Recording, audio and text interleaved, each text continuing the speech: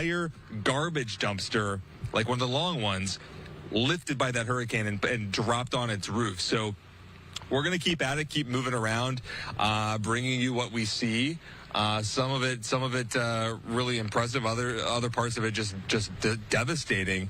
Yeah, it is. This is why they're telling folks again, even as we get some early daylight, stay in your safe place. Don't get out here. Let first responders do what they need to do, and then it'll be safe for you to come out. They'll give those the heads up when it's time.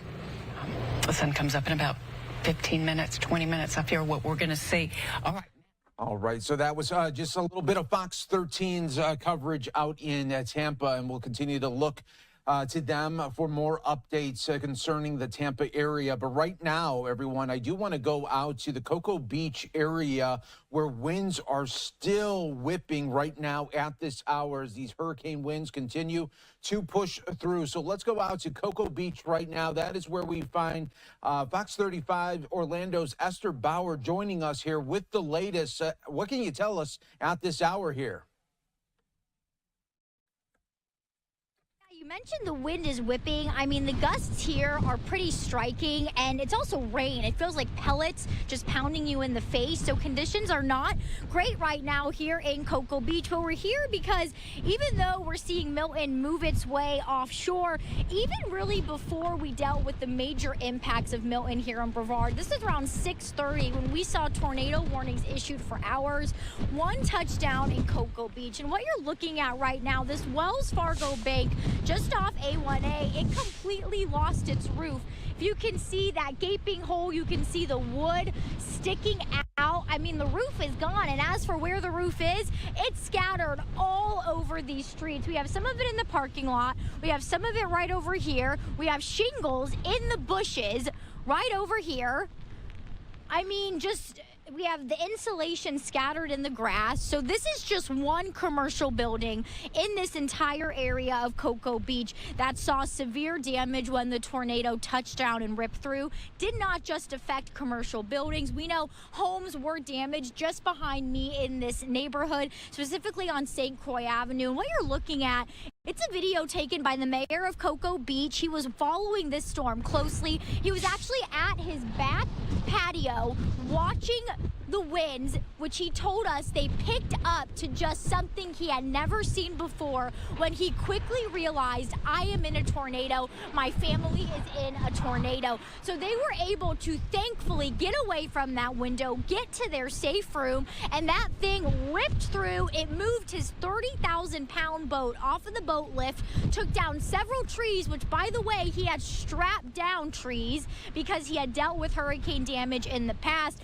but it did damage to his property and several of his neighbors. And I'm looking here off camera quite a bit because we've been dodging debris this entire morning. If you can see this piece of metal right here in the road, the winds are so strong, it moves it like it weighs 5 pounds. It has no problem moving that across the roadway. We watched several pieces of debris already move from one side of this street over here to the other side of the street. So very real safety concerns still present in Cocoa Beach because the winds are so strong and so much debris, piles of wood, pieces of metal, pieces of roof. There is concrete because this urgent care lost part of its wall. Pieces of concrete strewn about everywhere. It's really good to see there are hardly any cars out right now. People are staying home, but this is a really big deal here in Cocoa Beach. And once the sun comes up, we'll get even a better idea of just how much damage was really left behind. Yeah, so very true. And just seeing from your live shots, maybe one of the only good things that are happening right now in that area is you don't see anybody really in their cars right now. They're heeding those warnings to still stay inside. That's a good sign. Oh, it's a great sign because, yeah, you don't want your car to get smacked with one of these metal pieces of siding. I will say something that was amazing to see. We were out here right soon after when that hurricane hit, and there was a volunteer out here completely on his own. He knew another rain band was coming. He knew conditions were going to get worse. He tried to pick up what he could of siding, wood, metal, and take it to the dumpster nearby. He was just trying to do what he could. Granted, there's too much to move for just one person. A lot of debris still left behind, but people were trying to help out as they could, and now thankfully people are still hunkering down. Very, very good. All right, Fox 35's Esther Bauer joining us here with the latest out in Cocoa Beach. We appreciate it as always on Live Now. You take care and stay safe. We'll continue to track the latest here with Hurricane Milton as it continues to be really devastating impacts all across Florida. Still 3 million people without power at this hour. We are expecting in about an hour and 10 minutes away from Governor Ron DeSantis to be giving the first update of the morning. And of course, we'll take that for you in its entirety here on Live Now from Fox. I do want to show you some new images that we are seeing live for you here on Live Now from Fox. We have some live rescues that are taking place at this hour here. We'll get you a location in just a moment, but we are seeing this. It looks like an apartment complex where people are having to move off of, it would look at this vantage point, the second floor here, and you can see that they are now being rescued. So this is exactly the kind of situations that some Floridians are finding themselves in. Unfortunately,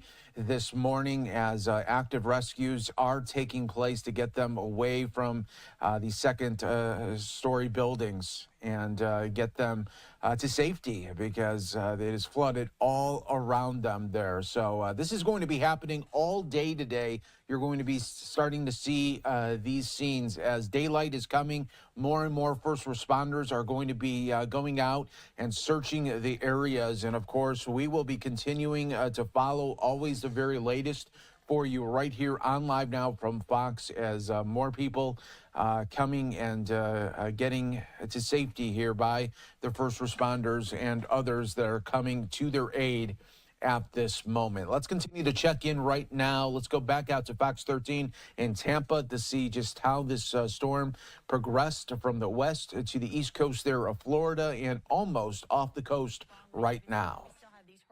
Advisories in place all up and down the East Coast because now that storm is off the coast there, we've got the winds that are going to continue to wrap around and the potential for some of that onshore flow. So the flooding and the winds will continue to be a concern, especially off across northeast parts of the state.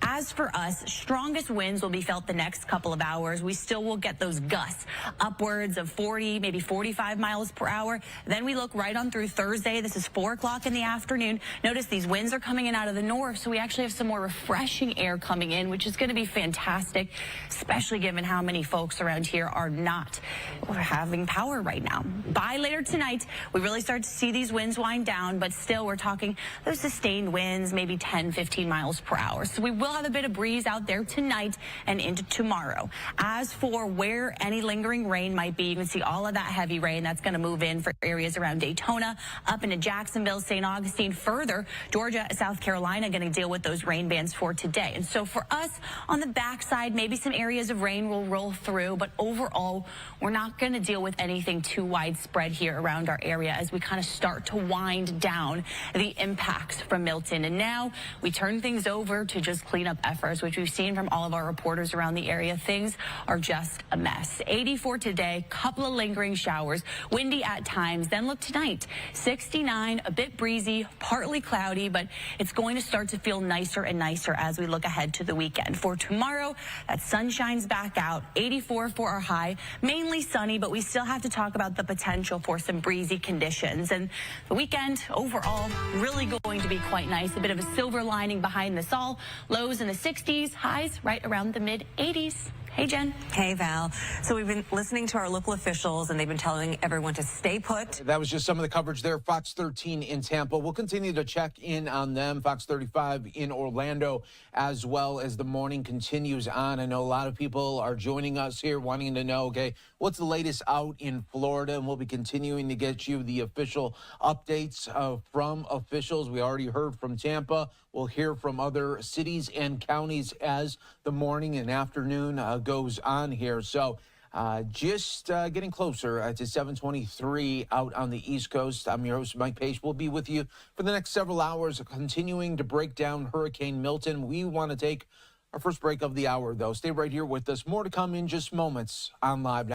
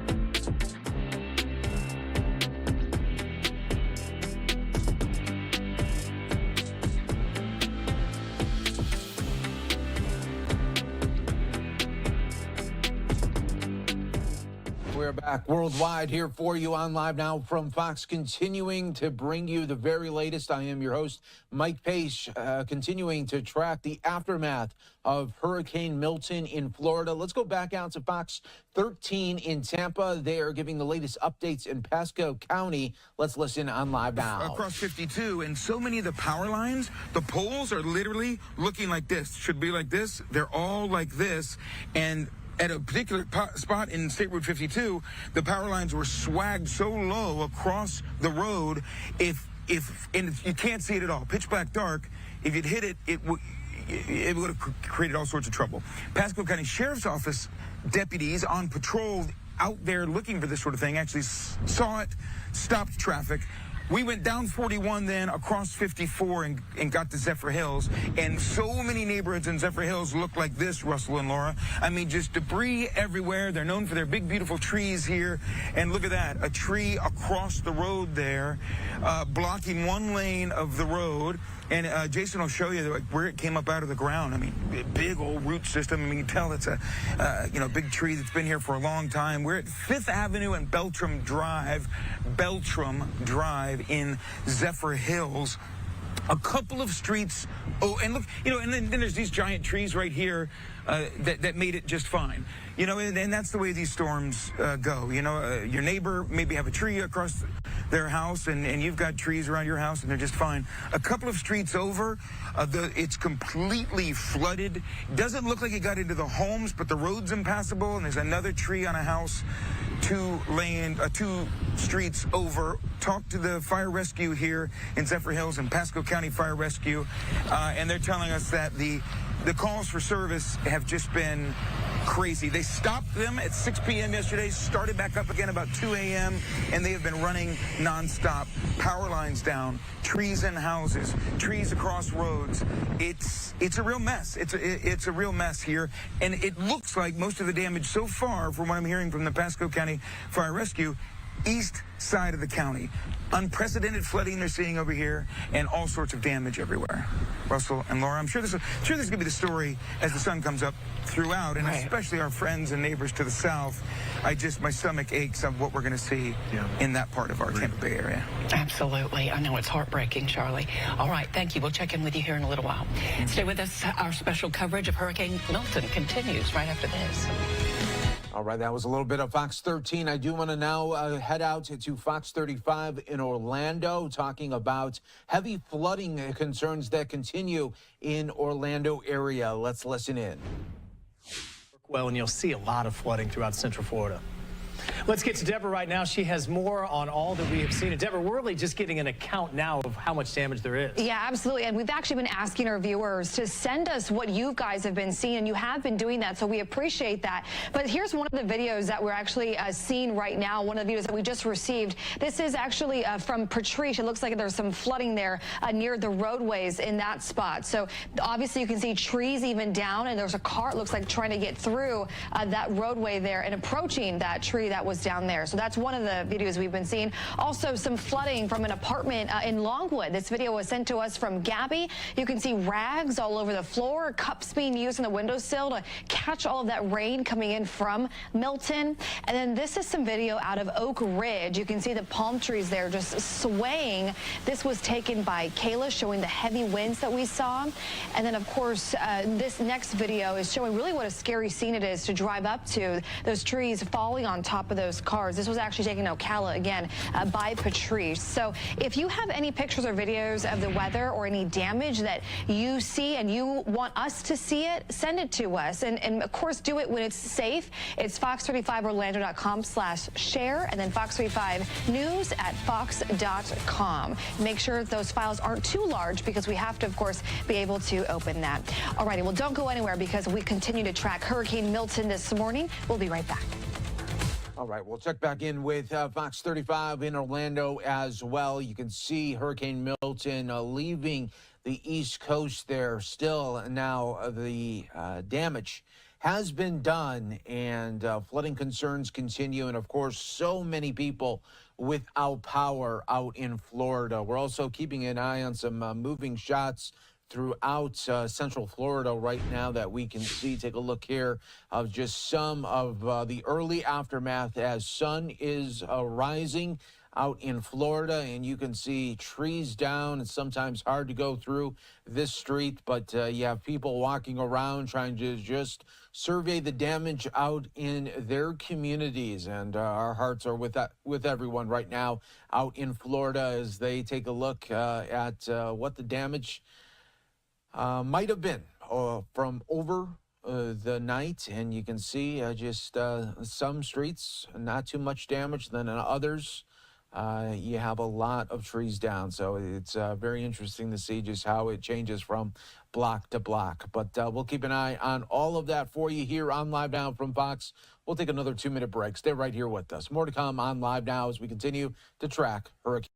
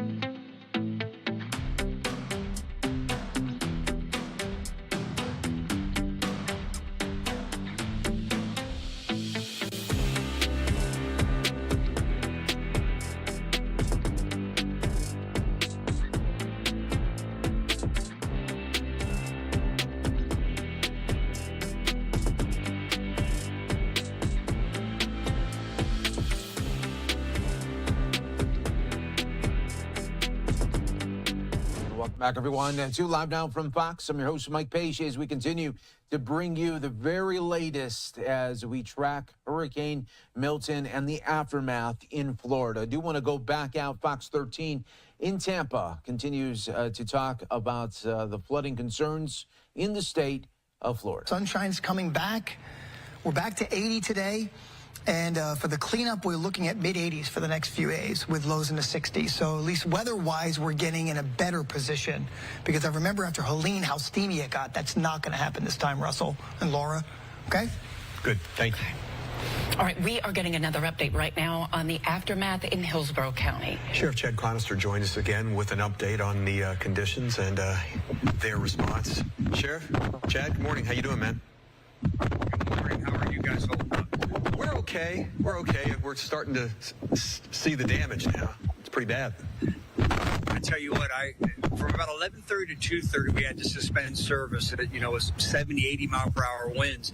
But right after that, we were heading out. I came out here to the east side because the flooding, where it never floods, was so horrible. It took me 3 different routes to try to get out here because there were so many trees and power lines down. And I think as people wake up, that's what they're going to find. We're so fortunate we didn't get the storm surge that we could have gotten. We got flooding, very little flooding in the usual suspected areas. But I tell you what, here in Plant City, they got a ton of flooding. Our Sherpa's out here and did a rescue here early this morning, an elderly couple that had water up to their knees. And we're actually headed up to the University of South Florida area now. There's a assisted living facility. Again, not a place you would think is flood. We have 107 elderly folks that we need to get to drier ground and that need some medical attention. So I'm headed there right after here. Yeah, Kelly Cowan is over in that area of USF right now. We just had her on TV a few minutes ago, and it looks pretty, I mean, like you said, places that don't flood are flooded today. Yeah, these areas just aren't used to 16 to 18 inches of rain. And I tell you what I'm really concerned with is the Alafai River. This has to go somewhere. And the next day or two, they're expecting it to crest over 20 feet. So these poor individuals that live in the south end of the county that are victimized, they're going to get re-victimized again. My heart goes out to them. Yeah. So let's move forward now. I know you got teams that are going to be out cutting limbs and cutting trees and doing things like that. And just, you probably don't want anybody out on the street, do you? That would be my plea. Hey, listen, you're safe, and I know you got cabin fever. You're curious. You want to get out there. Please, the more you stay at home, the quicker we will be able to get you back home or get you a path cleared. We are literally cutting our way into areas to go assess the damage. There's some trees that are wrapped with down power lines, and so we're working with utility vehicles. We're actually giving them police escorts to get them into areas where we can get, again, the roadways open, get this utility power restored. There are a lot of people, I believe, too many people out on the road right now. If you don't have to be on the road, don't. But if I can give you one bit of advice, or 2, I should say, stay away from the flooded waters. We're already seeing people that are being too daredevilish, and they're driving through the water and they're flooding their cars. It's just too dangerous right now. Sheriff Chad Chronister, we'll let you go. I know you've got a lot to do. We'll talk later and catch up with you soon, okay? Thank you, everyone. Stay safe. You too. Love you, Chad. Take care. All right, now that Milton has moved through Tampa Bay, the focus now shifts to recovery efforts. Trees across the city are knocked down, traffic lights are out, and over 500,000 TECO customers are without electricity. The second the sun comes up, crews are going to be out helping restore the power, as you just heard from the sheriff. Tampa police have responded to dozens of calls already this morning. Tampa Mayor Jane Castor says the best thing residents can do right now, and you're going to hear this all morning, is stay put. Please, please stay inside. Stay inside until we can get out there with our teams. They are all in action right now. We can get out there, assess the damage, and make sure that it's safe for you to go back out into your community or to re-enter your neighborhood.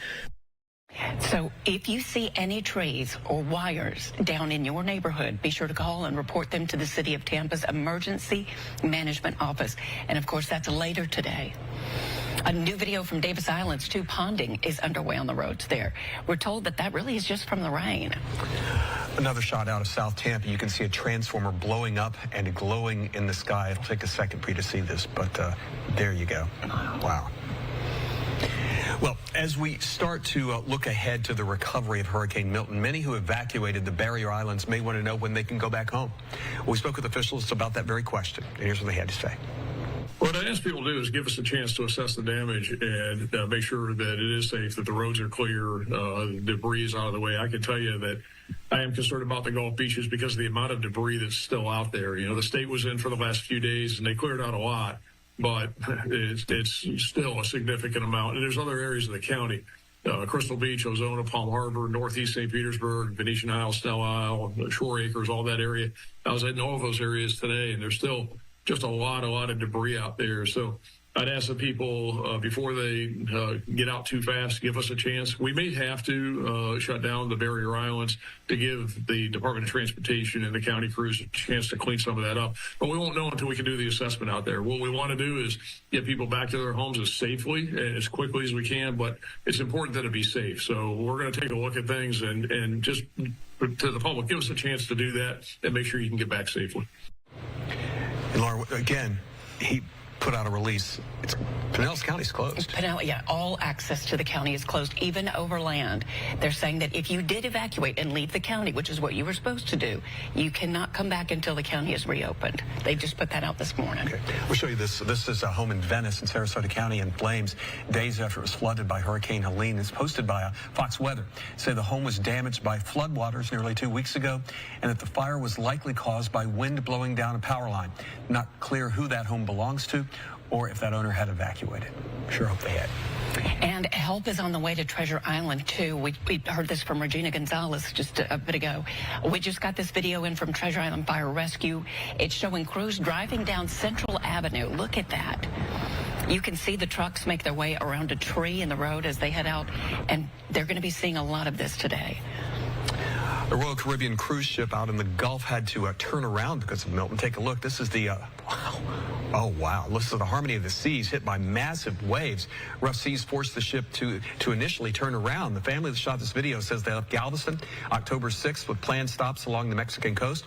And when they woke up on Tuesday, all the decks were closed and the wind made it impossible to walk. Wow.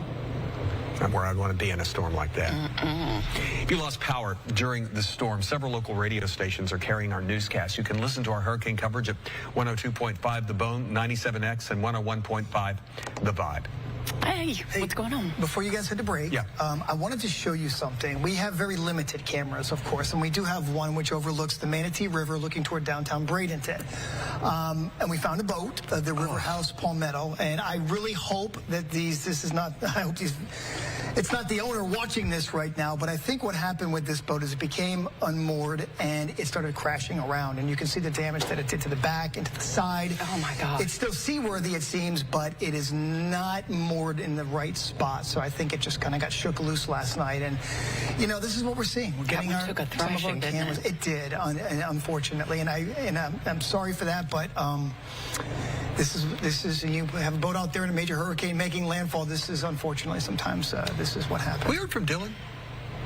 No, we should give him a shout. Yeah, we should give Dylan a shout. Anyway, that's over the Manatee River. I just wanted to show that to you guys. No, thank you, Dave.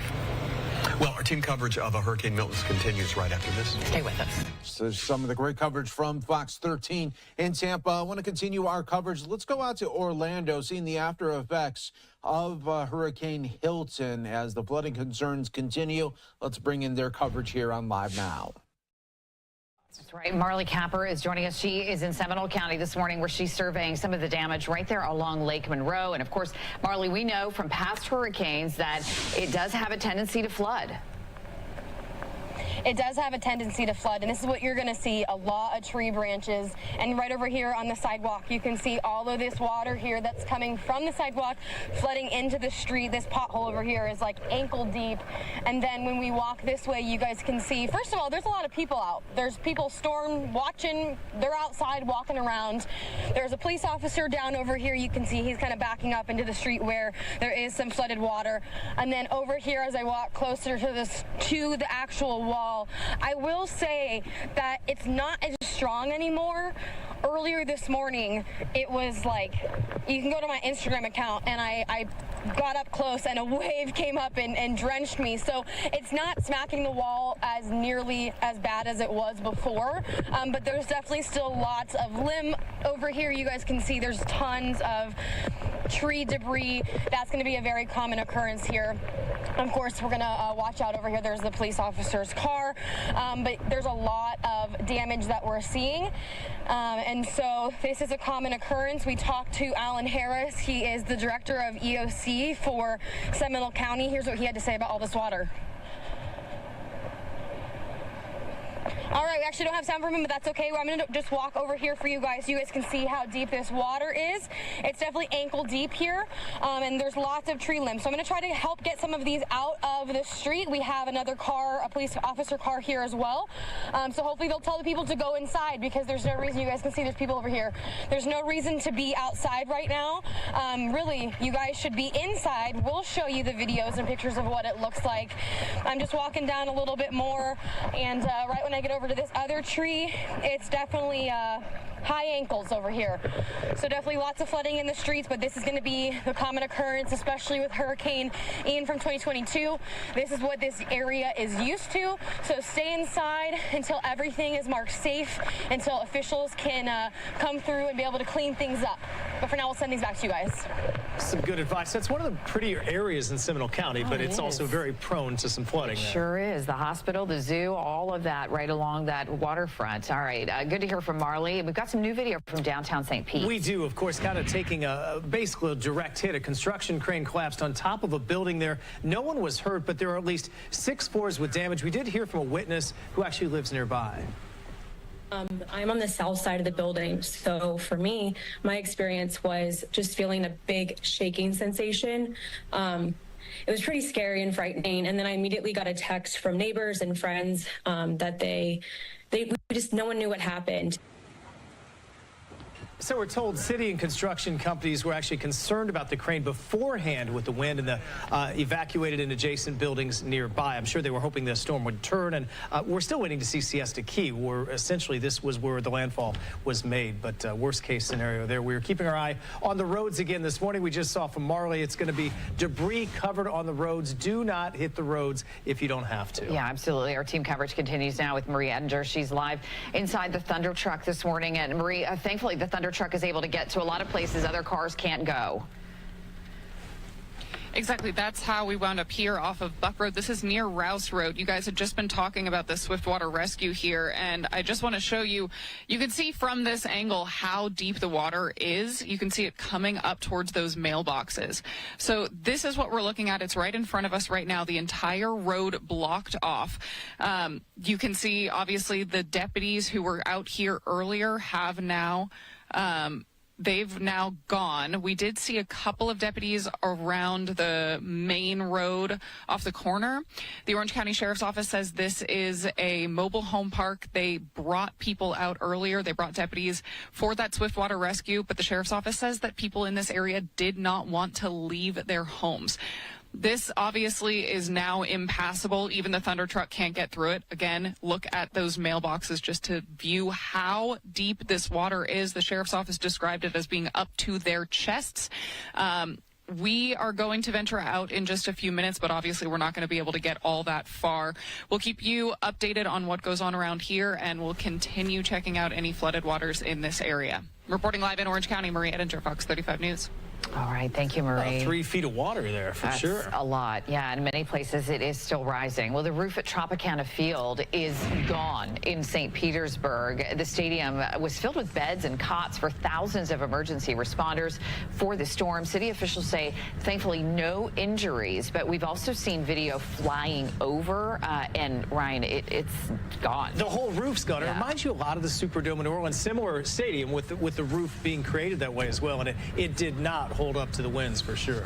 Well, coming up, you're going to see how the storm is impacting the Jaguars and the Orlando Magic. And we're going to check in with the Mets as well. That was just some of the coverage there. Fox 35 in Orlando. We are going really from town to town in Florida as we are awaiting Governor Ron DeSantis. About 45 minutes away from bringing us the latest updates. It'll be his first update of the morning as the sun is up now in Florida. The aftermath of Hurricane Milton is now here as millions waking up now, unfortunately, without power, learning that about 3 million without power out in Florida. You can see the latest track there as the last remnants of Milton now leaving Daytona Beach. So we'll continue to check in with our stations in Florida. We'll be back in just 2 minutes. Live Now from Fox. We'll be back.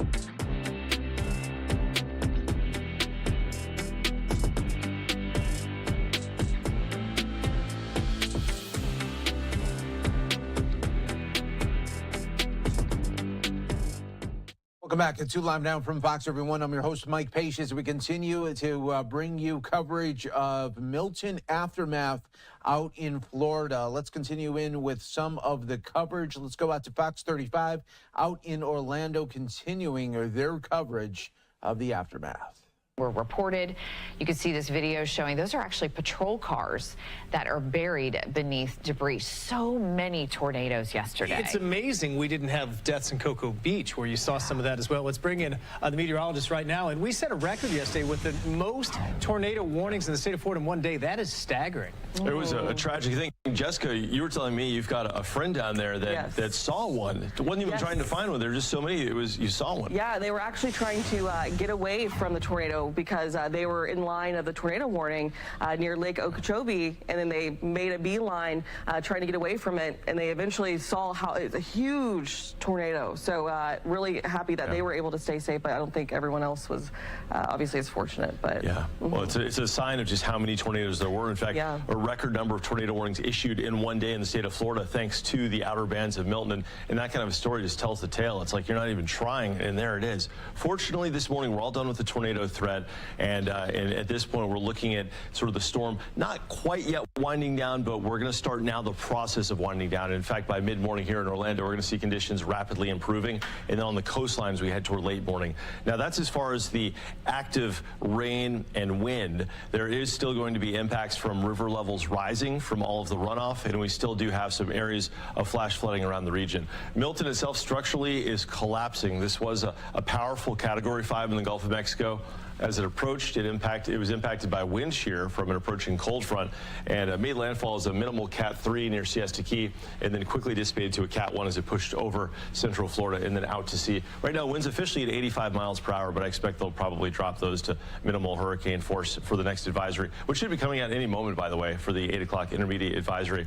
We've got winds of about 79 miles per hour, though, blowing in New Smyrna Beach, 63 Cocoa, and 48 in Orlando. We're catching some big wind here, which is an interaction interaction, believe it or not, of that cold front with the hurricane. This wind isn't directly attributable exclusively to Milton. Typically, you see the strongest winds on the right-hand side, the approaching side of the hurricane. This is the strongest one on the backside, almost like a scorpion stinger. It's called actually a sting jet, like a little jet stream, and that can happen when you have cold fronts interacting with weakening and departing hurricanes. It's kind of a rare feature, but it can be a little bit of a surprise where as the rain ends, you think the hurricane's dissipating, the winds start to roar. So we're seeing wind gusts that could eclipse 88 miles per hour through the next hour, through 8 o'clock, before finally a little bit of a downward trend, at least inland around Leesburg and Orlando. Tropical storm force winds. Ultimately, those hurricane force winds will depart the coastline about 11 o'clock, and then after that, things will improve a lot. We're looking at just a breezy afternoon, and the sun will come out as well. And a lot of folks will be out there cleaning up stuff and debris from the yards. Just look up above you in the trees and make sure you don't have big branches that are about to fall out of the trees that haven't yet. Especially when you're looking at peak wind gusts of 88 miles an hour at Daytona Beach and about 86 miles per hour at Orlando MCO. All right, Jessica, impact-wise, a lot of the impacts continuing here for at least the next 6 hours. Yeah, so let's talk about some places that have already been cleared from some of the worst of the weather, specifically our westernmost counties, Marion, Lake and Sumter counties. The winds continue to calm, and that's going to be the case through the late morning hours, but we still have been expecting, these power outages. They've been still creeping up, and I'll talk more on those in a moment. But we've also seen, limbs down, trees may continue to fall. I know in Leesburg, the police department there put out a report saying that they are working to get some of the roadways cleared out because a lot of them are unsafe to travel. So just keep that in mind, especially for down power lines. So as far as when it will be safe, now we still do have some debris and the power lines down, but the worst of the weather for these counties in particular has passed at this point. So that's good news. The worst of the wind, the worst of the rain has ended. Now, when it comes to some of our other counties, so for example, Orange, Polk, Osceola counties, that's where we're going to be expecting a lot of the winds to continue to calm closer to late morning. The biggest impacts are going to be expected to be those power outages again, but also as the sun's rising, we're still seeing more of that flooding that is still, we're getting a better idea of where the worst of that has taken shape. So especially near any sort of rivers or creeks, streams, things like that, that's where we're starting to see more pictures. So that's still going to be one of the big impacts as well that we're going to feel. And as far as when it's going to be safe, so the rain has ended, so that's good news. For the most part, for majority of us, it's ended, but the wind is going to continue to slowly taper off as we head over the course of later this morning. And I do think by midday, we're going to be in much better shape in terms of calmer winds for our central-most counties. Brooks? Well, Jessica, thank you. I mean, your analysis on that is really key because a lot of us are waking up and we're like, well, when do we go out and clean up the sticks? And it's good advice to wait a few hours, let the winds taper off, and maybe the sun to come out. Here's a live view from our Fox 35 studios where the flags have been whipping around. We've had these like episodes where typically it's like 30-mile-per-hour winds and gusts, but then you'll just get a random 70-mile-per-hour gust. And as Jessica mentioned, most of the rain is now over. The flash flood-inducing rain moving off the coast. We're still looking at some showers coming in from the north, and that'll be the case here for the next couple of hours. But ultimately, as Milton continues its track toward the east, we'll see the rain ending and the flash flood warnings being lifted. But these were issued because of what was anywhere between 8 and 12 inches of rain falling overnight. Jessica doing an excellent job overnight, by the way, monitoring this weather. A sentinel in the storm center since 8 p.m. monitoring everything. We've got clear skies there to the west. That will be ours this afternoon, but we've got this high wind with us for at least the next several hours. And this is I guess the silver lining. If you did lose power, maybe you're watching us on the free Fox 35 app, the weather will not be hot for the next couple of days. So I'm thinking if you don't have central AC, maybe you're running off a generator right now, but it's not enough to power the whole house. Low 80s for highs is a lot better than the 90s. And we've got a really pleasant 7-day forecast right through the middle of next week. A welcome and very deserved break. All right, stay with us. We've got more coming up after this.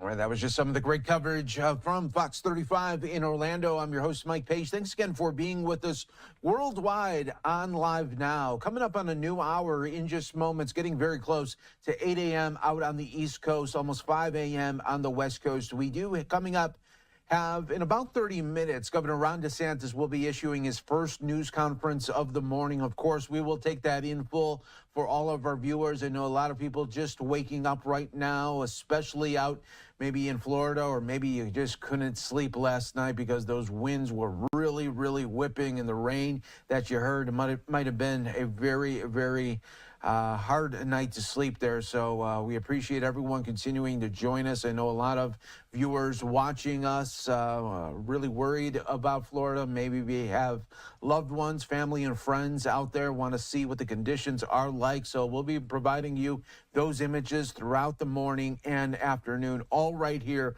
on Live Now from Fox, as more information does come. And as soon as we get more updates from city officials, county officials, will be bringing you those news conferences all in real time here on Live Now from Fox. We'll also be talking to some storm chasers there on the ground that were very busy last night capturing it all, and being very busy at putting it out on social media. It was really something to see all in real time, these reports coming in of these storm surges, the flooding concerns that were really happening. You figure just after 8 p.m. Eastern, that is when Milton made landfall, and then really the scary moments continued really as Milton pushed through from the west to the east coast there of Florida. Here is what is left of Milton right now, and you can see on your screen there that it is almost out of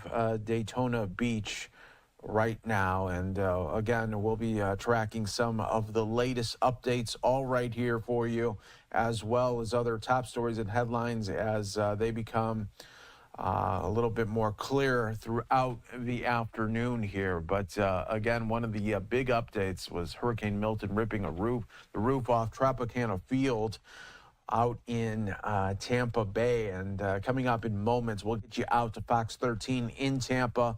They will be bringing you that coverage, and of course that'll be one of their top stories here on Live Now from Fox that we will be bringing you. Take a look at just some of the damage that we are seeing from other shots right now. Look at this. We have a boat there right in the patio now of this home. This is in Sarasota, Florida, one of the hardest hit areas right now. So we'll definitely be keeping an eye on that. Just some of the many images that we're seeing. And it looks like you have the owner out there as well, just taking a look here at the damage, assessing it, and seeing not only the boat damage, but also to the dock and patio area. So yeah, these are just some of the many, many images that we will continue to see throughout the morning and afternoon here on Live Now from Fox. But again, very, very critical information will be coming in the next 30 minutes from Florida Governor Ron DeSantis. Let's go out now to the coverage. Fox 13 out in Tampa, starting their 8 a.m. hour. Just on the weather, and then we'll pick it up from there. I only have a few cameras because of a lot of loss of power. So there's only a few cameras that I can use for your first thing this morning. And one of them, two of them I'm going to show you, unfortunately, are showing some issues for boats. And this is the Plymouth Harbor Sarasota camera, where that boat is kind of upright there in the water.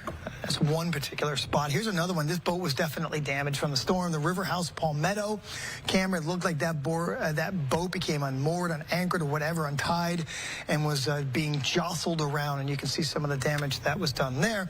And then you look at the Tampa cam, and you see that beautiful sunshine on top of us. And again, no power in that particular shot, so it's all just kind of dark underneath where all that is. Storm has moved out, so it's off the East Coast now. In fact, the rain is gone.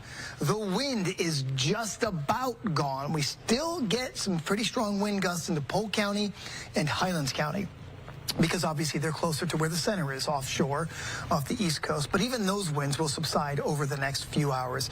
We're pushing Milton out, and honestly, in its wake, we're bringing in some nice weather.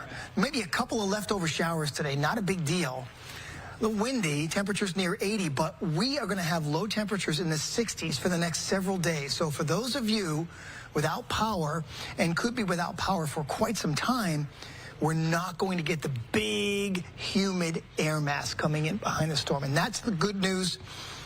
I don't know, you think maybe Mother Nature kind of saying sorry about that and making it up to us. I don't know. But I got to tell you that the weather is going to get nicer and nicer. In the weekend, we're going to be in the mid-80s with lows in the 60s. Okay?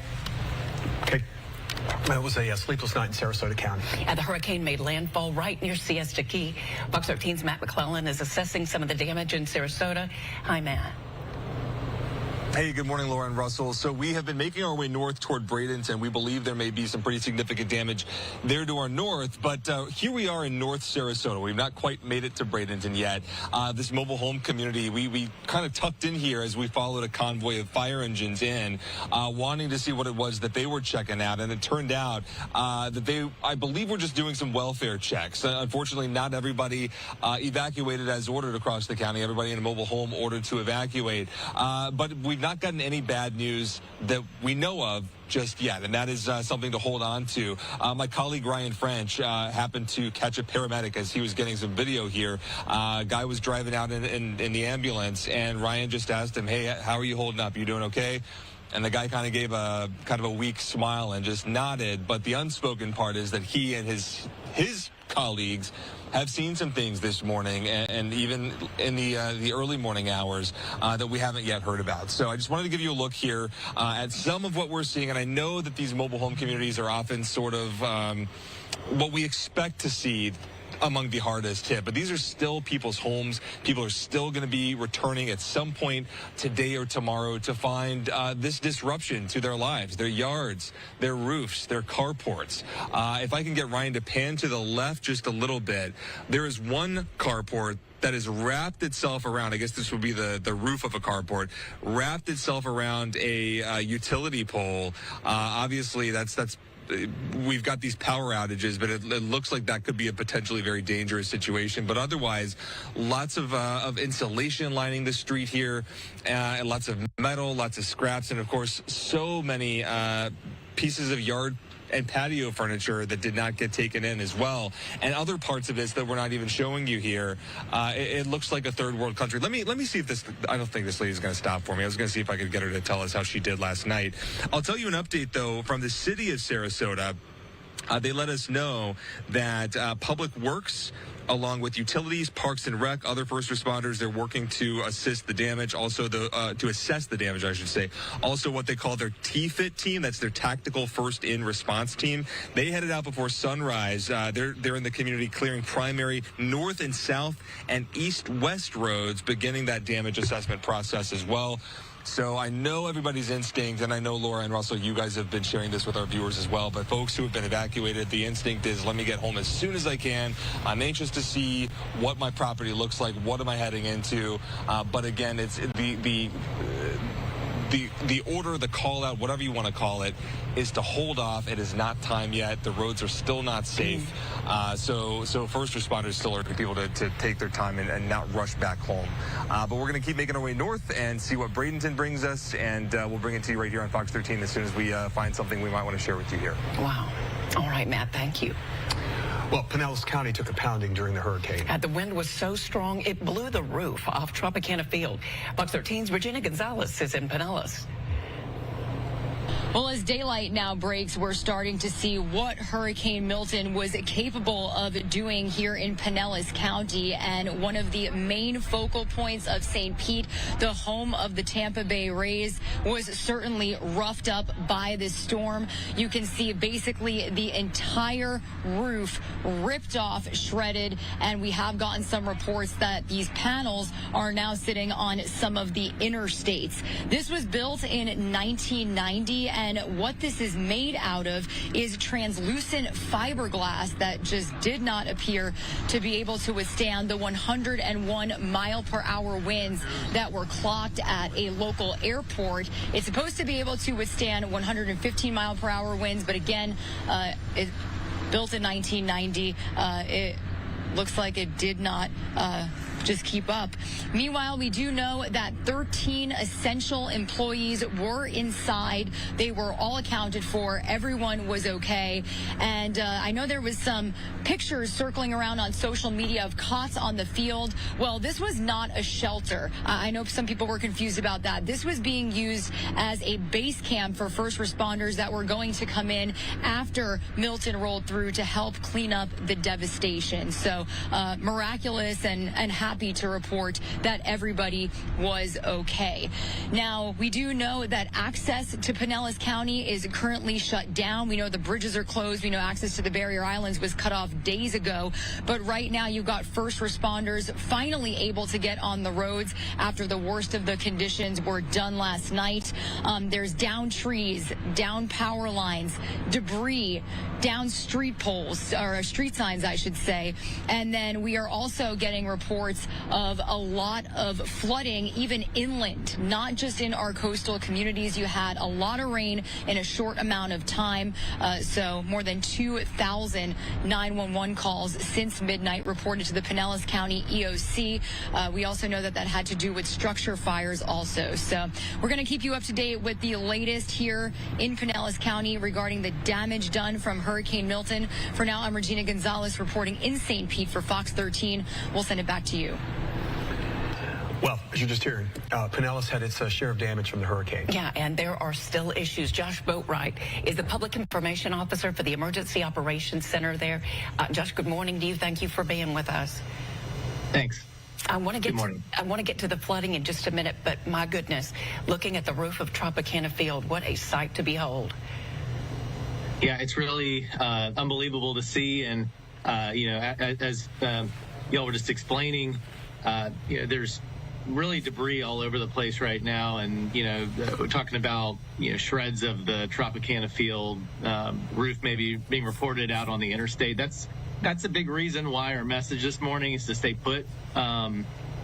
It's really not safe to get out and about out there, and we've got a lot of crews, public works crews, first responders, sheriffs, police out there trying to help people. Some people still in distress from the flooding rainwater, and trying to restore some safe travel out around our community.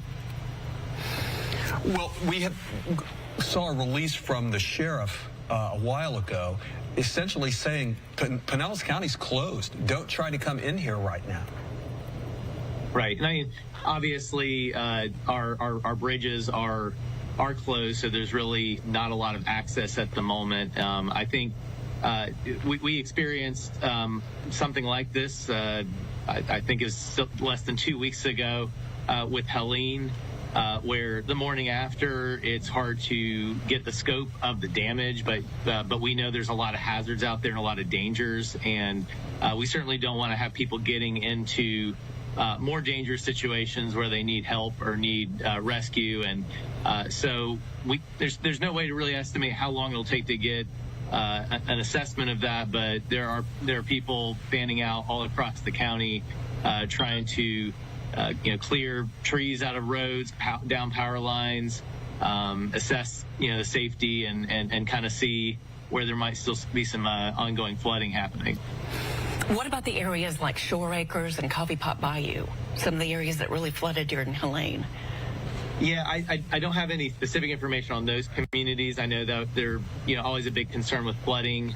And we have concern, as I think was mentioned earlier too, about even non-coastal communities that are flood prone that got flooding during Tropical Storm Debbie. You know, 18 inches of rain in a night. That has a pretty huge impact, and we still have some flood risk in the hours and days ahead, as a lot of that water, that rain north of us starts to kind of flow down into our county. So we have to keep vigilant about that too. We may not be quite out of the woods in terms of inland flooding. Oh, that's not good. Hey, Josh, FHP, I want to see if you can confirm this or tell us that this is not true. FHP reporting that the Gandy Bridge eastbound is open. Do you know that? I don't know one way or the other. It's a very dynamic situation. So, you know, in the EOC, we're trying to keep us communication, but things change, you know, by the hour, sometimes by the minute. So, you know, I have to confirm that with them. All right. Well, thank you. We'll be in touch. Call us if you need us for anything, okay? Thank you. Stay.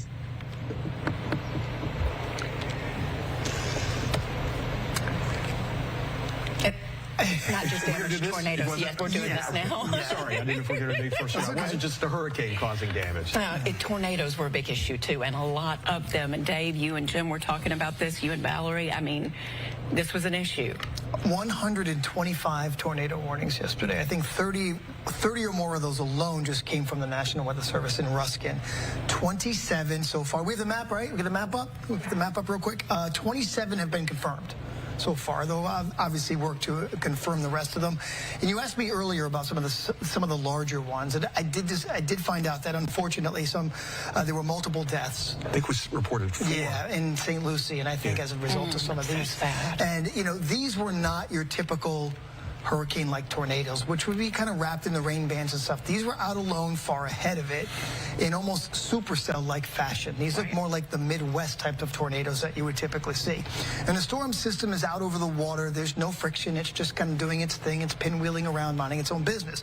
When that wind starts to hit the land, though, and that friction starts to get involved, it starts to spin. And in this case, there was a tremendous amount of energy, and it was way out. So basically, these little supercells were using their own energy. They weren't taking anything from the storm wasn't taking from them. Wow, they were almost, it was together. I mean, yes, the storm produced those tornadoes, but the center was far enough reserved from me that they really were working off their own energy, and they just kept spinning and spinning, and they would drop a tornado, it would come back up, and they would drop another one, and would come back up, and you could follow that line all the way up the East Coast. And what's remarkable about it, to me, is it was long before landfall that this was 1 o'clock yesterday afternoon. We were sitting here with you on that. 100%. I mean, landfall was 8:30 last night, and it was 1 o'clock. These things were really starting to crank up, and then they got really intense at about 2 or 3 o'clock. And these, I mean, if you showed me this picture and showed me nothing else, I would never guess that was a Florida tornado, because we typically don't get those wedge-like tornadoes around here. It's like something out of a movie. And unfortunately, that's the problem with a landfalling system. There's so many different facets to the storm. It's not just the rain or the storm surge. And we've had storms with just rain or just storm surge, but to get all of these elements put together, and it's, okay, Lake Placid had some serious damage because of a tornado. Clearwater is having water rescues. I mean, this is the same storm, and that is a large area, and that's why we were telling everybody yesterday, you're not going to get every aspect of this storm, but you're going to get something. Yeah. And everybody did get something. And Valerie's with me. She's going to do weather in just a little bit, okay? Yeah. We got Mayor Welch on the phone. Okay, absolutely. Get to that. Mayor Welch, good morning. Thanks for being with us. I know things are busy for you right now. Let's get to some of the damage in downtown. We've talked about this crane that fell from the 400 building. You're just going to let me know. Mayor Welch, are you there? I am here. How are you doing? We're okay. How are you doing? A lot of stuff going on, but all in all, we're thankful that we didn't take a direct hit and have that 15 feet of storm surge. But we've got some major issues that we're working on in terms of power. And some good news on our sewer system side, and then we got a major issue with potable water that we're working on as well. Is the water obviously is not usable for any of Pinellas County right now? Well, for St. Petersburg, we had a major break in our water system. We're trying to find the leak, and because of that, we've had to shut down drinking water, potable water within the city. I'm not sure about the rest of the county issues that they're having, but within the city, we've shut down drinking water. On the other side, the good news is, we had 2 sewer plants that were susceptible to the level of storm surge that we were expecting, the northeast plant and the southwest plant. So we shut both those down to keep them safe from the surge. Once the storm passed, our teams went back out early this morning, and really happy to say both those plants are back online, and so folks can flush toilets, do whatever they need to do. They'll have to use their own, bottled water or whatever to flush or to brush their teeth or whatever. But you can use your toilets now. Both those plants are back up. And we'll let you know when the potable water, the drinking water, is back online. The other thing, of course, is power. We've got almost 400,000 people out of power in Pinellas County, and that's going to be a while to get back online. So folks need to be patient while Duke Energy works to get electric service restored. I have to ask you, what did you think when you saw the drop this morning? I thought it was almost been here 40 years, and it's never been battered like that. I think that's an iconic image that kind of shows the power of this storm. And, you know, on the heels of Helene, which had been to date our most powerful storm, it just shows, you know, the weather has changed. The impact of sea level rise and climate change is here, and we're going to have to take all that into account in the way we rebuild our city and our county going forward. It's going to be strange to see it like that on the St. Pete skyline. And all the lights were on inside, which made it kind of surreal. Yeah, that's but good. There were no injuries there, which is, you know, we can be thankful for that. And yeah, that's going to be burned into our memory for a while. I think so. We need to ask you about the that crane in downtown St. Pete and the damage to the building nearby. What do we know about that at this point? Well, we thought it was something we needed to warn the public about. The problem with that is that, you know, it takes 7 days for the developer to take that down, and the storm developed much quicker than that. It went from a tropical storm to a Cat 5 hurricane practically overnight, so they didn't have time to take it down. And it's definitely something we need to look at moving forward, either having regulations that require stronger cranes that can withstand the kind of winds we're seeing now from hurricanes, or requiring developers to be able to take those down more rapidly. But as far as we know at this point, there were no injuries when it came down. Our folks are out there investigating as we speak. Okay. Mayor, I know you got to go. Appreciate your time. Yeah. Keep in touch, okay? All right. Thank y'all. Y'all take care. Thank you. Hey, Val. Hey, good morning to you both. So I'm playing back our enhanced satellite where we can see Hurricane Milton coming on shore. That was last night at 8:30, where our landfall was in Siesta Key as a Category 3 hurricane. We had sustained winds, 120 miles per hour. And as we were just talking about with Dave, we had the most warnings for tornado warnings issued ever in a single day on record here in Florida. Of course, we know 27 of those tornadoes were confirmed. And so this storm, not only was it able to produce a lot of rain, but really the tornado outbreak that we saw as far off to the East Coast. I mean, we had some of those tornadoes in parts of Palm Beach, Broward County.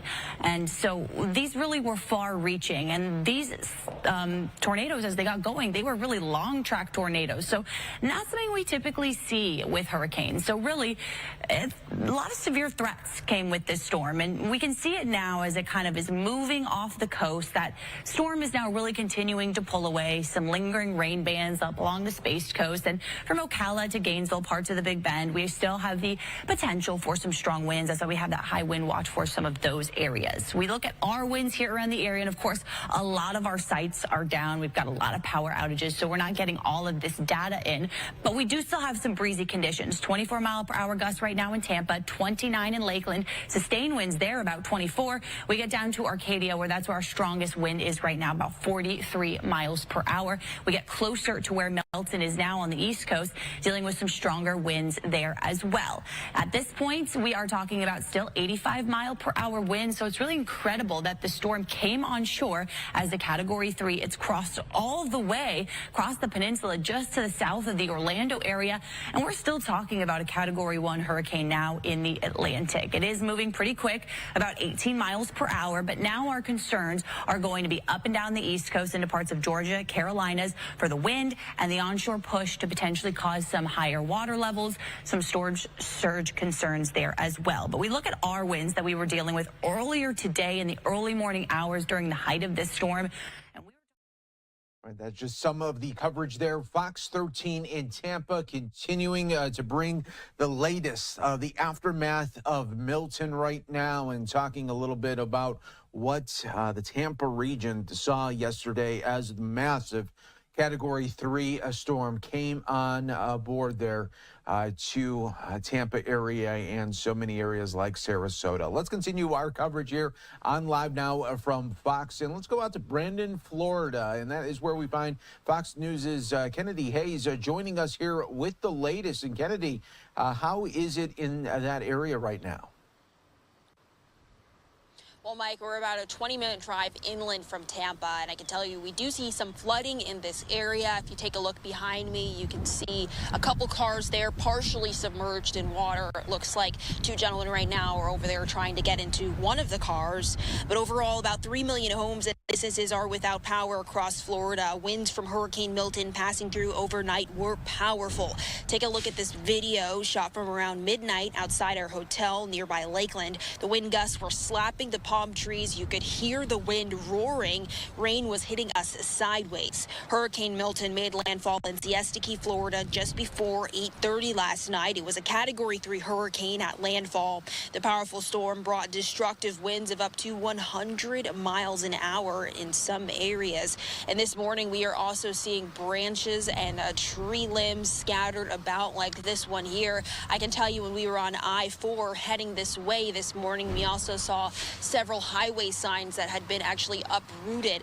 Now, this area is still under a flood watch warning that's in effect for at least the next 40 minutes or so as search and rescue efforts are underway. Mike? Yeah, Kennedy, just the beginning of showcasing really the aftermath from that massive storm. We appreciate all of the updates here on Live Now from Fox as always. And again, yeah, so many Floridians, again, just like Kennedy was talking about, 3 million without power. We are expecting Governor Ron DeSantis coming up in about 7 minutes. We will be bringing you all the very latest updates when that does happen. Before we go to a 2-minute break, though, we want to know if you have any pictures or videos from Hurricane Milton. Now that the storm has passed and it's safe to do so, let us know. You can scan the code there on your screen or go to livenowfox.com/connect. You could upload directly the pictures and videos, and you can see it right here on Live Now from Fox as we will be showcasing some of our viewers' content from what they collected in the overnight hours, as well as the aftermath of this morning. So again, if you have any pictures or videos, share it with us right now. Just scan that code on your screen or go to livenowfox.com/connect. We would love to see them, and we'll feature them on Live Now from Fox throughout the day. We are going to take a 2-minute break. Stay right here with us, everyone. More to come on Live Now from Fox.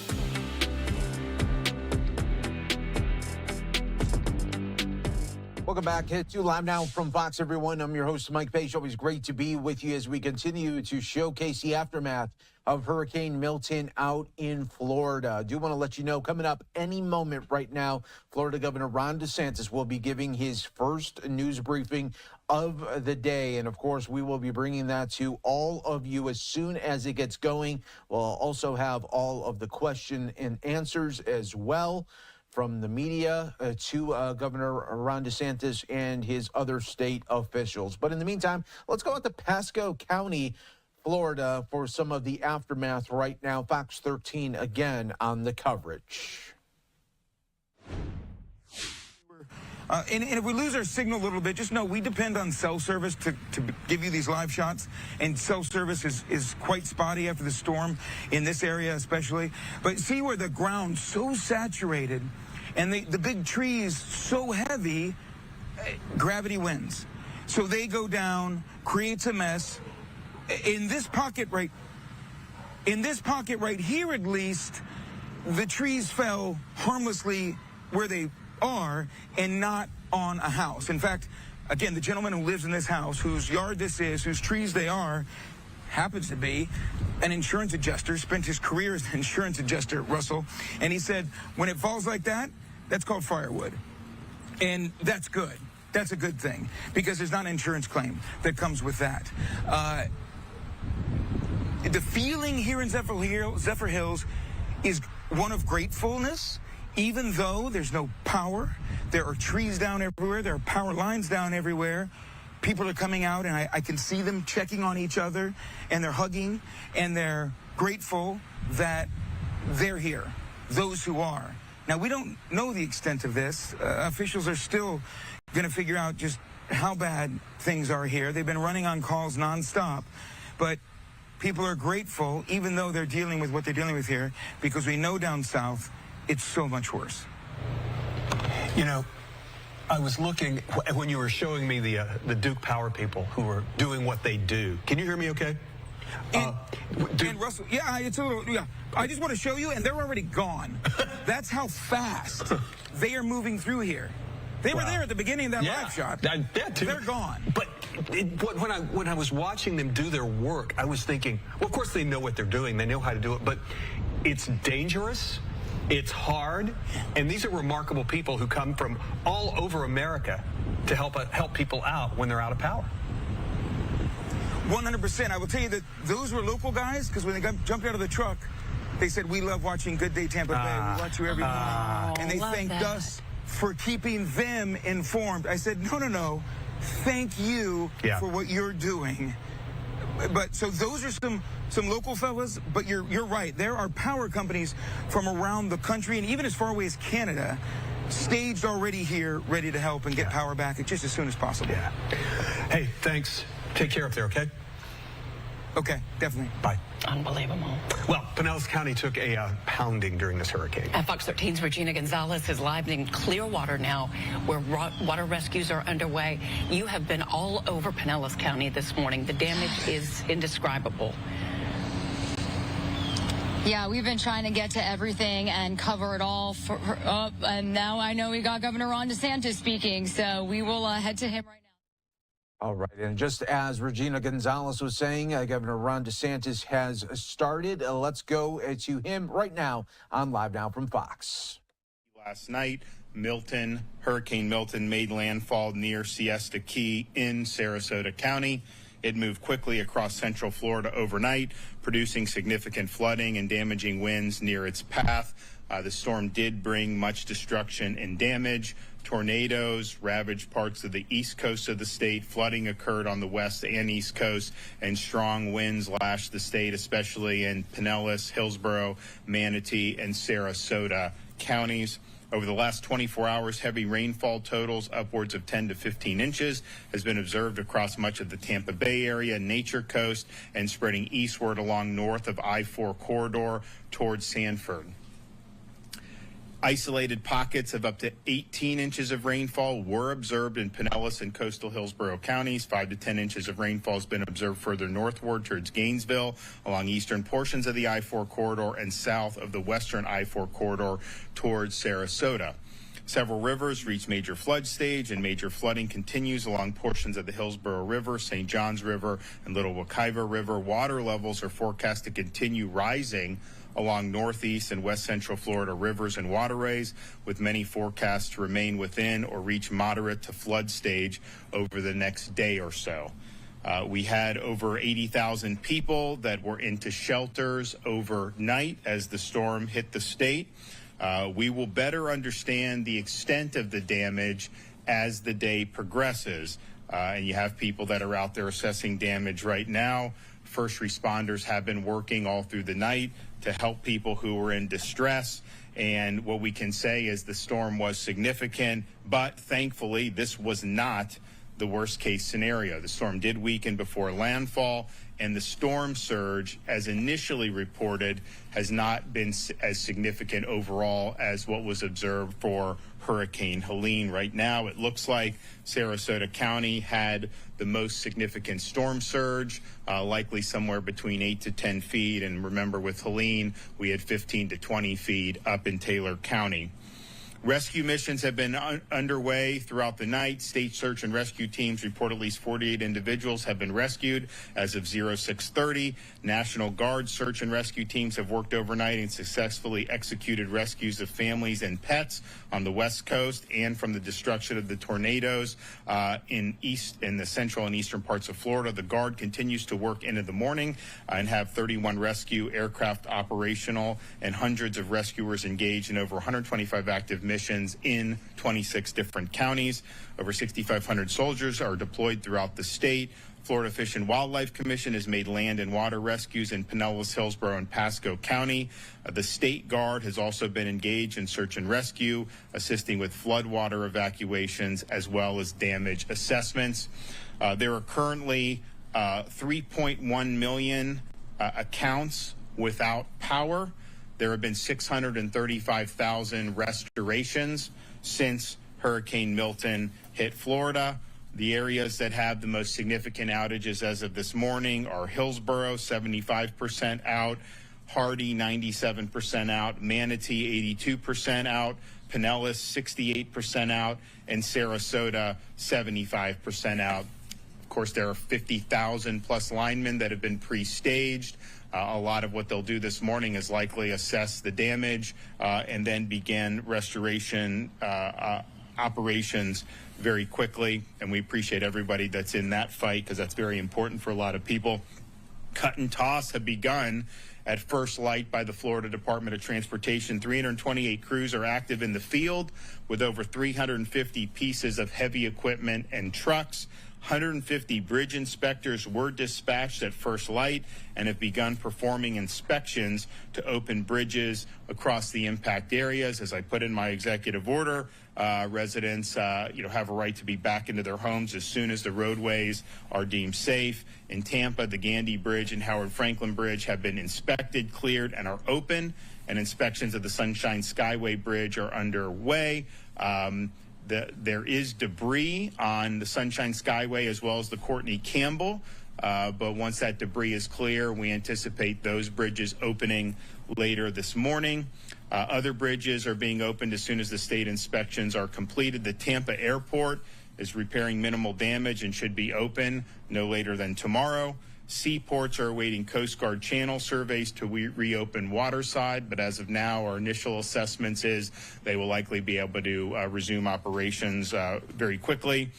We still have a lot of school closures for today. I think Floridians should just keep in contact with their local officials about what that's going to be. I would imagine a lot of the schools that were not necessarily in the direct path of the storm will be open tomorrow. It may take a few more days for some of the places that were harder hit. Now, as you survey damage and clean up, please be cautious of hazards. We have post-storm fatalities almost every storm, and a lot of these fatalities are avoidable. So please be cautious of down power lines. Don't touch them. Don't remove tree debris that may be entangled with down power lines. Standing water can conceal down power lines and other hazards, so please be mindful and never walk through storm waters. Standing storm waters can also carry a bacteria that can lead to fatal infections. This type of infection was responsible for a fatality following Hurricane Helene, so please avoid wading through standing water. Please use proper ladder safety. Please use proper generator safety. Do not operate the generator inside your home. It must be outside, a safe distance from doors and windows. Visit Florida's emergency accommodation modules on Expedia and Priceline will remain available for those who are returning to their homes, which were evacuated during the storm and sustained damage or in need of other type of shelter. So these models will continue to provide real-time hotel availability and lodging resources, making the experience easier for users. If traffic lights are out in your area, please drive with caution and treat each light as you would a four-way stop. And also remember, if you're going to use a chainsaw, be very careful with that. We have mishaps on that after every storm.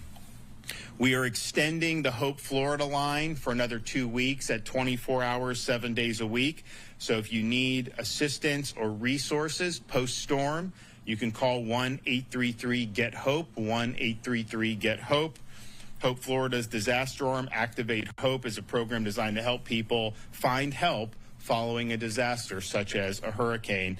So you can call the Hope line. You can also visit the Hope bus, which will be in some of these areas very soon, and there'll be announcements about that. Florida Commerce and the State Emergency Response Team activated the Business Damage Assessment Survey in response to Hurricane Milton. Business owners can self-report physical and economic damage caused by the storm. Businesses can complete the survey online at floridadisaster.biz, floridadisaster.biz. Florida Commerce has also activated the Small Business Emergency Bridge Loan Program. We have $50 million available to Florida small businesses, and it's a zero-interest loan, very flexible repayment options. You can apply for loans of up to $50,000 through the program. Loans of up to $100,000 are available for agriculture and aquaculture small businesses, and loans of $150,000 are available for citrus and cattle operations. Again, these are short-term zero-interest loan. You get the cash in your hand. The repayment terms are very flexible. You can apply at www.floridajobs.org/EBL, floridajobs.org/EBL. We've also activated the Florida Disaster Fund for those who want to make tax-deductible charitable contributions that will be used to be able to help Floridians who are in need. And you can go to floridadisasterfund.org, floridadisasterfund.org, if you have any questions. We're going to continue to support all remaining rescue missions that are underway and that may be needed in the near future. We'll also continue to assess the damage that was done from the storm. We also anticipate that because of the amount of water, you may see flooding happen not just now, but in the subsequent days. But I think everybody responded very quickly. I'm proud of everybody's hard work. We got more work to do, but we will absolutely get through this. Okay, Kevin Guthrie. Good morning, everyone. Governor, thank you for your leadership time and time again. I know you and the State Emergency Response Team will lead the charge as we respond to and recover from this storm. Hurricane Milton officially made landfall. As you heard the governor say, the impacts from the storm are still being felt across north and east central Florida, even right now as that last banding train of rain starts to move offshore. Please, especially if you're in the areas, if you're in those areas of northeast Florida, the east Race Coast, Space Coast, please make sure you're sheltering in place until officials determine it is safe for you to leave. In the first 72 hours after a storm, there is a parallel effort to search, secure, and stabilize the area. As search and rescue missions continued in response to Milton, please do not go out and visit the impacted areas. You will be inhibiting first responders by doing so. Right now, we need those roadways clear for electrical crews, fire crews, EMS crews, urban search and rescue crews. We have 20-something urban search and rescue teams that will move into the area and do a door-by-door search. Even though, as you heard the governor say, this was not the worst-case scenario, we still had damage. And we're going to need to get out there and go door to door and make sure that everyone is okay. So please stay off the road. Listen to your local authorities for updates on when it is safe to go outside and when it is safe for you to return to your homes. I know a lot of people evacuated, and we appreciate that. Do not be in a hurry. Check in with your local emergency management agency, your local sheriff's offices, to see if they're posting anything on if it's safe to return home. Please make sure you do that. Again, as the governor said, we're going to open up roads and bridges so that you can do so, but there may be extenuating circumstances at the neighborhood level. So please make sure you're checking before you come back home. Major flooding continues along the Hillsboro, St. Johns, and Little Wekiva rivers. I want to take just a moment and just talk about there is going to be another phase to this particular incident, and that is very similar to Hurricane Ian. We have a lot of rain that has fallen over the central portion of Florida. The St. Johns River basin that comes down into Seminole County, Brevard, portions of Brevard, portions of Volusia County, and on up the St. Johns River. Those headwaters have experienced a lot of rainfall. That river takes about 45 days to completely flush itself out to the Atlantic Ocean. So what we're going to be seeing first is impacts down in the Seminole County and surrounding county area, and then you'll see that move up into Palatka, Weelacka, and then on up into St. John's, Flagler, Clay, Duval counties. So that's going to be a long-term effort when it comes to making sure that people are monitoring the situation on the St. Johns River, as well as the ones that I mentioned, the Hillsboro and the Little Wekiva. Some roadways are flooded, which is not a safe situation for anyone. Please do not attempt to walk or drive through floodwaters. Accidents due to floodwaters are 100% preventable. All you got to do is turn around. If you're sheltered in place or when you return to your home and you're looking at the damages around your home right now, do one thing for us. Take out your phone, take some pictures. Inside and outside, all four sides of the house, every room inside the house. What are things that you should be documenting? Make sure you're documenting just the physical damages, but then also, since this was a flooding event, we want to make sure that you capture those what we call high water marks on your home. Do that inside and outside. For a point of reference, when you're on the outside of the home, make sure you get like the doorknob of the outdoor house. That'll give us a reference, a point of reference on how high that water got. If you're on the inside, make sure you have like an electrical socket or a light switch or, again, a door handle on the inside of your home in the picture so that we can get some type of reference as to how high that water is coming. If you're beginning the cleanup process, please ensure you're wearing the appropriate safety gear. Do not attempt to clean up hazardous debris or down power lines. As the governor has said, report all of that to your local authorities. Do not cut any lines. Again, we do not need Florida man and Florida woman out there cutting random lines as they go. You don't know what is a cable line. You don't know what is an electrical line. And probably more importantly these days is you don't know what is a fiber optic line. Most of our 911 lines run across fiber optic. We do not want anybody cutting lines. Let the professionals come in here and identify what it is before it's cut. Remember, again, some roads are still dangerous due to flooding, debris, and potential downlines. Do not risk it. Let our crews get out there and get everything back up and running. For assistance after the storm, call State Assistance Information Line. Again, that's information only, 1-800-342-3557. Help is available in English, Spanish, and Haitian Creole. FloridaDisaster.org/updates for information on the web. And then, of course, follow us at FLSERT on X and Instagram, and Facebook at FDEM. That is the most trusted and fastest source that we have. We have several people helping us out on posting on social media, so that is going to be the best place and the fastest place to get stuff from us. Thank you, Governor DeSantis, again, as together we will overcome this storm. Okay. Roger. Morning, ladies and gentlemen, and thank you, Governor DeSantis, for reestablishing and resourcing this state guard so we can deliver critical emergency response capabilities right to the point of need. Working alongside Director Guthrie's, General Haas, and Director Young's and the rest of his state agencies, personnel moving rapidly in order to save lives, rescue our citizens, and minimize human suffering.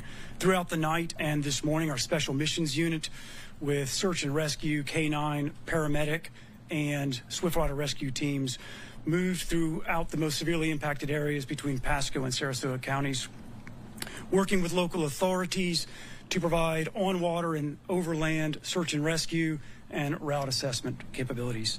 Our maritime unit is also engaged with FWC with 10 boat teams and high water vehicle teams in order to expand the capacity of the local county's abilities to conduct waterborne reconnaissance and search and rescue operations. Our aviation unit with Black Hawks and drones with live stream and 3D map rendering capabilities will begin conducting air operations today in coastal and inland community areas in order to enable those local authorities to paint the picture and focus their resources. Ladies and gentlemen, we are laser focused on search and rescue operations today.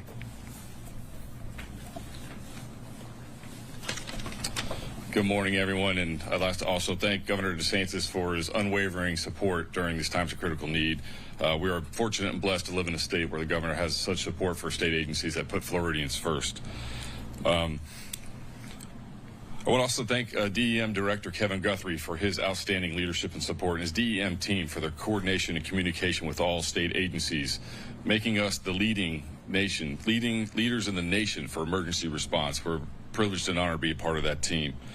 Responding to hurricanes and natural disasters is what we do. As FWC officers, we have unique equipment, training, and support from Governor DeSantis and Director Guthrie to be able to provide immediate support in the wake of natural disasters and hurricanes.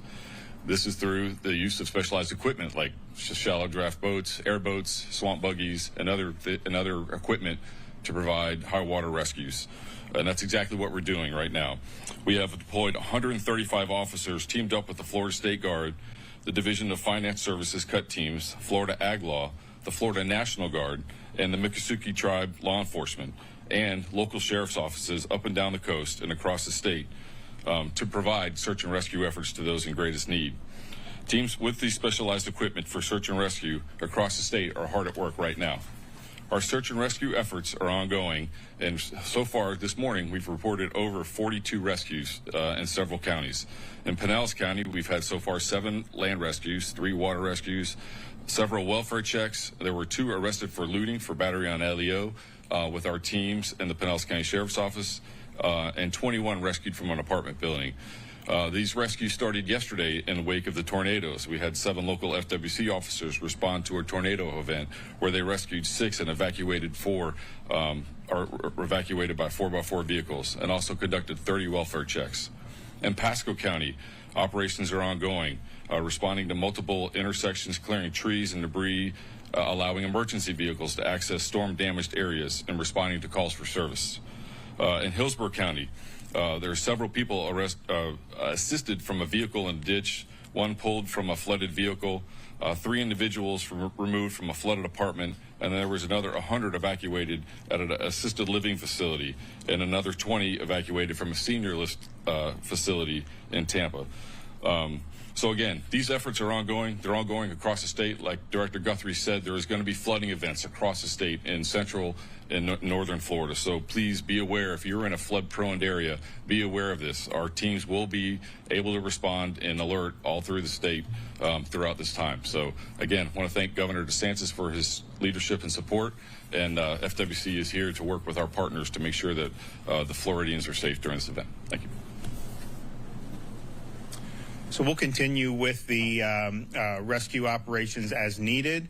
There's a lot of damage assessments that are going to be going on today, and we're very obviously supportive of the power restoration operations. We're glad that all those folks were staged, and then also just ensuring that fuel is flowing. Hopefully we get our gas stations and big box stores and everything open very quickly. I'd imagine that will likely happen, and just get people back on their feet, and that's going to be our focus. Okay, any questions? Pinellas County, it's my understanding that deputies there are restricting access into the area. I don't know if you have any insights into that, or... I don't. I mean, we're going to open the bridges. I know a couple of them are open. The other 2, there's going to be debris that are going to be removed, and those bridges will be open for traffic, and Floridians can use those as they see fit. Yep. Fatalities have there been a tally yet as to Not yet. I mean, I know there have been reports. We have not confirmed any. That does not mean there has not been any. There's a process where this happens with the state. I know with the tornadoes, it seems very likely that there were some with the tornadoes. That's the only reports we've received. No confirmations. I imagine there's going to be some confirmations, but it's too soon to tell with respect to the West Coast and the storm surge and everything. So stay tuned on that. Storm, some Wall Street analysts predicted that Milton's losses could exceed $50 billion. Does the state have any sort of... How the hell would a Wall Street analyst be able to know? It's been dark all day. What, you just going to know that you're going to do? I mean, like, give me a break on some of this stuff. They're doing damage assessments now. They always say this or that or whatever. I mean, what I would say is what I said in the original talkers. We had certain worst case scenarios in terms of going into Tampa Bay. A lot of places in Pinellas County, they had negative storm surge because it sucked the water out of the bay. So in terms of all that, where you'd see the entire Tampa Bay area underwater, that did not happen. The storm surge, it was most acute in Sarasota. And I think it was a little bit more than Sarasota got for Helene, but it wasn't like so much more. I think it was 8 to 10 feet. Helene, of course, got almost to 20 in Taylor County. And then I think the fact that the storm weakened, I think I'm not saying there's not going to be damage. There will be. It cut across the state in a way that Helene did not. But in terms of just right now, the morning after, if I think back to like Hurricane Ian, I don't think that you're looking at similar amount of damage to Ian. And then with Helene, there may end up being more overall damage. There may not. I don't know. But definitely the surge did not reach Helene levels. I mean, Helene was producing major surge all across the west coast of Florida, and then in the Big Bend, it was just biblical.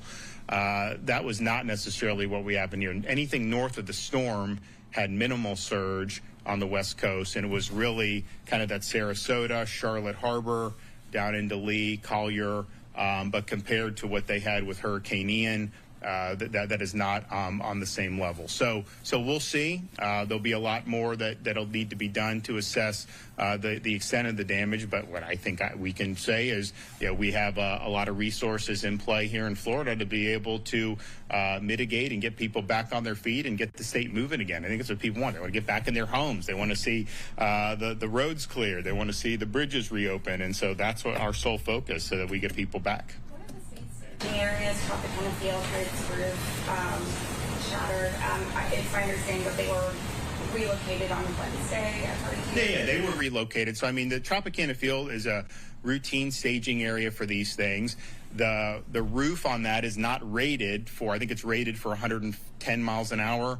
And so, the forecast changes, but as it became clear that there was going to be something of that magnitude that was going to be within the distance, they redeployed them out of Tropicana. So there were no state assets that were in Tropicana Field. I think Duke also removed all their assets as well. And you look, I mean, the roof is basically, it's like a fabric almost with that. So that was something that we understood and acted accordingly. They were moved before the storm. I mean, and so there was no issue with anything with that. Main break in St. Petersburg. My understanding is that at least earlier this morning, the city had no access. Kevin can talk about that. I know he's been engaged in that. Yep. So about 1:40 this morning, I received a phone call. Woke up, got over here from that building to this building, got over here and started working the issue. Right now, there are several water main breaks throughout Pinellas County, different water systems. Some are municipal, some are county. But what they're doing is they're slowly raising pressure in those lines to actually figure out exactly where the breaks are at. And they're going to start repairing those breaks one by one by one. You may start to see some things come out of the hospital industry. We have stabilized the hospital situation. There is one active evacuation of a hospital right now. I do not have the name of that hospital. We can certainly get that back to you through our folks. But we have stabilized the water pressure in 4 out of 5 hospitals from getting any worse. So we're going to continue to closely monitor that throughout the day. But again, one active evacuation going on, but we have stabilized. We have water tankers on site pushing pressure back into the systems. But you know, I think our biggest thing to talk about, or I should say talk about, but the biggest thing right now in that Pinellas-St. Pete area is going to be the water system, but we're working in conjunction to see how we can support and supplement the cities and the county on what resources they need. We've already dispatched logistical folks into the area. We've sent in engineers on our dime to be as helpful as we can. In one situation, it may be a gasket or a flange. In another situation, it may be a complete water main break. But we stand by ready to support Pinellas and St. Pete and other municipalities to help them get that water back on and running. Because again, power and water are right there together. We can do a lot with power, but we got to have water. Are you aware of any impacts to the Kinder Morgan Central Florida pipeline system? Jason, I don't have anything on that particular pipeline system, but I'll find out what I can offline, and we'll close the loop back with you guys. All right. Sorry to the Tropicana Field. Will that impact any of the post-storm recovery efforts, given that they're in Jacksonville? No, well, they're not in. I mean, there's some came from Jacksonville originally. Kevin put them in different places to just ride out the storm and then come back in. So no, it's not going to have any major impacts at all. These are just things you've got to do. I mean, you know, you stage and you figure out kind of how to go. They were staged during Helene there, and it worked well. When the forecast said that it may not make it through with the roof, then they adjusted accordingly. But they're in the fight and they'll continue to do it. Okay, thanks. And that was the first major update from Governor Ron DeSantis and the rest of his state officials after a very, very long night for so many Floridians as the winds continue to whip throughout the night. And, of course, the threat there of flooding for so many homes. And we'll continue to get the latest updates from officials, not only Florida Governor Ron DeSantis, but other city officials, county leaders as well. Do want to show you the aftermath here of Milton right now as it is pushed off to the east. And we saw that rare moment as it came on from the west coast there of Florida as a hurricane and left as a hurricane as well there. But coming up in just moments, we will be talking to Mike's weather page, Mike Boylan, storm chaser that we have been talking to the last couple of days. He always joins us when there is major storms. We had him for so many times during Hurricane Helene as well. He will be talking to us a little bit about what he saw in the overnight hours as Hurricane Milton continued to pound areas like Tampa. We saw the Tropicana Field where the roof blown off there.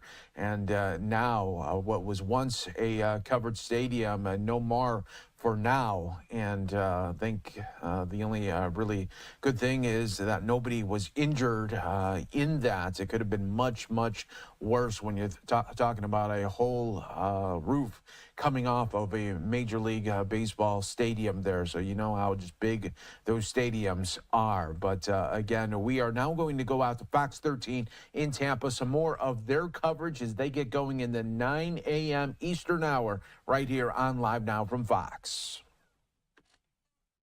Available to us as well. Most of those, the power's out, so we can't access those. One that I can, though, you can see downtown Tampa in the background looking east on Kennedy, counting cars there as well, which is good because we wanted to stay off the roads. A little bit filtered sunshine, a little breaks in the cloud cover, if you will, first thing this morning. Milton is well off the east coast of our state now. We're still getting some pretty hefty winds along I-95 and right along the east coast. But for everybody else, the winds have subsided. May get a few tropical storm force wind gusts in the next hour or two for Polk County and for Highlands County. But honestly, that's really about it. Lakeland reporting a 28-mile-per-hour wind gust, 21 in St. Pete, 26 in Tampa. So you're getting the point. The winds are dying down. The rain is completely gone. You saw how much rain we got, which was just unreal. These unreal numbers in St. Petersburg, 18.54 inches of rain just from Milton. My goodness. Notice as it just moves away, the weather's going to get nicer and nicer. And to be honest with you, for today, we're going to get back up to about that 80-degree mark. Typically, behind hurricanes, we get this oppressive weather with high humidity. That will not be the case this time. We're going to get drier air. We'll have lows in the 60s. and we'll have highs in the mid-80s as we're going into this upcoming weekend. So the weather is going to get real nice, and it's going to stay that way for at least several days, okay? That's some good news. Okay, thank you. Well, the hurricane made landfall near Siesta Key. And we're starting to see the extent of the damage there. Fox 13's Matthew McClellan is in the Bradenton area now. What's it like there? Hey, good morning, Laura and Russell. So we're in West Bradenton. I'll tell you, and this will be part of the graphic I believe we have to put up, and I'll show it to you in a second, but I wanted to mention the drive here. All those traffic lights are out. So, in fact, I'll get to what we have here in a second, but let me show you just, we saw this from Sarasota Sarasota Emergency Management. They put up this graphic showing how to treat the red lights when they are out, and that is you treat them as a four-way stop. That means when you get to that red light, whoever gets there first at the intersection, they go first. And if somebody pulls up next to you, then the person on I believe it's the left-hand side, gets to go first. Is that right? Two vehicles, yeah, driver on the left yields to the driver on the right, pardon me. So they've made it easy. They've put this up just to share with folks, because what we're seeing on the way here, as we made our way north from Sarasota to Bradenton, is a lot of people who don't seem to know how to operate a four-way stop when those red lights are out. So traffic has been kind of hairy. A lot of people, of course, anxious, Laura and Russell, to get back and see what the damage may be at their homes. So it's the word is just to everybody slow down, calm down. Let me show you the water behind me here. This is Flamingo Cay. So we were hoping to get on to Anna Maria Island, specifically Holmes Beach, kind of the north end there. Let you see what the situation is on that barrier island, but of course it is still closed even to us. So what we found on the way is these townhouses where this massive tree has been uprooted here. Did not fall on anybody's vehicle from what we can tell here. I'm going to walk down this way just to double check. Doesn't look like anybody was parked immediately by that tree. But there's quite a lot of standing water here. Looks kind of like a dead zone, and by that I mean an evacuated area, and that's good. If the water is this low now, or is this high now that all of the flood water, the storm surge has receded, you can only imagine how much worse this would have been at the height of this hurricane as Milton made landfall last night. So just a snapshot of what we're seeing here in West Bradenton. We're going to keep trying to get onto Anna Maria Island, show you Holmes Beach, show you Bradenton Beach. We want to get down to Cortez, the fishing village, and see what the effects are there. So we're going to keep making our way around Bradenton. But again, the big takeaway that I do want to continue to share with our viewers is that if you're thinking about heading back this way, you see that those traffic lights are out, treat those traffic lights as a four-way stop, because it's a little chaotic at those intersections. I'm afraid somebody's going to get hurt. Ryan, you back me up on this?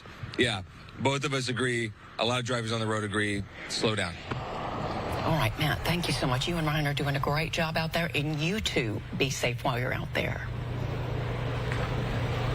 All right, you know, most of Hillsboro County was able to escape the brunt of the hurricane. But there's still damage and a lot of power outages. Our Kelly Cowan continues our coverage. Kel?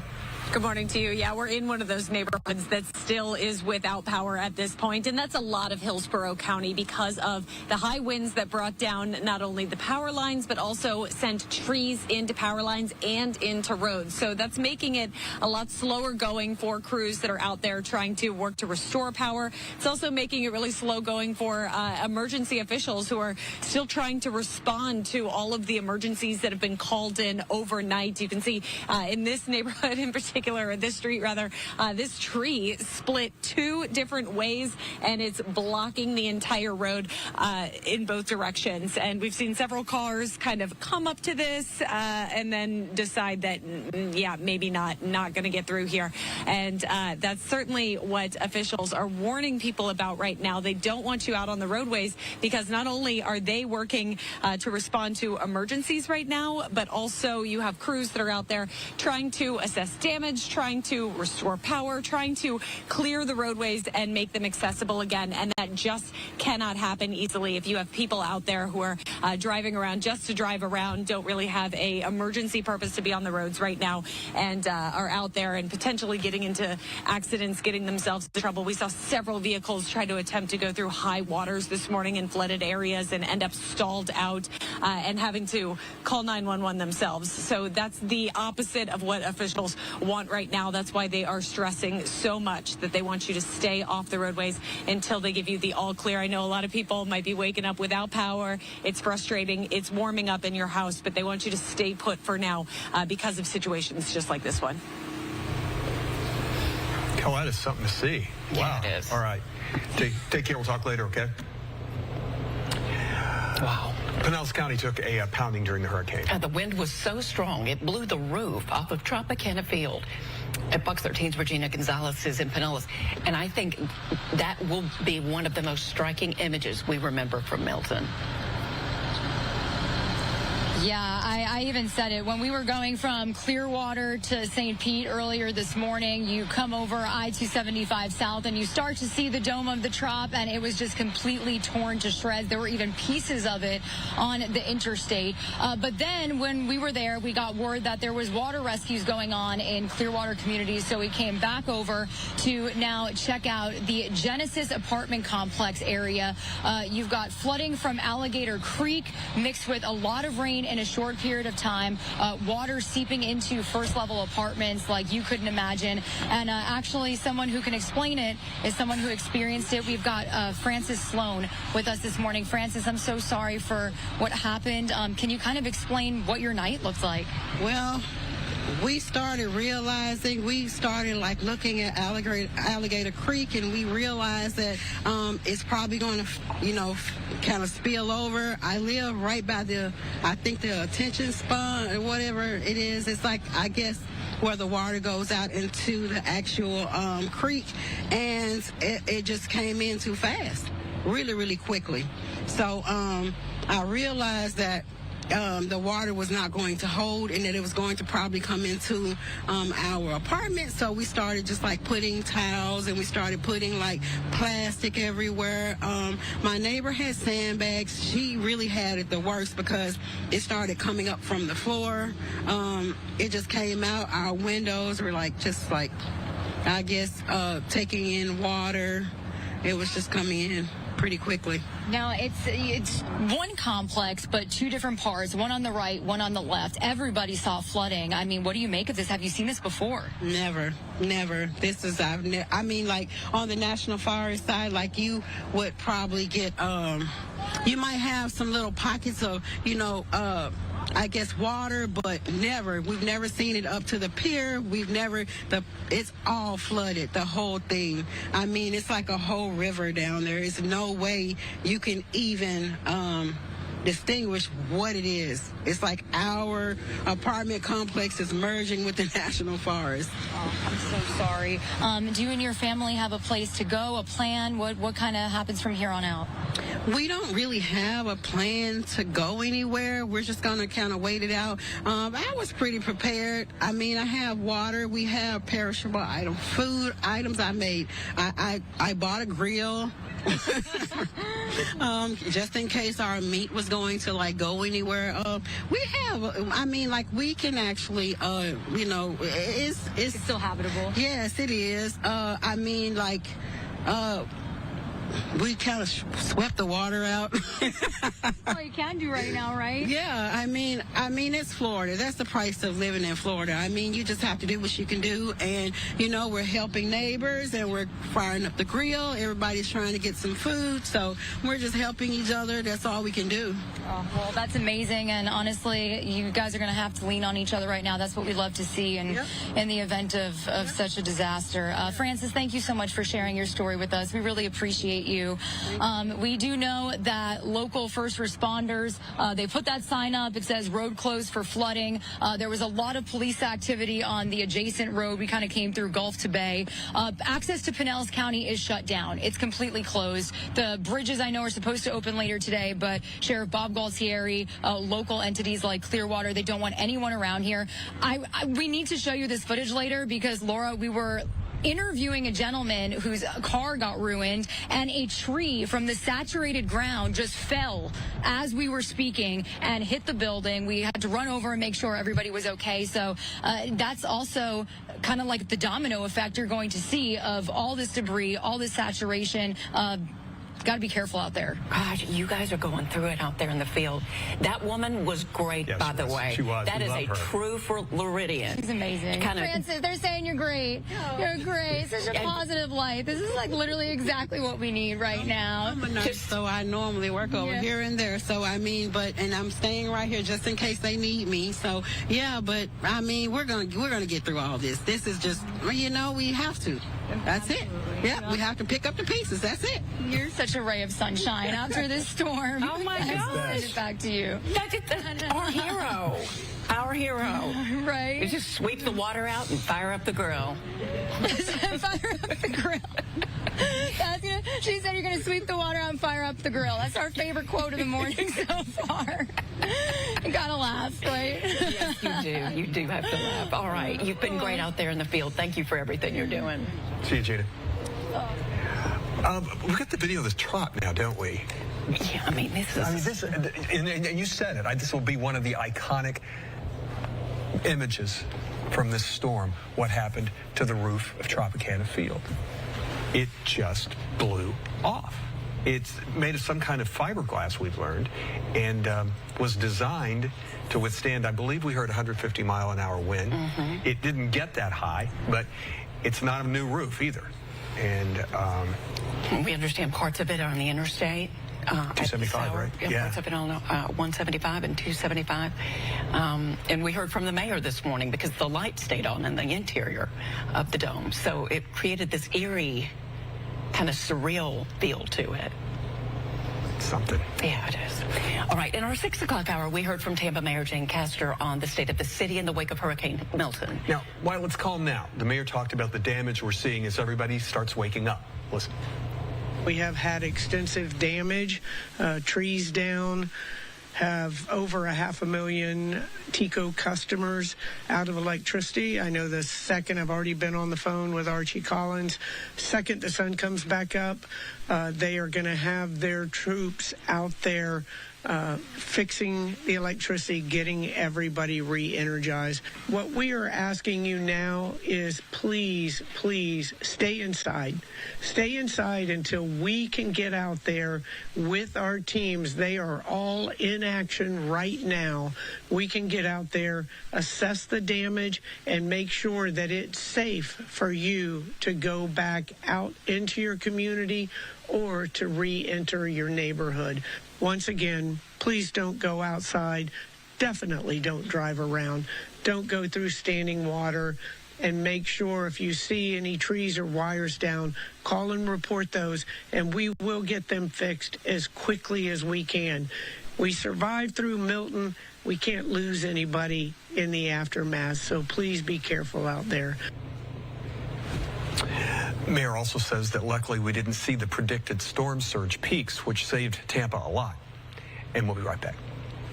All right, so that was just some of the great coverage from Fox 13 in Tampa. I'm your host, Mike Page. Thanks again for joining us as we are continuing to showcase the Milton aftermath. And before we take our very own 2-minute break here, I do want to let you know and continue to send in those great pictures and videos now that it is safe to do so. And maybe you took some video in the overnight hours as the rain and the wind continue to howl. You can share it with us, and we will be sharing it along with all of our viewers as well. So upload your pictures or videos from this massive hurricane that just swept through Florida. You could scan the code on your screen, or you could go to livenowfox.com/connect. We'd love to see those images or videos there. I just want to show you just some of the compelling videos that we have been seeing. This is from Mike's weather page that was just really showcasing St. Petersburg yesterday as the storm was coming in just moments before the system fully engulfed Florida there. So, yeah, these are just some of the many, many images that we have been seeing. Continue to share those photos and videos with us. We'd love to continue to see them and bring them to all of our viewers that are watching with us on Live Now from Fox. We'll be back in just 2 minutes. More to come.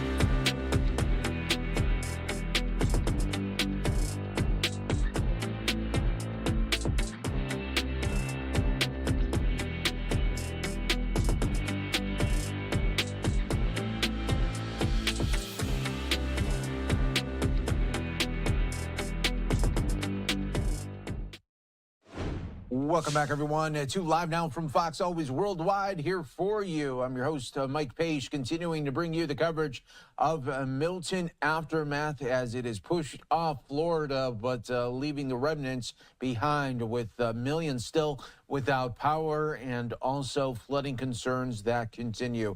Let's go out now to Fox 35 in Orlando for some of their coverage as it continues. Those gusts are now also starting to subside, so those warnings will soon be canceled. But we've still got a 57 to 60 mile per hour wind gust set up in New Smyrna Beach and in the Palm Coast area, as now a departing Milton heads out into the open Atlantic, and in its wake, winds are starting to calm down. But they're still gusting to tropical storm strength.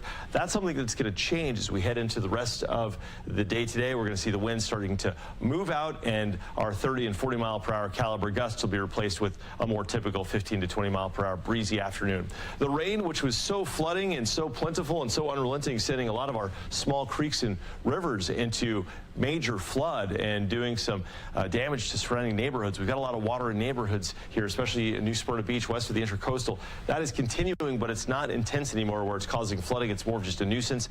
That, too, is going to move off pretty soon as dry air pushes in from the west. You can see that orange coloration. That's a bit like a snowplow effect, just booting all this tropical air out of here. And actually this afternoon, we may see some drier conditions. Our rainfall totals maxed out northeast of Tampa, up around Zephyr Hills, up into southern Lake County and into parts of Seminole County. So overall, it wasn't as much as Ian, which is good news, but it has still sent some of our rivers into major flood. You see the purple dots right there, those purple colorations? Those are well, those are indications of where major flooding is happening. Little Econ River, Wakaiva River, Ocklawaha River in Marion County, and it goes on. All right, guys, I've run out of time. I talked too much. We're going to get to TJ in a second, but let's jump to you real quick. Something going on. As we've said, Volusia County has the most issues of power outages. We're also seeing some water rescues now. Yeah, and Amanda McKenzie has been out there all morning long. Amanda, tell us what's going on. Well, we're in South Daytona right now in the middle of a high water rescue. 2 people, you said 3 cats and 2 dogs? How is everyone doing? Hanging in there? What was it like last night? How are you all doing right now? Hi. Hi, how are you doing? I'm fine. I'm okay. I mean, what is it like to have to be rescued from this high water right now? This is the second time she's been rescued. We just did this a couple years ago, so we're kind of used to it. But I was worried about her because she has early dementia, and she is stressing. Can you give me the leash? And my puppies and the cats, obviously. We've got a lot. We just didn't know where to go with all the animals. And I mean, how are the animals doing? Who did you call, and how soon did they get here? We called early this morning, probably what, 8 o'clock? 8, 9 o'clock, and they came pretty quickly. So let's get you out. They were really good. What was happening inside of your home during the hurricane? Getting our clothes together, food together, trying to get the generator working, but it wouldn't work because it has to be on a flat surface. Perfect. The water level here is just crazy. It is up above these mailboxes. I mean, I couldn't walk all the way down. They had to send a raft in to get you. Tell us about how your mom is doing. She's stressed. I don't know if you know anything about dementia, but they overly stress. She was up 4 times last night, waking me up. She's just very stressed out. As soon as we get her somewhere, she'll calm down. Just a lot of anxiety with elderly. Of course. Well, I'm so glad you all are doing okay. Do you know anything else about how your neighbors are doing here? The neighbors actually are in the same boat as me. The lady's taking care of her elderly parents, and I guess she doesn't want to be rescued. Careful. Here, do you need a hand? I was kind of shocked because I tried to get them to go get her first.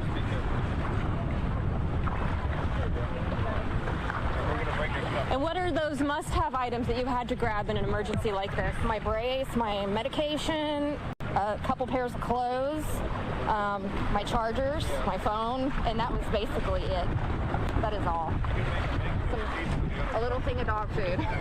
It looks like they're still going to be here trying to rescue folks. Oh, yeah. There's a lot of people on the block. Oh, my gosh. But we just went through this a couple years ago. So everybody's used to it and set up for it already. So It was a loud night last night. A lot of wind, a lot of rain. I heard a lot of booming, like it sounded like gunshots, but obviously it was not gunshots. Did y'all lose power as well? We lost power pretty early. I was actually shocked last night, about 9, 10 o'clock, something like that. And where are you going to go now? Your home isn't inhabitable at the moment. You just brought the bare essentials and what's important, your mother and your pets. I have an older daughter who lives in New Smyrna Beach in Newport Sound, so I'm gonna go try to get over there. So she lives in a higher rise apartment, so I'll be with my grandbabies. So that's good. And what is your name? Jessica. Jessica. Well, gosh, I'm so glad we were able to catch up with you and that you're doing okay. I know it's a lot. You're shaking. It seems. But thank you for all of. Thank you guys. Appreciate it very much. You guys take care. All right. Stay safe. All right. Stay safe. Thanks. Y'all be safe too. So we got the call around 7 o'clock this morning saying that there were some high water rescues going on, and we found it on Big Tree and Big Oak Drive here. And the water, I tried walking down. It is so deep. My feet are soaked, actually. My boots were up to here on my knees, and the water was going well above that. And I got some video of some of the front doors just underwater. Where are you all going next? Back in to see if anybody else needs help. Back in to see if anyone else needs help. Are you knocking on the doors, or how is this working? We basically just kind of go down the road and see if anyone we see, we talk to them, and they point us out to the neighbors that need help. Keep strong. We did the same thing. Yeah. And what was it like during Ian? How can you compare the two storms? Very comparable. Yeah. Oh, wow. As far as the flooding goes, it was almost at the same point. In this neighborhood, anyway. Has this been known to be a flooding area? It wasn't Ian. Yeah. So. What else are you hearing about in Daytona and the surrounding areas? It seems pretty bad. It seems very similar to Ian. You know, there's hundreds of houses flooded just in this neighborhood. Oh my goodness. I mean, you can see from here, every house on this street on the left side is flooded. Yeah. And you can tell that there's a higher elevation to the right versus the left. The homes on the left. Once you take a right on Bennett, it gets worse again, and it's kind of hit and miss. So our plan is just to kind of go as far as we can, pending any other higher priority calls, and just get the people out that want help. Sometimes people don't want it; they just want to stay. You know, so it's up to them. Are these homes even going to be salvageable? Absolutely, eventually. It just takes a lot of work. All right, well, thank you so much for everything you do, and I know you have a lot of work ahead of you during the aftermath of Hurricane Milton. Yeah, you said it. All right, thank you so much. Right there, those live rescues happening in Daytona area right now of Florida. This was just a little bit of Fox 35's coverage. Fox 35 Orlando doing a great job as well. We've been bouncing from Fox 35 Orlando to Fox 13 in Tampa, continuing their coverage right here on Live Now from Fox. But we do want to check in with storm chaser on the ground, Mike Boylan of Mike's Weather Page, continuing to join us here. And Mike, thanks again for joining us. Tell us where you are and what the conditions are at this moment. Yeah, I'm in Clearwater Beach, Florida. They're not letting anybody back on the island, so there's a little bit of chaos going on right now. You know, everybody wants to get back to their homes. But Pinellas County's using pretty strong language, not letting anybody into our county right now because they have to assess things. And you know, we were hit pretty hard last night. I was in it. It was a little bit more than I was expecting. Winds, St. Petersburg, my God, flooding. Flooding is the big story. Please hear what I saw in Pinellas County. Yeah, we want to show some of our viewers your video from yesterday, and if you want to walk us through this one right on the beach there. Oh my God, yeah, that's the pier. If anybody's familiar with St. Petersburg, that's actually the bay. It's not even the Gulf of Mexico. And we had these strong winds from east to west, and they were just crashing that seawall. I mean, it was howling. I mean, it felt everything like a major hurricane. I've been in 5 major hurricanes now. It was some of the most intense winds that I can recall. And this is when the eye wall was still, you know, about an hour to our south. And then, you know, driving around, you know, the Rays Stadium, we heard rumors about the Rays. I've lived at the Rays Stadium for 20 years, and to see that roof blown off and that crane went down right next to it. So the winds were powerful. And then when we started to head back, driving in the suburbs like Lark, Clearwater, there was water.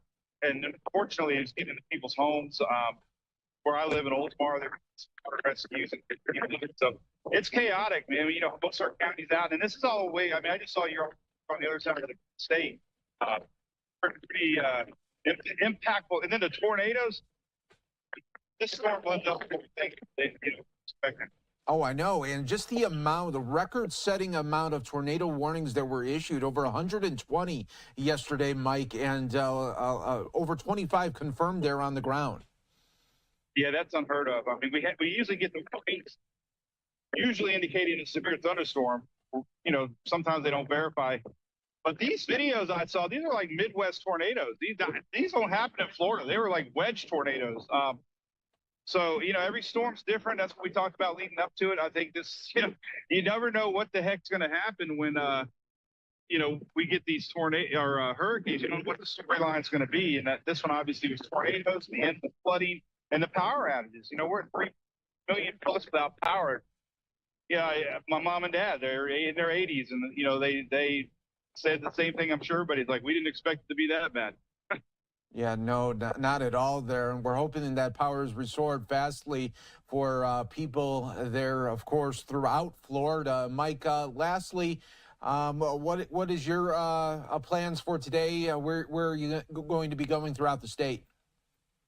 I'll stay home. I just, you know, like I mentioned before, this is my turf, and, you know, driving up down these streets, it's a little different from hometown. I'm used to seeing it like this, and you see a lot of locals out here doing the same thing. So that's the part of the hurricanes like it's hard to explain the emotional effect of seeing things change instantly like a snap of the fingers. So I'm going to head south.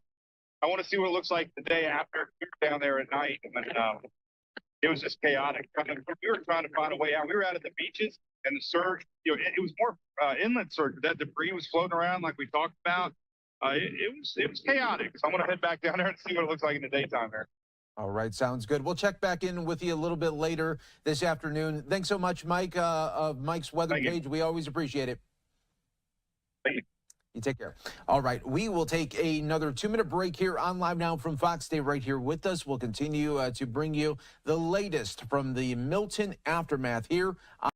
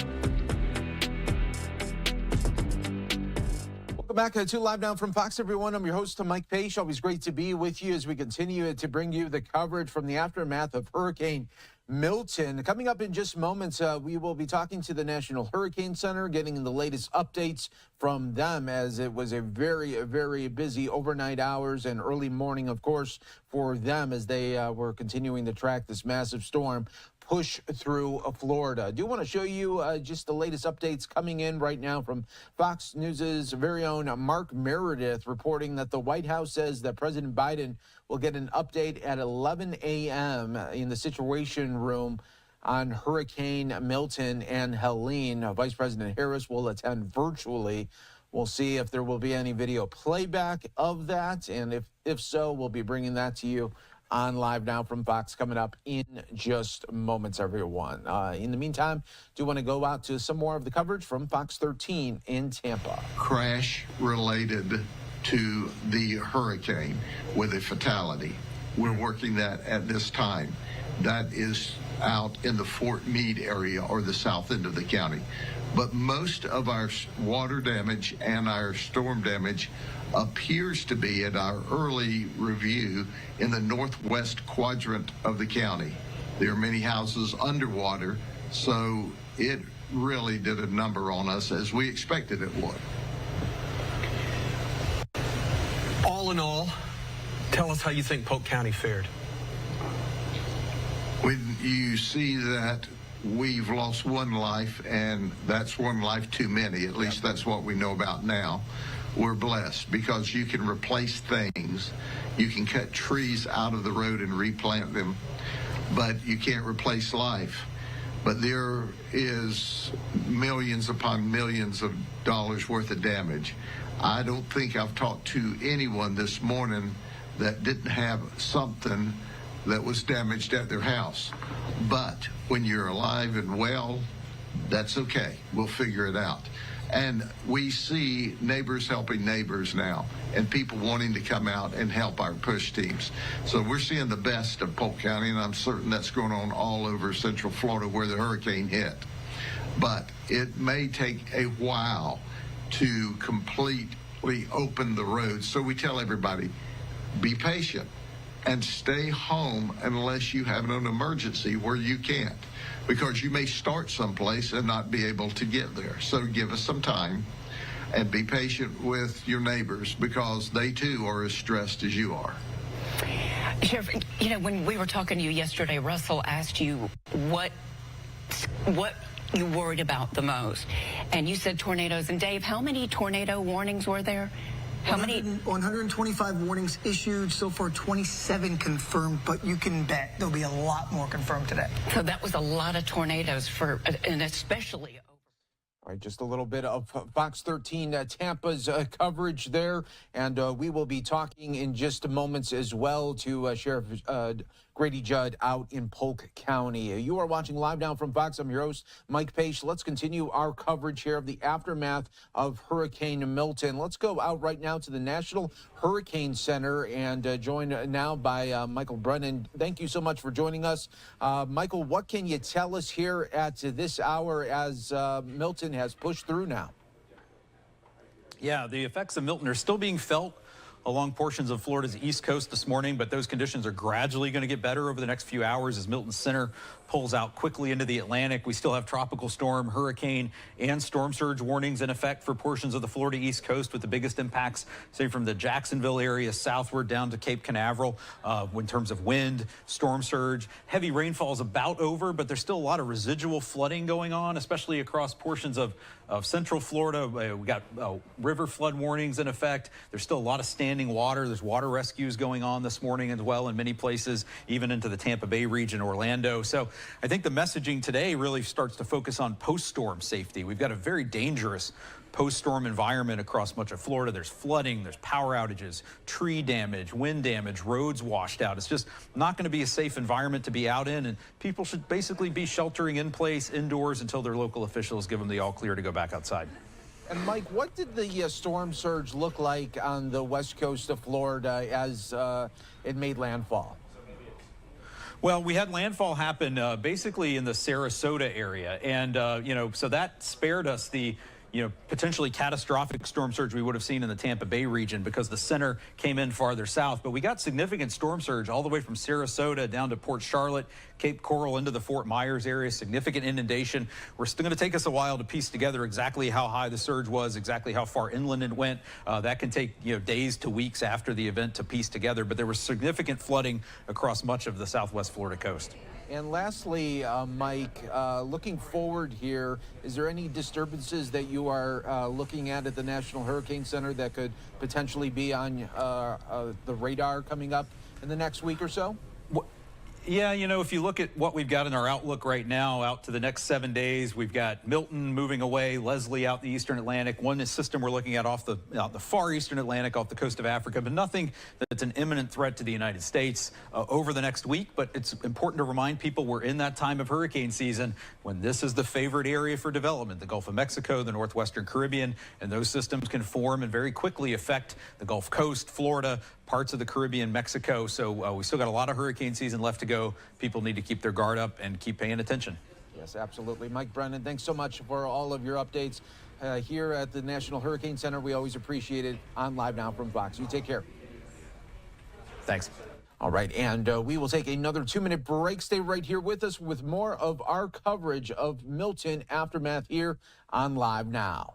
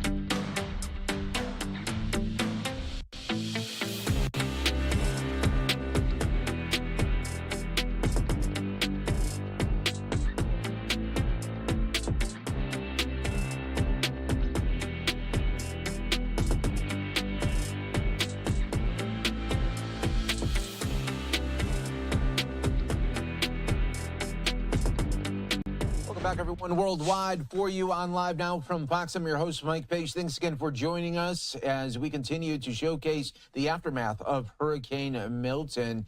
And still 3 million people without power in Florida, so it is going to take some time to get that power restored in so many areas. Let's go out to some of the coverage. Fox 13 in Tampa right now with some of their latest updates. Fall and going into the weekend, getting temperatures back in the 60s for lows for a change. So if you are without power for an extended period of time, understand the weather is going to cooperate, especially at night for you. Storm is well off the east coast of our state. Now, still a hurricane. Made it all the way across the state as a hurricane. Category 3 at landfall, Category 1 as it was moving out of the state earlier today. Winds, I'm looking at the wind gusts now. They're not bad. They're all below tropical storm strength, which is very, very nice. 26 in Tampa, 28 in Lakeland. Even statewide, we've got a 30 in Jacksonville. Okay, Daytona Beach kind of makes sense. You're close to where the center is. You're at 41 for wind gusts. We've got Vero at 39 and West Palm at 31. So the very end of the tropical storm winds right here along the East Coast, and then the winds are finished. So the storm surge warnings, all the warnings for storm surge and tropical storm and hurricane, they've all been discontinued. Now we are, again, just in the process of beginning to kind of clear it out. And we do have some cloud cover mixing in with the sunshine for today. Not a big deal, as we will. It'll be a little bit breezy at times today. It won't be anything significant.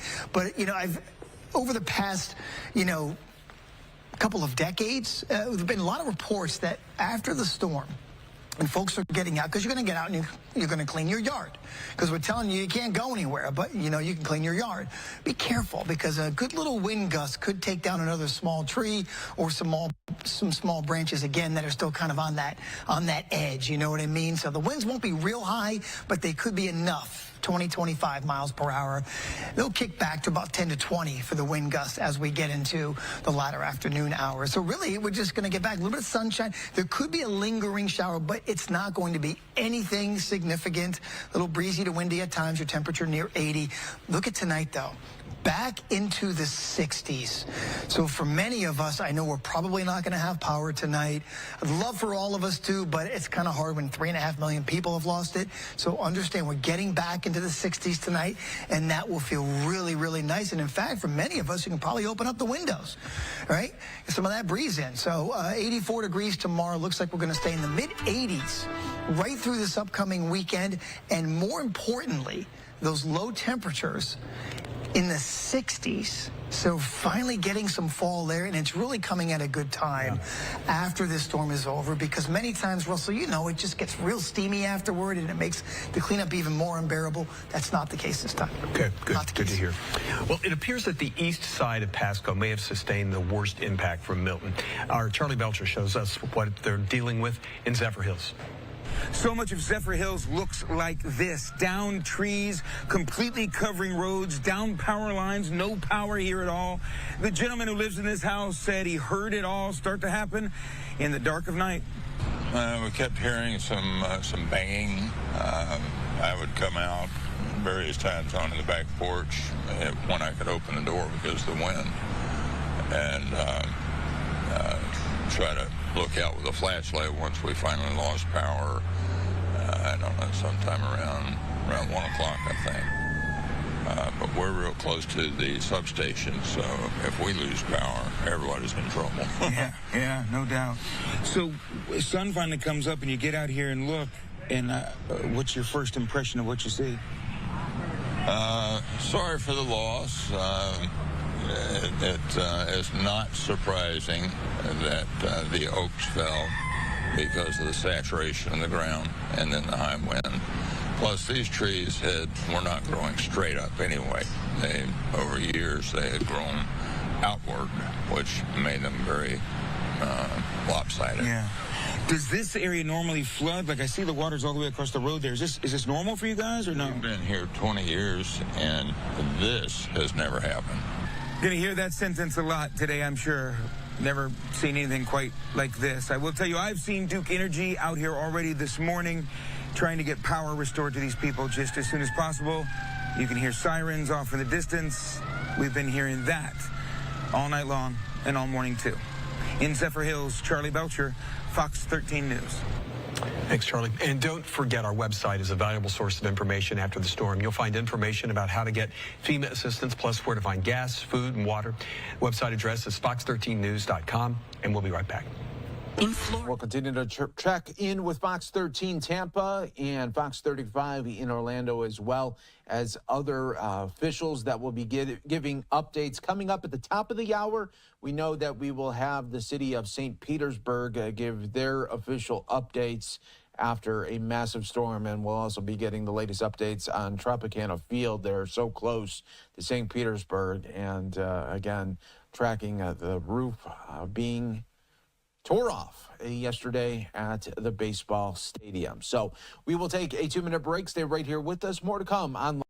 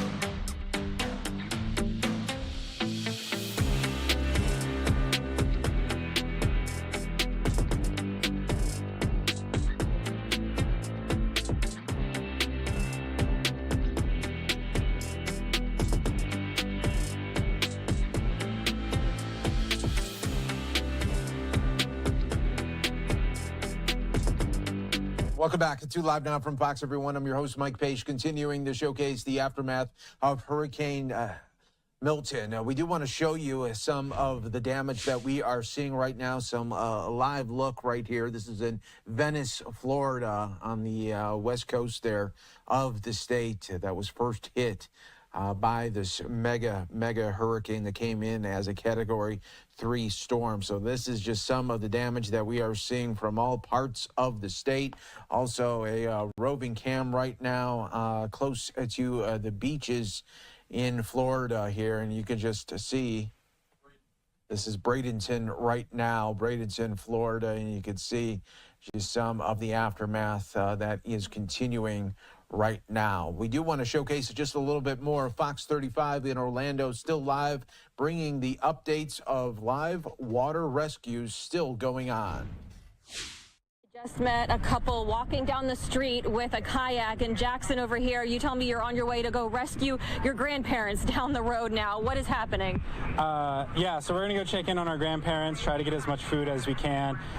Just trying to get through a lot of the water that's backed up. Not much that we could do with the water coming in from the floorboards. So just trying to make sure everyone's okay. Houses can be, fixed and repaired, but making sure everyone's alive and okay is number one. Of course, and you also live down here as well. So what was it like when the water started coming into your home, and around what time did that happen? So about 4 a.m. we started seeing water come in from the from like the walls, from our plumbing and stuff, and it started really slowly, and we tried to think, oh, it's no big deal, we'll towel it, and then from there it just, for the next 3 hours, it just kept coming to peak about 4 inches inside, which is all water coming in from the back, from the sewer system. Everything outside, when we evacuated this morning, the water was much higher outside than it was inside, so we knew that we barricaded well. It was just nothing you can stop from water coming in. Did you try to call for help to be rescued, or did you just take matters into your own hands with your inflatable kayak over here? We actually, for our wedding, we asked for a gift because we knew that our house was going to be in a flood zone. So about 7 o'clock, when we decided to, hey, we need to leave, we blew up the kayak, we boarded the cats, we boarded all personal stuff that we already had packed away as the just in case, and we boarded and left. And now you are back. Yes, now we're back. Now is the last chance to make sure everyone's good, see how everybody, what the conditions looking like, and from there, just try to stay calm and see where we can go. There have already been several high water rescues that have happened. One just happened right before you returned back to the neighborhood. You said you've been through something like this before, though, with Hurricane Ian. Yeah, with Hurricane Ian, it was actually much worse. The water level where we're standing right now, it's really shallow, but the water line was actually up onto Big Tree Road and down. I remember the Friday after Ian walking down the street and water being, chest high for me is about 4 or 5 feet. So this time around, to try to help, I made sure our storm drains were clear as much as I could. And so draining did a little bit better. We got a little bit less rain than Ian, but still pretty rough. Were you advised to evacuate? If we were, I disregarded it. I'm unfortunately stubborn. My wife also thought about it and tried to encourage it. But looking at the storm, it didn't look too bad. I thought, with the upgrades that the city has put in for the storm drains and everything, I thought we were going to be okay. And in all honesty, our barricading of our home did great. If our plumbing didn't fail and water come in from the inside, I don't think we would have taken water in, and I can deal with water on the outside and outside damage, but the water getting in is demoralizing.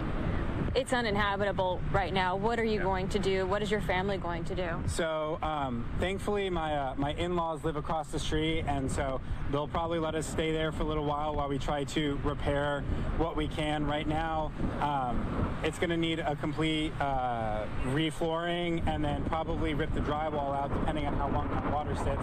The longer the water sits, the more mold and stuff grows, and so that's what I'm trying to figure out now is how far did that water get, and then with the flooring and everything, what can we do? And what do you make of this storm? I mean, it was a loud night. Any final thoughts? Yeah, it was loud. It kept us up. We've been up for most of the night. I didn't think it was that bad, you know. I know we're in a low-lying area and just a lot of rain. And it's a lot of sadness to see neighborhoods like this and communicating with coworkers and friends and seeing some of the similar things around.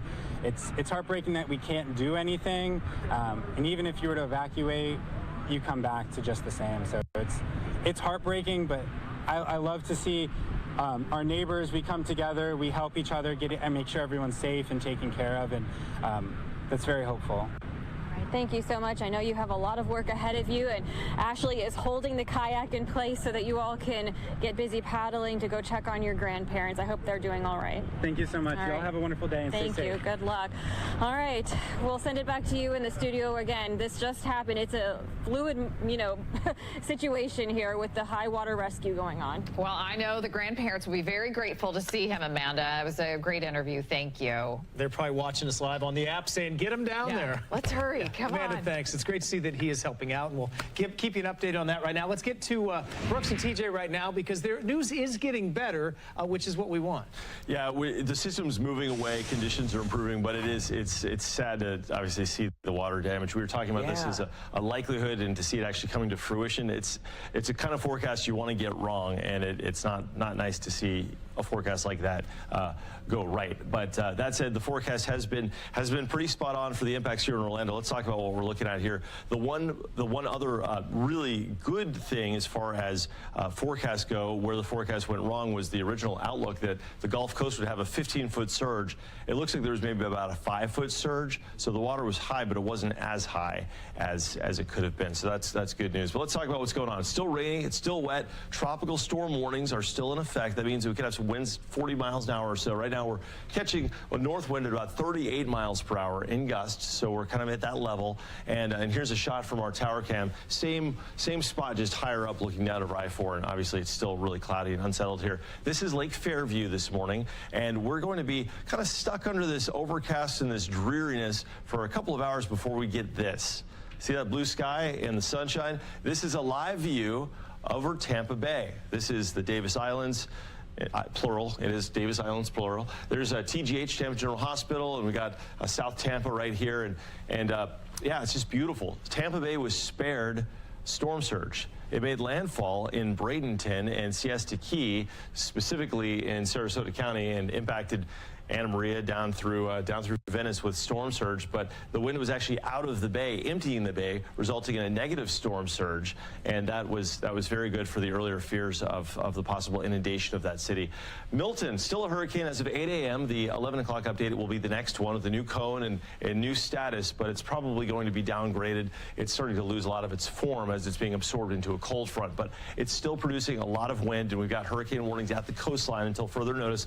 Gusts there 62 miles per hour at New Smyrna Beach, and we're going to see those gusts through about midday before finally they move out and things here quiet down and our skies start to resemble that of New Smyrna Beach, of Tampa. We've been doing some long hours. It's going to be nice though this afternoon. Just watch out for dangling branches if you're cleaning up the yard. TJ Springer here with some impacts to expect. TJ, things are getting better, but we don't want to let our guard down just yet. No, it's the saturated ground, Brooks. That's been something that we're going to have to monitor, because the wind, as you hit on, is still strong, but it's dramatically improving compared to what we had, say, just 3 to 6 hours ago. It does still look pretty gloomy as we're glancing off to the north and east from our camera out over I-Drive. Gray, but I do think we'll start to see some peaks of sunshine later on this afternoon. Now, in terms of some of the strongest wind gusts that we have seen, closing in on 100 miles per hour in Ponce Inlet. I know Brooks and Jess, the entire storm team, has been talking about that sting jet, or that area of really strong wind just above the ground, can kind of mix down to the surface when you have these transitions from a tropical system to an extratropical system, and that's what we've seen here. Gusts up close to 90 in Daytona Beach, same with Kennedy Space Center, Oak Hill, and Volusia County at 70 miles per hour. We're going to gather some more reports, and with that, we've seen widespread power outages, hundreds of thousands of people without power. Hopefully that'll get restored. I know crews working overtime to try to get this restored as quickly as possible, but I think we're going to see some dramatic improvements one way or the other as we head through the next few hours. Now, I do think that you're going to have to monitor the potential for, down branches, things of that nature. There could be, if any trees do come down, maybe some sporadic new power outages, so to speak, across Marion Lake and Sumter counties. The worst of the wind and the rain has come to an end, though, which is good news. Still could have some lingering showers as we have some of those bands continuing to slide on around Milton as it pulls away. Now across Orange, Osceola, Polk counties, the wind continues to calm through the remainder of the morning. Still could have some spotty showers working on through, and as Brooks hit on, dangling branches could come down, especially weak ones that have already been maybe weakened, say, from Helene, and that could make for some new power outages. Also, you don't want to be out there working out in the yard, and we also have some other concerns out closer to the coast, so still some stronger wind. That's something we'll have to contend with as you're still closer to Milton's center of circulation right now. Of course, we'll have more as we continue to pick up the pieces from Milton here, guys. I'll send it back over to you. Yeah, we're looking at the winds there calming down on the coast and the surge going away, and a 7-day forecast after today featuring very pleasant conditions. So if you're without power and your central air conditioning is not working, at least the weather will be comfortable with low humidity through the weekend and a lot of sunshine next week. Stay with us. We've got more coverage of Hurricane Milton coming up after this. All right, you're just listening in there to our Fox teams as they're doing a great job covering the latest on this, the immediate aftermath as the sun has risen. A new day in Florida following this major storm moving through the region, making landfall as a Category 3 storm in Siesta Key. And we're getting new images right now of all of this. And I also want to put up just this post from our Fox 13 team, Paul Delgado there in Tampa, saying, "Get lost, Milton. 3 storms this season. Enough is enough. Dealing with the damage is bad enough. It's the mental aspects of going through these storms that really takes a toll." He says, "I hope you get back on your feet soon and your family made it through okay. Appreciate you following along for updates on the storm. Let's not do this again anytime soon." So that's from our Fox 13 team detailing the latest on what he covered. He was on air a significant portion of the night covering the latest. We're also expecting in just a matter of moments St. Pete, the mayor Ken Welch, and other officials briefing the media on what we know at this point. And of course, maybe lots of talk will be about this, as of course this is the Tropicana Field, courtesy of Mike's weather page. You can see some of these images as the roof was torn to shreds. It had a wind grade up to 115 miles per hour, but you can see just the damage and the severity of this major storm moving through. And now popping up on the screen is St. Pete. Let's take you out to it for this live update from Florida. Joined by our St. Pete City team. Also want to thank State Representative Michelle Rayner for joining us as well. As of this morning, Milton has moved offshore after making landfall in Sarasota last night around 8:30 p.m. The city is in the early stages of the recovery process and has been fully staffed here at the EOC for the last 24 hours to ensure that we could begin the rebuilding process quickly. As soon as it was safe to do so, our police officers began the first push of assessments around 3 a.m. this morning. We also currently have city crews conducting damage assessments and working to clear roads. While we were spared the brunt of this storm surge in this storm, we didn't achieve the level of storm surge that was predicted. We still have serious issues that we're working to address. The storm still brought approximately 18 inches of rain and some localized flooding. The storm also caused damage to our potable water systems, our drinking water systems, infrastructure, and power. But we're actively working to restore those services to residents as quickly as we can. I want to ask that you stay off the roads as our crews start the recovery process by conducting damage assessments. We really need folks to stay in place today and allow them to do that work. We're working as quickly as possible to make it safe for everyone to venture out. And I know folks are anxious to get back to their homes to check out damage and to start cleaning out debris. But please be patient. This is for your safety. The roads are very dangerous at this point, and crews are working to make them passable. The more space our crews have to do their work, the faster we can restore services to our community. Now, during the storm last night, we made the decision to shut down the northeast and southwest sewer treatment facilities to protect city employees and prepare for possible damage from storm surge and wind. As of this morning, I'm pleased to report that both of those plants have been brought back online. That means folks can start draining water in their home, like flushing toilets and brushing your teeth. However, due to waterline breaks, we also had to shut off drinking water last night around midnight. Crews have been out this morning making repairs to the drinking water system, and potable water is back on and may come out of your sink. As the system continues to pressurize, however, it's very important to boil the water before you use it. So we have issued a boil water notice. We're working to identify the location of the waterline break, and we have multiple crews conducting ground and aerial surveillance so we can repair the leak and fully restore services. And this is why we stress that folks should stay off of the roads, as city teams need that space to ensure we can restore services to residents as quickly as possible. In terms of electric service, we have nearly 400,000 people without power in Pinellas County right now. It will take longer to restore power, but we are working alongside Duke Energy to ensure that we can repair those systems as quickly as possible.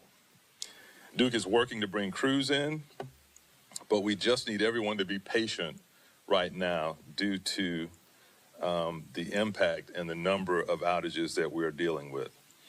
This was an unprecedented storm with very high winds. The damage to the power system is more severe this time around. Many residents across our city team are impacted by this storm as well. So we're asking for everyone to be patient while these services are being restored. I do want to thank our local, state, and federal partners for the support they provided to us during this time. We've been in contact with them across all levels, and they've all been great partners who are focused on helping St. Pete rebuild. This was a storm that intensified quickly and gave us very little time to prepare. But we made it through the storm, we've started the recovery, and we will be successful. I ask that everyone continue to be patient and lean on each other during this time.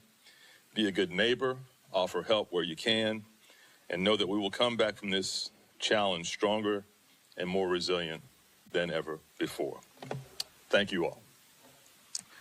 We'll now take any questions you might have. Can you touch on the crane incident in front of the Central, the damage? I know no one was hurt, but you reached out, I'm sure, to the contractors and that whole project. Can you speak to that? Well, you know, I thank my team for being proactive, identifying that risk and getting notice out to the folks in the affected areas. I don't know if James or Don wants to come and give us any details on that, but I'm glad we were able to proactively from the city side warn folks about that potential danger. Don Tyre, introduce yourself, please. Don Tyre, city building official. Yeah, we were in contact with both the contractor and the developer. The T-crane section that fell was the 500-foot section. The 600-foot section still intact. They are flying an engineer in to certify the 2 remaining cranes before they put them back in service. That's going to be a mandatory requirement. The crane that did fall, it seems like it snapped off just above the unbraced section of length, above the roof section of the 400 Central Tower. The tiebacks seem like they're intact. So, you know, it's definitely a wind gust that took off the section of the tower with the jib crane, and that's what struck the Times building. It's kind of wedged into the 5th floor there, the 4th floor. So it's somewhat secure right now, but the winds still are gusting, 40 to 50 miles an hour. They're going to need a portable crane to remove that section, and then they will, torch the remaining section and cut it up to clear the road. That's probably going to be a few-day process to get mobilized to take that, and to complete that work. This is the developer's responsibility. They obviously have liability insurance to, protect the surrounding buildings. And that information can be made available to anyone that needs to make a claim. When was contact first made with the contractor and the developer? After the incident, or? Yes, yeah. So the first contact, my inspection team, usually when a storm starts forming, we send out all the teams to residential and commercial properties to do hardening, the construction sites for flying debris and things like that. Mobilized cranes, the portable cranes are easy. They can remove them from the site or just drop the boom to make them secure. The T cranes, it's another issue. We actually issued an order, I believe it was Saturday, to try to remove those upper sections. And they just found out there's just not enough time. They would have had to fly in a crew, they weren't available, and it usually takes a few days to a week to plan for disassembly of that section. As the building goes up vertically, as they build the crane, those cranes erect themselves. And when they do a crane jump like that for a few stories, that work usually takes about a day and a half to complete. But, a few days prior to that to plan it and get the crew mobilized to do that. So there really just wasn't enough time to disassemble those sections with the rapid intensification of the storm. Is that the only crane that fell? Yes. Yes, that's the only crane that fell. The other cranes, they vary in wind speed, but somewhere between 140, 145 mile an hour design wind speed for the other 3 sites. The Red Apple group, though, you have to remember too, it's not just the wind speed, it's the height. So wind gusts are much higher the higher you go up. So those cranes were 500 to 600 feet. All the other cranes were much lower. Is anyone hurt or injured? As far as we know, no one was hurt. How far did the crane fall? Actually, it just basically went over First Avenue South, so that right-of-way is probably approximately 100 feet wide. Truthfully, it was a devastating thing when it fell, but with a failure like that, it's probably the best-case scenario. If it would have pulled the entire tower off, it would have probably fallen about 600 to 700 feet away and probably impacted a number of different buildings. Any protocol in place because it is hurricane season and we were expecting a very active season. We knew this months ago. Is the developer responsible at all for not having a plan in place when a hurricane does arise? Well, the developer is responsible. They're the responsible party as well as the contractor, but there's really no regulation that we have locally in place to dictate that you have to use a certain design wind speed for your cranes. That's something that we could definitely look at in the future. But you have to remember this is an incident that we haven't seen the wind speeds here, 50 years at least, in not recent history anyway. So it's really just a devastating, event that happened due to the wind speed from the storm. 100 mile an hour wind speed is basically not heard of in recent history in this area. Can you just talk about the overall damage that is in St. Pete right now? Even on the way here, I was talking power lines that were in, just so we can let people know why they shouldn't be on the street. Power lines can be hot or can become active, but just an overall picture of what the crews are, what you guys are encountering. Do you want me to address it? We're good. Okay. On every street corner. Thank you. Our Housing and Neighborhood Affairs Administrator Amy Foster will speak to that. I just want to speak to that last question on the what should be in place for these cranes. And as Don said, one of the things we can look at is what we can do on the regulatory side to require that those cranes be able to withstand, higher wind speeds from hurricanes. We have to inform our policies going forward based on the new reality. Same thing with, the hardening of our infrastructure for our sewer plants, for example. We talked about a current project that's underway at the Northeast plant to raise it so it can withstand 11 feet of storm surge. $70 million project, great forward-looking project to raise that standard. And now we're seeing storm surge come in 15 feet predicted. So we need to look at our total capital programs going forward to make sure they match the threat that sea level rise is presenting to us at a much faster pace than we anticipated. So, Amy. Good morning. Amy Foster, Housing and Neighborhood Services Administrator. We haven't been out on the roads long this morning, but we are assessing the damage in order to determine where our most vulnerable communities are and where we will need to put out comfort stations or points of distribution or other ways to care for our residents as they recover from this incident. Certainly there are a lot of downed trees. There's a lot of downed power lines. We didn't even make it through most quadrants of the city yet. There's hundreds of city staff that will be out on the streets working these assessments. We'll also need residents to report things via C-Click-Fix so that we can get out there. I can report that sanitation will not be conducted today. They are assisting Parks and Rec and the Forestry Department with doing our first push at this time. But we're hoping that maybe later today or tomorrow we'll be able to share more about that, and the damage assessment teams will be out on the road as well. Did we receive any fatalities, and do you have a ballpark of like how many people were transported to hospitals?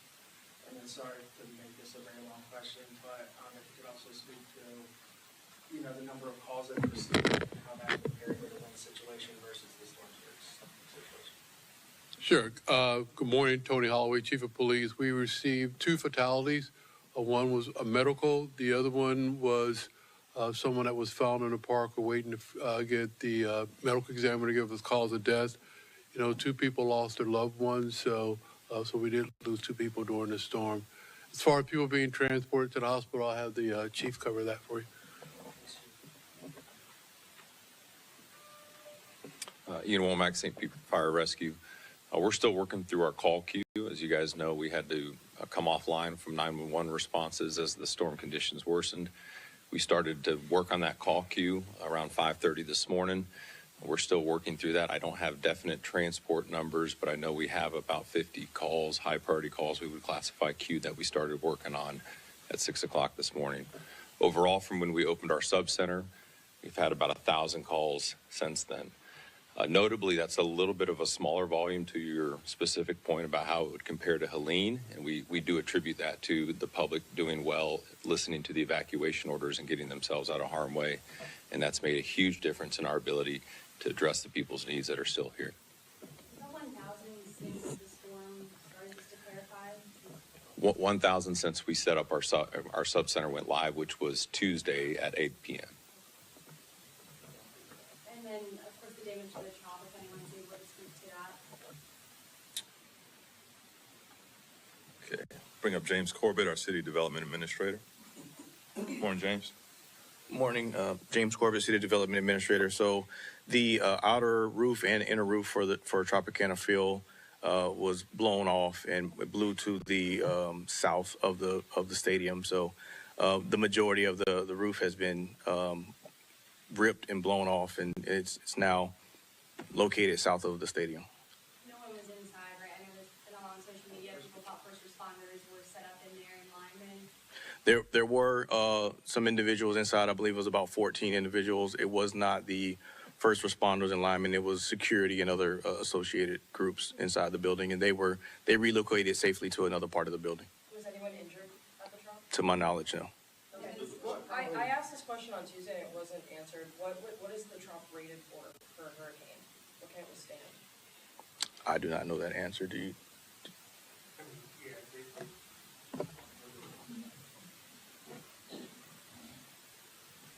So when Tropicana Field was renovated for baseball, they measure wind speed differently. They did fastest mile. So it's somewhere between 102 and 110 fastest mile. Now, 3-second gust, you roughly add about 20 miles an hour to that.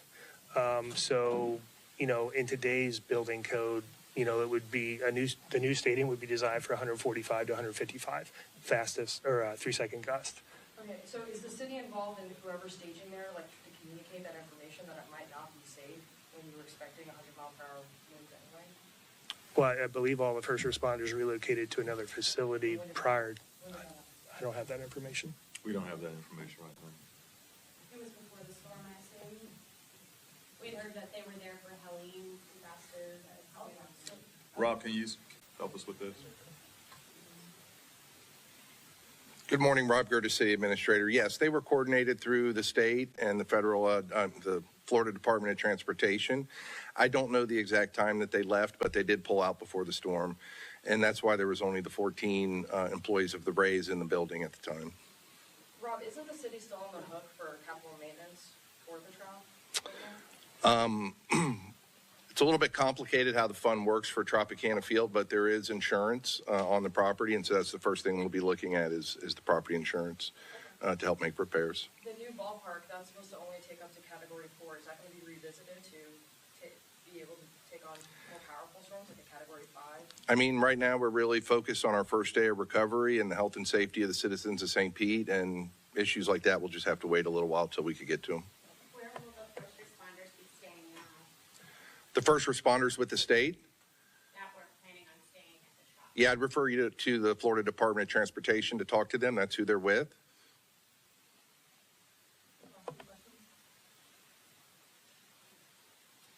That might be it. If there are no other questions, thank you all for joining us. Stay safe, St. Pete.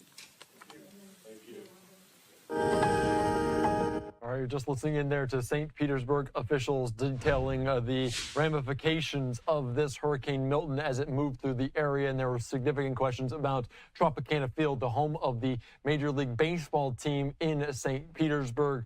The Tampa Bay Rays there at Tropicana Field. You can see this, a post from Mike's weather page as the roof was ripped off. They said it was just a staging area for some emergency management people, but they did word that this was happening, so they kind of moved that location. There were no injuries reported at this time of anything that involved there, but some dramatic images as the wind gusts well over 100 miles an hour. It was just renovated in the early 1990s. Not necessarily available for this amount of wind.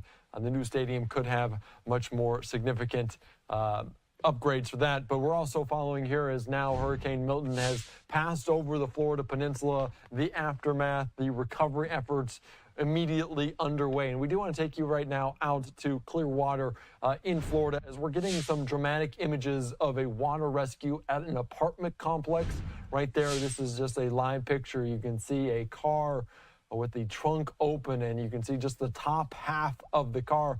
That just shows you how much water still remains in that area. That's from storm surge, but also from some rain. You can see people there being taken by boat from emergency crews to safety as this emergency rescue underway at an apartment. And you can see some of the people waving in the distance, the stairs in the background waving, potentially asking for help, calling for help. As we've been watching this from our Fox 13 cameras as well. Regina Gonzalez on the ground for this live report, but just some striking images of a water rescue and the cars there.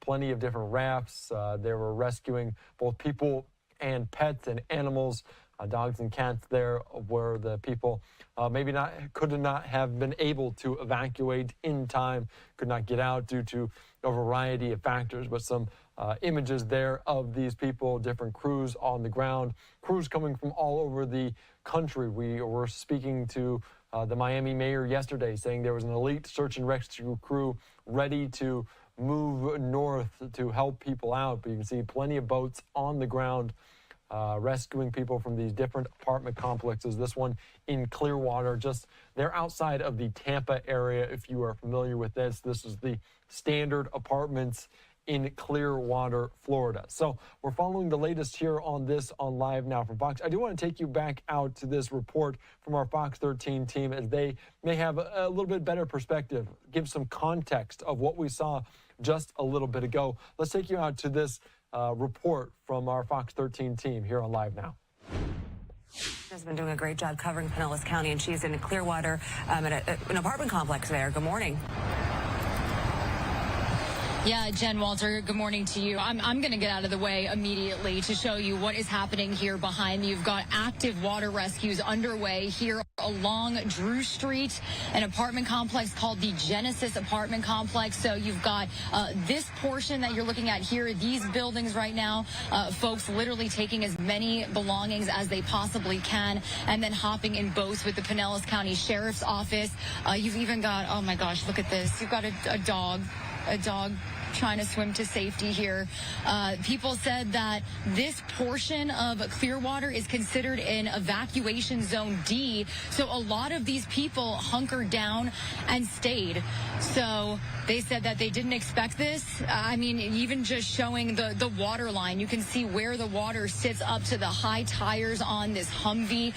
It's other parts of the complex in the parking lot, it's completely reaching the top of the windows of cars. So it's just several feet of water. Now, Alligator Creek is just about less than a mile down the road. So you've got that mixed with the heavy rainfall. I know Dave, the St. Pete mayor, said in this whole area they saw about 18 inches of rain over the course of a couple of hours. So, I mean, we've got people on the second level of this apartment complex. I spoke to a gentleman about just an hour ago, and he said since it was dark out, he's been waiting to get rescued. They're obviously taking this one apartment at a time, but it just really puts into perspective how bad things got out here in some of these areas. I mean, you've got wind damage also as well. Across the street from us, when we were walking down here, there was a shed that was completely just torn to pieces. So just a truly devastating sight to see. But these people are incredibly positive. I've been lucky enough to, chat with folks as they've come off these boats, as they've walked with their rain boots, with their belongings up to dry ground. You may have even listened to my lovely girl, Frances, who we spoke to in the 8 o'clock hour. She said, I'm a nurse. I see a lot. As long as we are okay, then that's all that matters. This is replaceable. I know it's easier said than done to do that, but this is what's going on in Clearwater right now. I know I've been responsible for basically the whole county this morning. Yes, you have. So we just got an update from Mayor Ken Welch. You had the roof of the trop come off, a crane come down. He said thousands are still without power, and police officers are just starting to assess the damage that is out there. Even though access to Pinellas County has been restored and to the barrier islands, they're just begging people to stay out of the way. I know things like this are quite a sight to see. Yeah, you can see that behind you. With cameras, but they're so they're just asking that you stay out of the first responders' way. Yeah, we need to give them all the space to safely do what they're doing, and they are doing an incredible job behind you. And you're doing an incredible job today too. You've been Regina, where are you exactly? You're off at Drew and... Yeah. Okay. So if you are coming over the Courtney Campbell, you're on Gulf to Bay. You kind of pass the Clearwater Mall on your left. Okay. It's like the Target and all those stores. This is when you turn right. So my parents have a complex right across the way. It's weird because they saw no high water really, but then you've got this. This more has to. I remember at 2 o'clock in the morning, Dave said there was huge reports of flooding on Alligator Creek. So this. Now that daylight came, this is what it looks like. Yeah. I'm just glad that they're all getting over to safety. All right, Regina. We'll talk again soon. Thank you. Look at that. All right. Bye, Putting guys. 2 and 2 together, I don't know this for sure, but the gentleman... All right, you're just listening in there to that report there from our Fox 13 team of a water rescue at those standard apartments in Clearwater, just to the west of downtown Tampa, one of the prettiest portions of Florida there as well. And we're also hearing just the reports of this as, of course, the Tropicana Field in St. Petersburg, the roof was ripped off. And we do have this very interesting shot of this. As you can see, one of the Fox drones getting up high atop of this case as the roof ripped off. You can see it from just the distance, a very striking image. The baseball stadium for the Tampa Bay Rays in downtown St. Petersburg was a staging area for some emergency management crews on hand there, some different linemen. That's what they usually do, just the amount of space inside of that dome. But now the dome is without a roof. So still some striking images of Tropicana Field. Roof ripped off there. Let's just continue to watch this here on Live Now from Fox.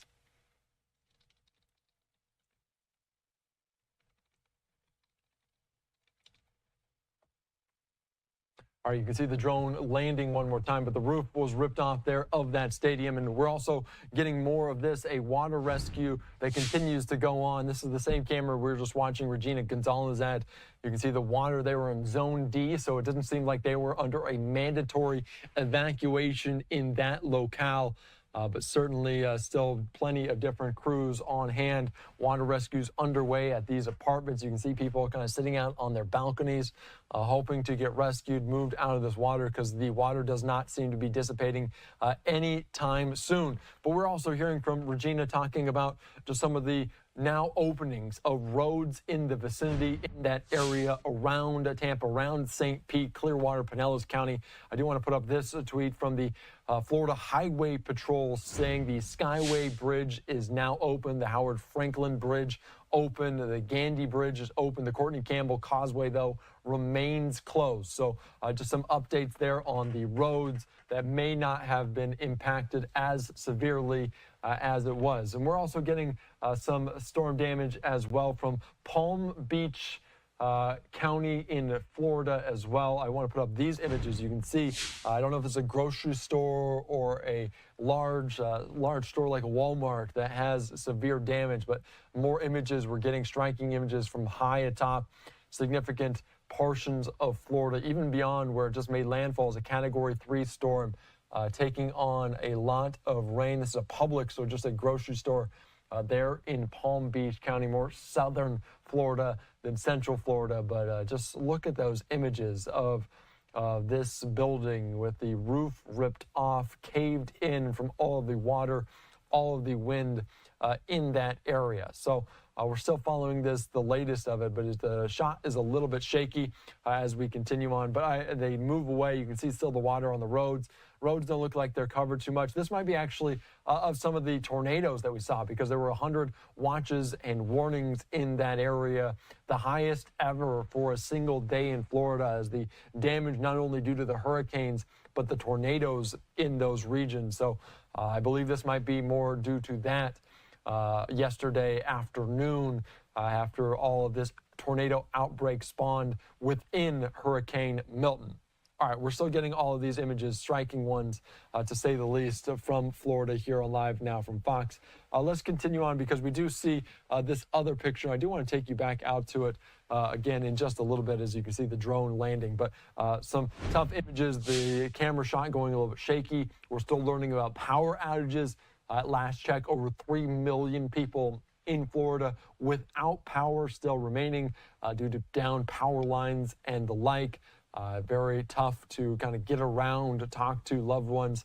That's why they wanted to make sure everyone is prepared for what to come. One of the strongest storms ever to make landfall there in Florida. Also, still this live picture, rescues still underway just past 10:30 on the East Coast at the standard apartment complexes in Clearwater, Florida. So we're following it here very closely on Live Now from Fox as Hurricane Milton made its way across the peninsula, now out over the Atlantic, and it is going to be downgraded significantly as it approaches a cold front. So I will just go off into the distance into the Atlantic here. But let's take you right now out to our Fox 35 team as they're continuing to track Hurricane Milton from Central Florida. Let's listen into this.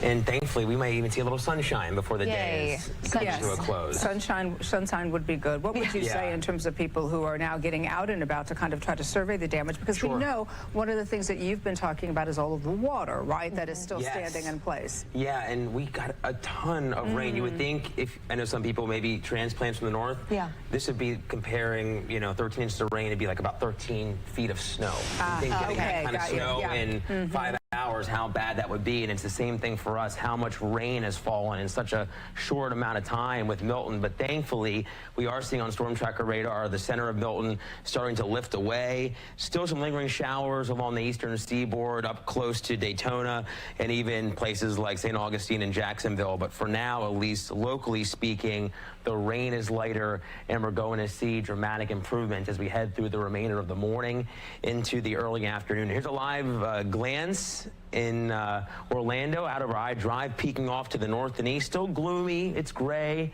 a couple droplets on our camera lens, but compared to this time 12 hours ago, things certainly looking a bit better across the greater Orlando metro, and that's going to be the case through the afternoon. You can see this color of purple and white. Over the last 24 hours, a solid stripe of intense rain thanks to Milton kind of transitioning from a hurricane to this extratropical system with the help of this cold front to the north. It really enhanced the lift on the north side of the storm, and that's what led to the intense rain that we had yesterday into the wee hours of our Thursday. You can still see the gusts up close to 60 miles per hour, strong tropical storm force wind gusting along the coast in New Smyrna, improving though back out to the west, still gusting close to tropical storm force, but not as bad as what we were feeling, say, 3 to 6 hours ago. In terms of the gusts that we have seen, Ponce Inlet, nearly 100 miles per hour, the same for Davenport and Polk County. Kennedy Space Center, 85 miles per hour. And in terms of the rain, look at some of these numbers. Orange City, over 13 inches of rain, over a foot in DeBary. Sanford picking up just over 9.5 inches of rainfall. So certainly a lot of rain and some other gusts as well, anywhere from 55 to nearly 65 miles per hour through Oviedo up through Kissimmee. Of course, we'll have a little more on Milton's impact, and we'll talk a bit more about what's in store through the rest of our day here in just a little bit. All right, you're just listening in there to our Fox 35 team doing a great job as Hurricane Milton has moved over Florida, making landfall just south of Tampa and exiting there just near Daytona Beach. So that was the path there. That was the ultimate, bringing lots of rain and wind, and it went over that peninsula as a hurricane, a Category 3 making landfall, but still a Category 1 as it exited the state of Florida. I do want to take you out to this other interview that we got, courtesy of the Associated Press, from Bradenton Beach, Florida, as officials on the ground describing some of the aftermath of this right after Hurricane Milton moved through. Let's listen in. This morning, obviously, we're seeing a lot of wind damage. Roofs have been compromised. We've had some structures that were compromised. They blew off the stilts. The trailer park, Pines Trailer Park, the trailers that face the intercoastal, the face of the trailers are all blown off, so they're exposed. But the good thing was we did not get the storm surge that we were told could potentially come. When we got out here, as you can see, it's dry. So that was the big thing. So we did not have a water event. This truly was a wind event. Yeah. And as far as comparing the damage to Helene, how does it shape up? I think Elaine is still going to be worse because of the amount of water that went into the at-grade homes and the height that it was able to in the trailer parks. I mean, the wind is devastating too, but it definitely, I believe it's going to be worse from the water. Yeah. And what did you, I mean, how did it feel to come and like, God, there's no water, like, you know, just the sense of relief? What was that like? I came across the bridge this morning at 4:30 and started driving around, and I was very happy because in 9-15 feet of storm surge, on top of the 22-foot waves that were there, my police department sits quite a ways back. It would have been underwater. Between the wave action and the height of the storm surge, that building would have been submerged. So it's nice to have a place to come back to. And as far as any rescue efforts, health and safety, was anybody here? We haven't had any. I'm going to say very close to 100% of our population evacuated. Elena definitely scared them. We've never had an event like this, a Cat 3 hurricane, so this was new to them, and they did heed the warning and they left. I would say as soon as the evacuation was ordered issued, at least 90% were gone, and that order was issued Monday afternoon at 2 o'clock, so they left that quick. And how did that compare to Helene? Did more people We had quite a few stayed. Again, we've ridden this out before. We'll be okay, and that's not what happened. I'm going to ask you a question that you can look at her when you answer. I guess just after all the buildup and people were like, this could have been the worst thing ever, but we're seeing, I know you're focused on your community, but we're seeing communities that seem like, I mean, a lot of trees down, a lot of rooftops damaged, but nothing that can't be repaired. I guess, is this a sigh of relief? How would you describe? No, it is a sigh of relief. Again, so far, knock on wood, we've had no injuries and no deaths. in our city. So yeah, that is a great relief. This is a very tight-knit, small community. Almost everybody knows everybody, so any tragedy that could have happened from that, the whole community would have felt it. So we were very fortunate in doing that. And then I'm going to skip to something else because I want to make sure I get this out. I want the residents and the business owners to know that since we don't have the sand that we had, Bradenton Beach Public Works is actively clearing the secondary roads. DOT is actively going to be clearing State Route 789 of any obstacles, and we're going to get the residents and the business owners back much quicker than we did last time. It took us a week, and I would like this to be just a couple of days. And as far as the overall recovery after these back-to-back storms, you know, we're grateful it's not worse from this one. But what does the timeline look for this community coming back, people being able to live in their homes? I have to say that, well, obviously we got to get the power back up, and the water and sewer is still off. So once we establish all that, then, you know, they can obviously feel more comfortable living in their home if it's safe. I think that the Build Back project for Bradenton Beach is going to be done in phases. Obviously, residents will come back and start. Some of our businesses were not damaged at all. So if they can get up and running, we're going to facilitate in any way, shape, or form we can to get them up and running so that, you know, we can get back to normal. All right, you're just listening in to officials from Bradenton Beach detail the recovery efforts there. And you heard that the evacuations, most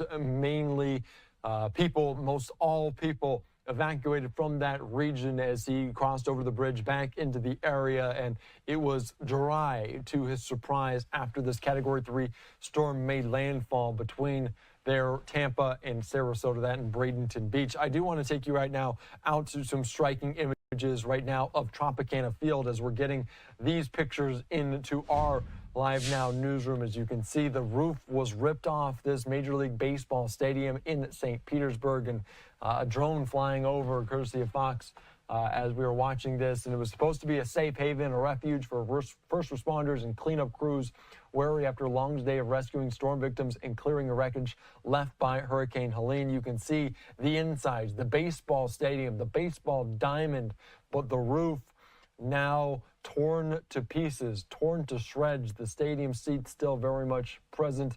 This Major League Baseball stadium turned into a makeshift shelter for storm personnel. Milton unleashed a lot of rain and wind on it. A Category 3 hurricane that made landfall on Wednesday killed at least 4 people. And this is some of the striking image just to show you the strength of what we saw from Milton there at Tropicana Field. We saw some of the images last night of what transpired. This building there kind of renovated back in the early 1990s.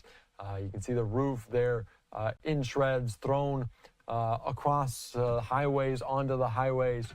So we're feeling, obviously, watching this unfold in real time here on LiveNOW from Fox. Let's continue on. Let's take you back out to our Fox 13 team as they detail what happened with Milton, some of the numbers, some of the rainfall, the wind totals. Let's listen in to what they have to say. They're just kind of trickling in right now, but if you were north of the eye, this is what you had. You had 10 to 15 inches of rain with some isolated amounts as high as 18. As far as the storm surge goes, we know the numbers from Naples and Fort Myers were in the 5-foot range. Venice maybe about 7.5 feet. We don't have other storm surge totals yet. There aren't a lot of gauges between this area and then going up to where it made landfall. So a lot of it is going to be sight and kind of seeing what the storm surge did. Of course, as soon as we get that, we'll let you know.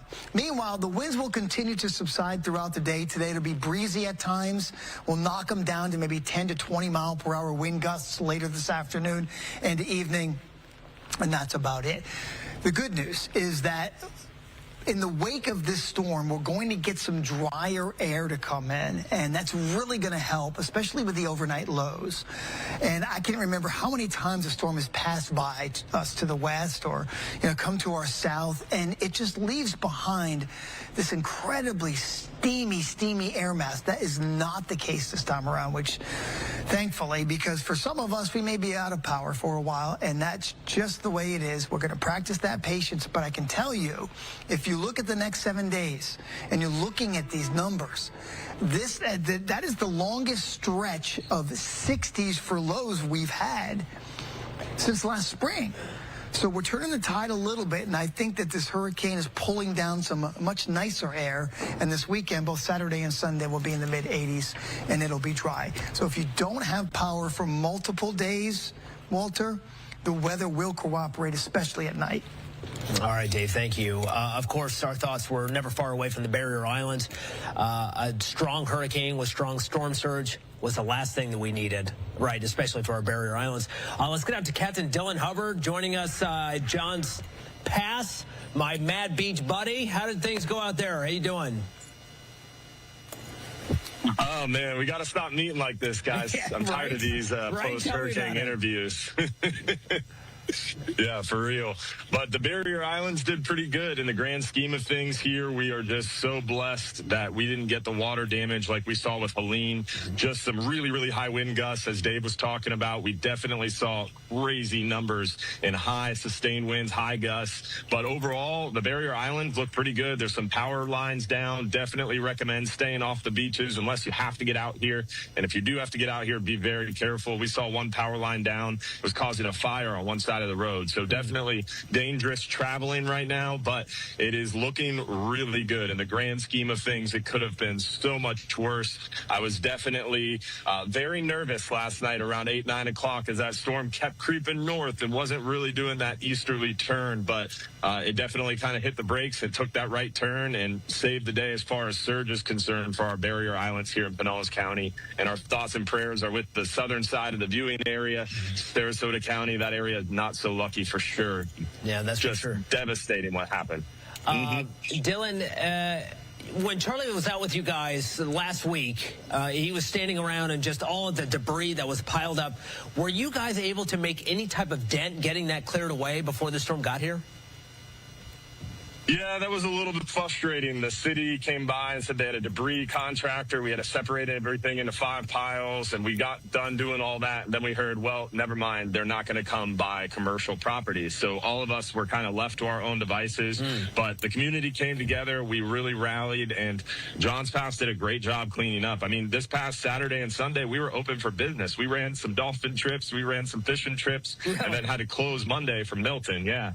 So, I mean, we did a really, really amazing job. We're so blessed to have a great community, an awesome team, and we'll be back up and running here pretty quickly. We just need a little bit of power, and we'll be ready to rock and roll here once again.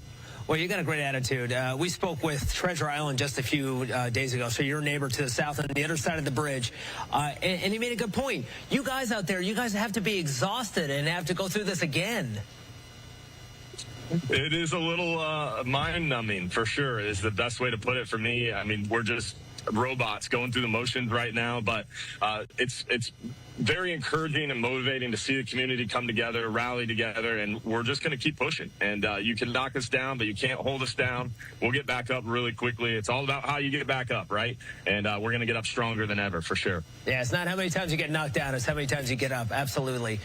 Hearing from the folks in Clearwater. No, go ahead. We're feeling like Rocky down here.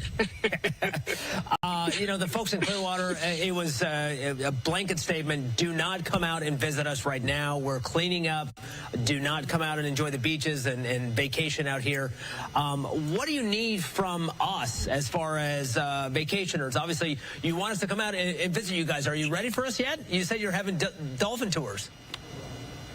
Yeah, I mean, I would say the beaches are definitely, the city of Madeira Beach has been clear. They don't want people out on the beaches. A lot of our beach hotels definitely have a lot of damage. We've had a lot of folks calling and canceling trips late October, early November, because a lot of these beach condos, a lot of these beach hotels have completely closed their doors. They have a really long-term cleanup process. But there's a huge portion of Pinellas County that didn't see the damage from Helene. And Milton definitely caused some wind damage, but we'll be able to clean up and get back to going even faster from that. So what I would say for visitors and for even in-town residents, you want to break from hurricane cleanup. Once we have power here, we'll be back up and running. We'll be running trips, and we'll be back to business here very quickly. Hopefully by the end of the weekend, definitely by the start of next week. So stay tuned via our social media. And if you want to get some break from the insanity and the cleanup and want to get out there on the water, clear your head, and have some fun in the sun, we'd love to have you for sure. So you can't really come stay on the beach and walk the beach and do a dolphin tour, but you can definitely drive down here and enjoy a boat ride or a fishing trip and get some fresh fish to take home and cook on the grill. I mean, if you don't have power, you can always grill, and fresh fish, you can't beat that. That's for sure. Hey, since I have you on the phone, we're running out of time, but what's biting out there? After a storm moves through, is anything biting? I would say the fish are going to be needing a little bit of time. The water's got to calm down and then clear up. The water I'm standing over right now, I don't think I've ever personally seen it this muddy and dirty right now. It looks like St. John's River and then added a bunch of creamer to the coffee, right? So not only was it dark brown, but then it's just very turbid. So those fish really can't see. So it needs to calm down and clear up a little bit. But as soon as it does, they're going to be hungry because they haven't been eating the last 24, 36 hours, and they won't be able to eat until it starts clearing up. So when they do, it's definitely going to be a good time to get out there and go fishing. But don't forget, Walter, if you're too busy to go fishing, you're just too darn busy. That's exactly what we needed to hear. Exactly what we needed to hear. Captain Dillon, thank you so much, and we're so happy that you guys fared as well as you did. Thank you. I appreciate it, guys. All right. Talk later on. 10:49. Be right back. All right, you're just listening in there to our Fox team as they continue to detail the latest and some of these striking images coming out of Tampa, that including Tropicana Field. As the roof was ripped off, we did show this image just a little bit ago, but we're hearing updates now from the likes of Florida Governor Ron DeSantis, St. Pete, the Mayor Ken Welch, and other officials there talking about the immediate recovery efforts. We did see some water rescues underway in the Clearwater area, though. So some of those impacts right along the Gulf Coast of Mexico severely impacted. I do want to put up this. I don't know if it's a live picture anymore. It looks a little bit frozen, but we're still monitoring here the latest with some of these rescues at the standard apartments. We did see people, different pets being rescued, taken out of these buildings, and they were in, I believe, an evacuation zone D. So those were some of the images that we were seeing. I also want to give you an update from the Florida Highway Patrol. Here's a tweet from them talking about some of the openings. Now, the Skyway Bridge, the Howard Franklin Bridge, the Gandy Bridge opened. Only the Courtney Campbell Causeway remains closed in that region. And of course, we're still seeing just some of these aftermath, some of these images of all these pictures here of different people posting about Pinellas County, Orange County. Mike's weather page doing a great job. The United Cajun Navy on the ground. Our Fox 13, Fox 35 team, the city of Tampa, surveying the damage. Hillsboro County, so many people getting out, doing good work early this morning to make sure everyone is safe. You can see Pinellas County there with some rescue efforts underway after Hurricane Milton. Let's take you right now back out to our Fox 35 team in Central Florida, Seminole County. Let's listen in to what they have to say here on Live Now from Fox in their broadcast. We wanted to showcase something we wanted to warn some drivers about. This is the entrance to the Springs subdivision at Springs Boulevard in 434. There's an oak tree that toppled on top of power lines. It's caused the power lines to droop substantially, and you're about to see what I'm worried about here. You got these folks coming in and out of the neighborhood, and that power line is about 2 feet above the roof of his car. So anybody with a taller vehicle is going to have an issue and bring that down. So if you're out and about, if you insist on driving around and seeing the damage, I get it. But just be aware that these power lines and these trees are everywhere in Central Florida, and they pop up on you when you're least expecting it. So there's your warning. We're going to send it back to you all in the studio. Right, now to kind of put some hazard lights on and let people know, can you hear us, David? To let people know that, you know, that's there and that they need to be careful when they go there. I'm sure as you're driving around, you're going to see a lot of images like that. What would you say that you've seen in the time that you've been out there that has been most surprising to you, if anything? Just the traffic, the amount of traffic. In terms of debris fields and trees down and power lines down, it's pretty standard operating procedure post-hurricane. I'm just shocked at the number of cars that are out. And if maybe they know something I don't. Maybe there's a grocery store open or something, but I don't think there is. Yeah, and it's still so early still, too. I mean, it's 10:52. The hurricane, you know, just passed not that long ago. So, and daylight's out. I wonder if they're all just looky-loos, essentially, and trying to, you know, see what it looks like out there. But I'm just so shocked, David, at that oak tree behind you. And I keep saying this, the winds had to have been so strong to knock over a tree like that. Yeah, well, who knows what kind of root structure it had. Hey, let me show you the sky. We've got our first spotting of blue sky here today in Seminole County. So we will take it, won't we? Bit of good news today. Absolutely true. David Martin, thanks so much for that. We appreciate it. The time right now is 10:53. Don't go far. This special edition of... All right, we're watching our Fox 35 team as they're continuing to detail the latest with all of this. Let's take you right now out to more coverage. I believe Fox 13 continues to detail what happened last night, some of the recovery efforts, some of the issues with different power outages, people evacuating the area. Let's listen into their coverage here on Live Now.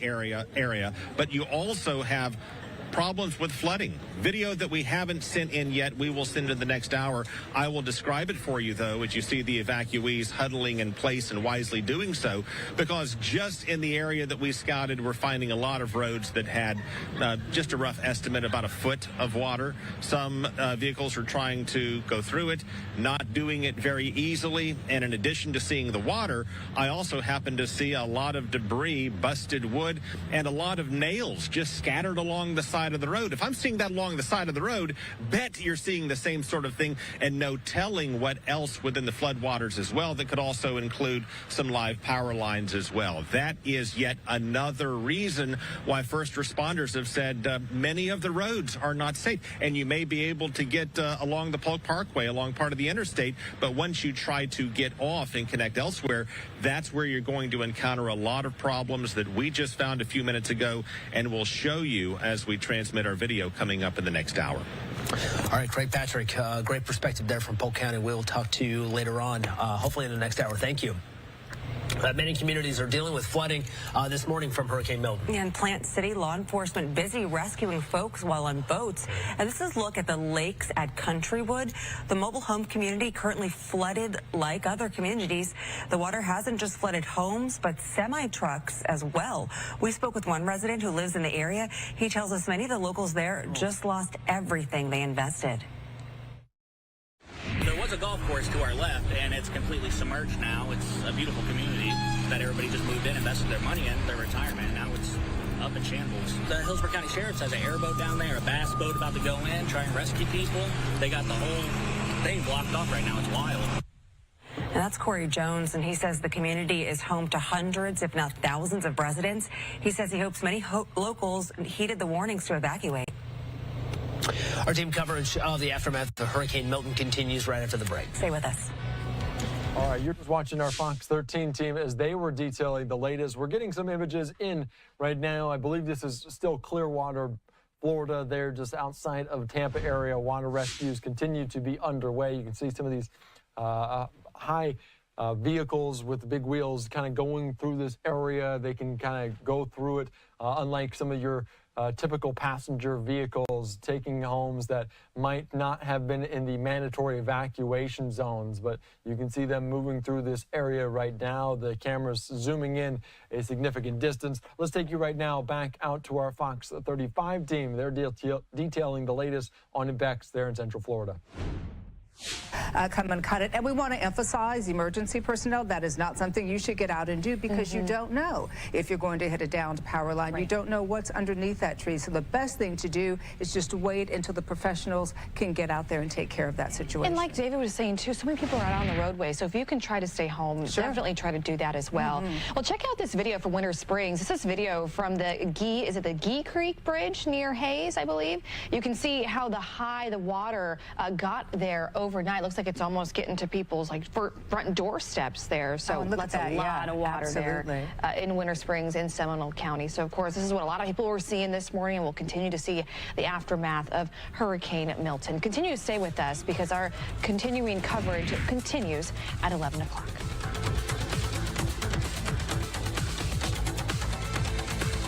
All right, you're just listening in there to our Fox 35 team covering the latest here with all of Hurricane Milton. I'm Andy Mack here on Live Now from Fox. Again, let's dive back into our Fox 13 as we kind of hopscotch between these two stations there in Florida. Let's listen back in. What I'm looking at right now, the Plymouth Harbor, Sarasota camera. We're kind of scanning around to see what kind of damage. And we have seen a lot of boats. You know, a lot of boats have had issues, which makes complete sense. And a lot of the docks, too. Some of those folks that live along the water there. Is that a boat on ground? Anyway, it wasn't it? Go back to that. Is that a boat that's on the land? Yeah. Yeah, it does look like, yeah. I mean, you can see this is happening sort of up and down the coast. And, you know, when you get a storm surge like this, and Plymouth Harbor, Sarasota, I mean, kind of ground zero for where this storm made its way on shore right there in Siesta Key at 8:30 last night. So I want to go back and talk a little bit about the history of all of this, because as the storm was working its way closer to the state, no less than 125 tornado warnings went out, with so many of those actually verifying as well, and some large tornadoes. So we had talked about yesterday, every single person in our viewing area was going to get some aspect of this storm, whether it was the tornadic activity or this, which is the 106-mile-per-hour wind gust in Anna Maria down at Tampa with a 97-mile-per-hour wind gust. So everybody, the weather is over. Milton is gone. The winds, although a little strong still this morning, they will continue to subside. And the good news is, for a change, we finally have some drier air moving in. We're not going to have that huge steam bath we typically get after a storm like this. So cloud shower, maybe up to 80 degrees, a little windy at times today, and nothing significant. But then beginning tonight, temperatures fall into the 60s. And they're going to stay in the 60s every night through the weekend into the beginning of next week. So what I'm saying is if we have an extended time for power outages, folks, the days and nights are going to be much nicer around here, more tolerable, especially the evening. So come back with the 7-day in just a few minutes. All right, Dave. And as access begins to open in Pinellas County, we are seeing a lot more traffic on the roads, although officials are suggesting you don't do that. So let's just talk about some of the rules of the road right now, because we know there are a lot of power outages, hundreds of thousands of power outages across the Bay Area. So traffic lights likely won't be working at many intersections. If you come across an intersection and the lights are not working at all, treat it as a four-way stop. Same thing can be said if it's a flashing red light. If it's a flashing yellow light, treat that as a caution sign, a yield sign. So just use caution as you travel through the intersections where the traffic lights are not working. Let's talk about some other things. The big bridges. Everybody's been asking me about that. So with our latest update is that all bridges are open except for the Courtney Campbell Causeway. We're talking about the big bridges. So the Courtney Campbell Causeway remains closed. The Howard Franklin is open. The Gandy is open, and the Sunshine Skyway Bridge is open. We are hearing that the Clearwater Memorial Causeway is still closed because there's a lot of debris in the roadway that still needs to be cleaned up. And I wish my traffic cameras were working, but they are not. I wish we could take a look at the Bay Area bridges, but the good news is that the Sunshine Skyway Bridge is open. All right, whether it be water treatment facilities, crane collapses, roofs, damage from Tropicana Field, Regina Gonzalez has been all over Pinellas County. Covers it all. What do you have for us now? Joe and I have been running all over Pinellas County. I hate that we've been running all over Pinellas County because there's so much damage to see. But it's the reality of the wrath of Hurricane Milton. So right now we are in front of an apartment complex in Clearwater, just adjacent to Drew Street. And you can just see how high this water got. I mean, look at some of these cars. That's at least waist deep, and it's receded. did. It was actually to the point where it was at the top of the windows at one point. That's basically my height. I'm 5'7", so it's just incredible to see how high this water got. People who live here tell me this is technically an evacuation zone D, which is why so many people stayed.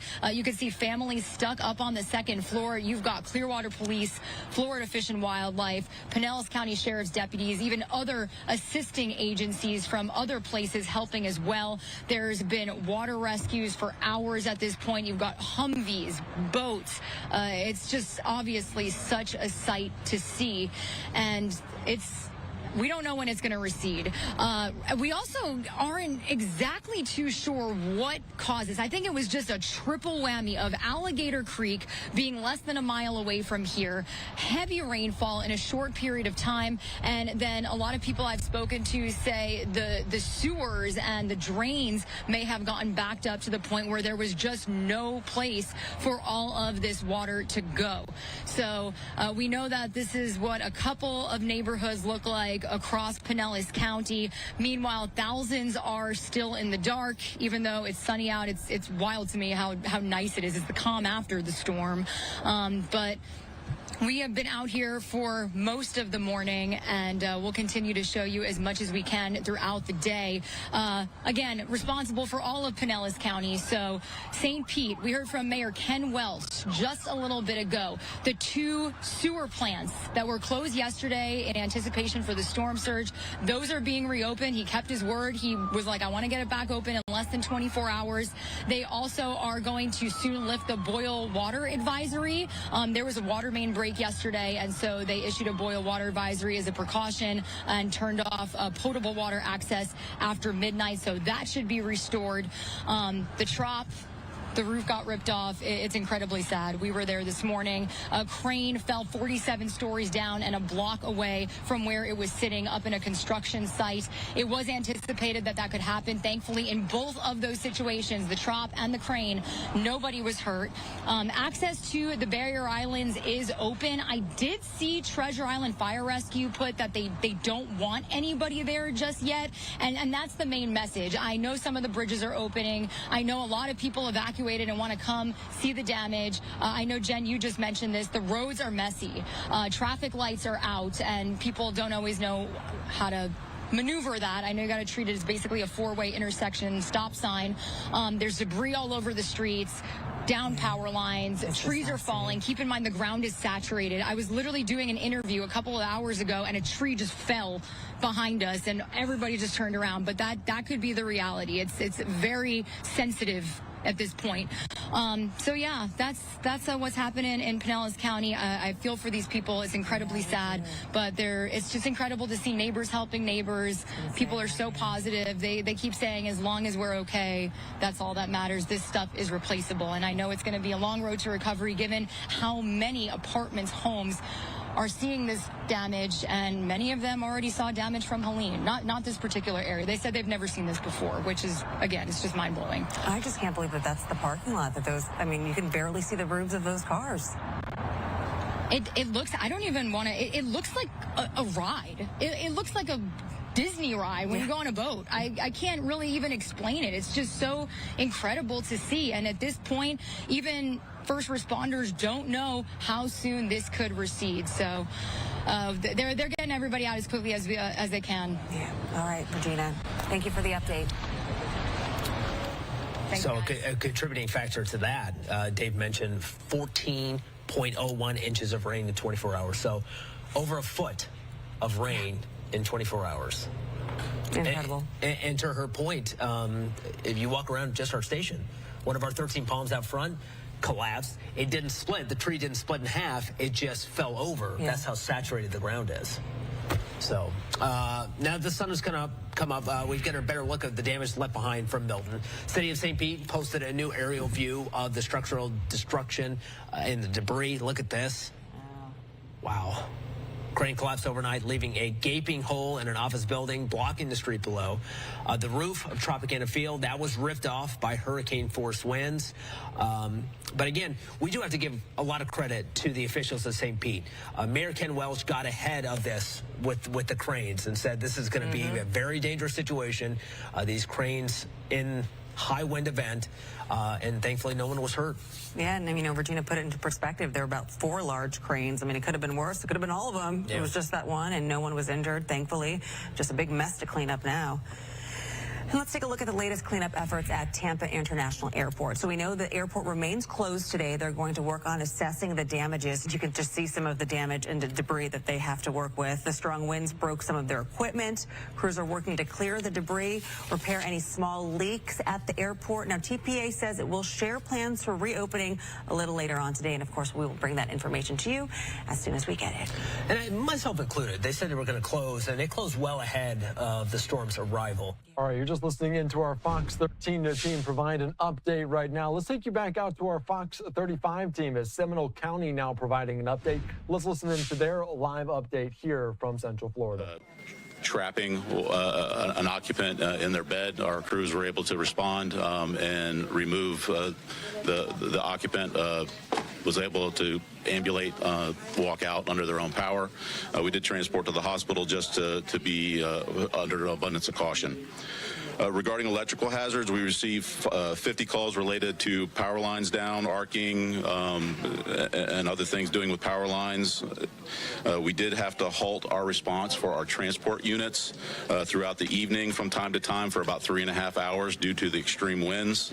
Thankfully, those winds never got to the point where we had to cease all operations, so our heavy vehicles, our engines, our towers were still able to respond.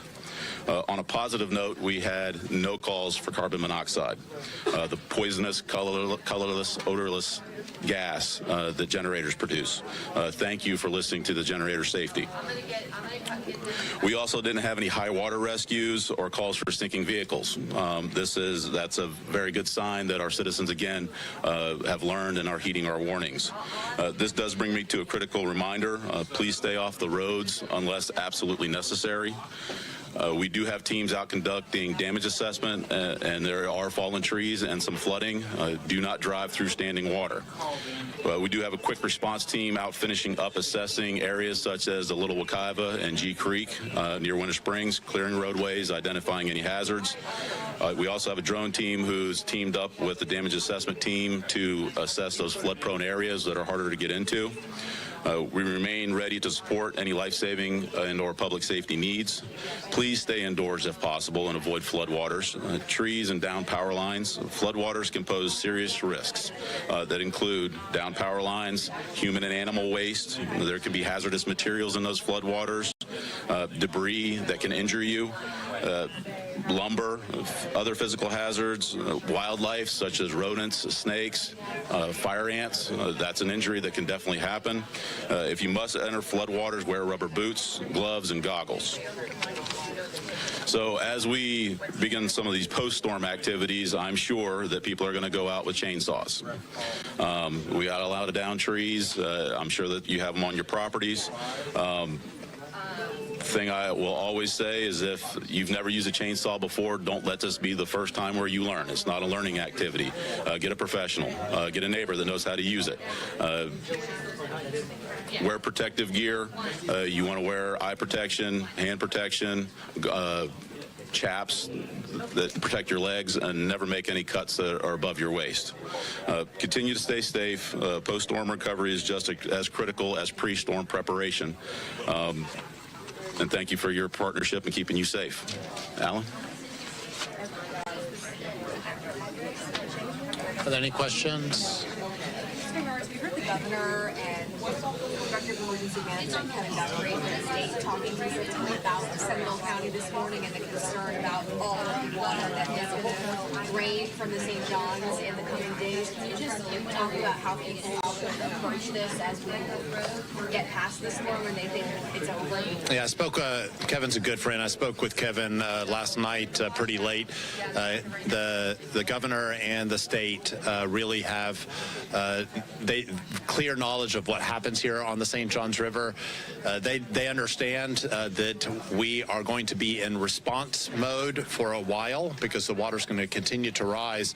While other areas of our community are recovering from what happened last night, there are folks that still haven't experienced what Hurricane Milton is going to give them, because the water is forecasted to continue to rise on the St. Johns River for at least 5, 6, maybe even 7 more days as the water makes its way through the different tributaries, Little McIver River, Little Econ, the Howell Creeks and G Creeks and all those others. All right, so Seminole County there giving an update on the efforts that what they're doing right now, essentially, Danielle, and it looks like still 100 roads in the county are blocked. They're asking people, and something that David also mentioned too was there's a lot of cars out on the roadways right now. I think people are just wanting to see what it looked like, and they are asking people, please still do not get out of your house if you don't have to, unless it's an emergency to get to where you need to go, because they need to clear these roads. And it's interesting you mentioned emergency. What they also said was there are 900 people in emergency shelters right now. That number increased as the day and the evening went on because more people realized that they needed another. All right, you're just listening into our Fox 35 team as they were diving into that Seminole County update on the impacts of Hurricane Helene and the Hurricane Milton, and the aftermath, the second major hurricane in a matter of weeks. We're getting some live pictures right now into our newsroom. You can see just some of the flooded water there as it is continuing in south of Daytona, Florida, courtesy of our Fox 35 team. Just the water there almost up to the top of the mailboxes. We're also following here or out of Palm Beach County as the aftermath of some of these tornado outbreaks in those areas. Some of the damage due to some of that major wind continues to be impacted. And we're also following here just the power outage, the amount of power outages. You can see more than 3 million people remain without power in the state of Florida, including in that Tampa area, in Pinellas County, some 418,000 people still without power through the stretch of Florida. You can kind of see the path of where Milton crossed over the state. All right, I'm Andy Mack here on Live Now from Fox. Let's slide away for a quick 2-minute break. Catch our breath. We'll be back after.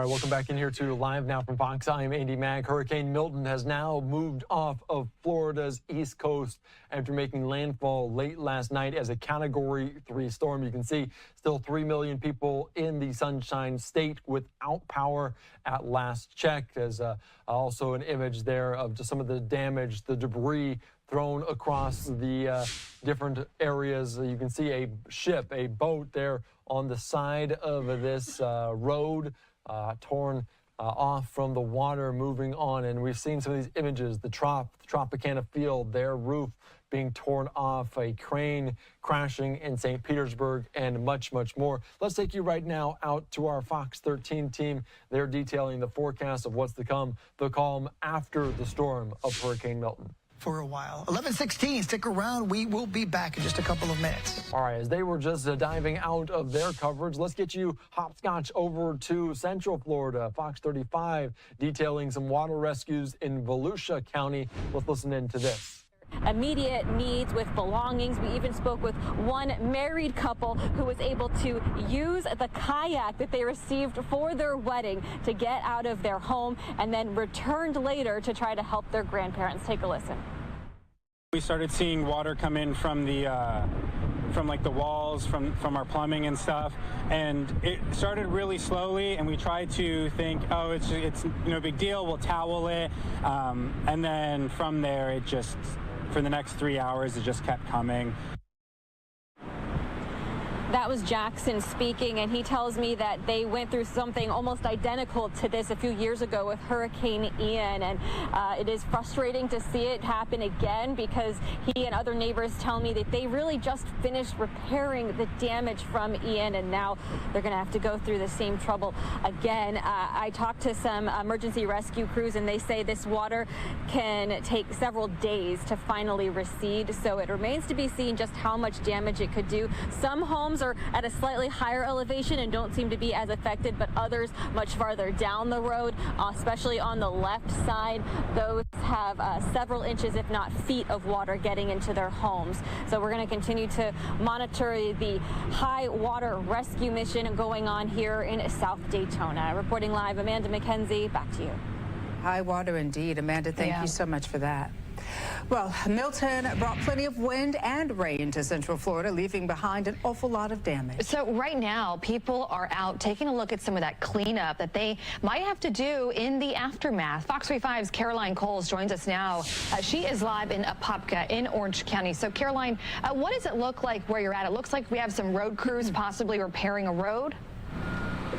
Yes, that's exactly what you're seeing. Good morning to you both. I'm in Chandler Estates. It's a neighborhood here in Apopka, Florida. And behind me is a massive sinkhole that opened up overnight. Officials are saying it's because of a water main break in this neighborhood. You see, we are far behind the yellow tape simply because it's a sinkhole. And sinkholes, they are deadly. They are devastating. So we are staying as far away from it as possible. But I want to paint a picture of what you're seeing right now.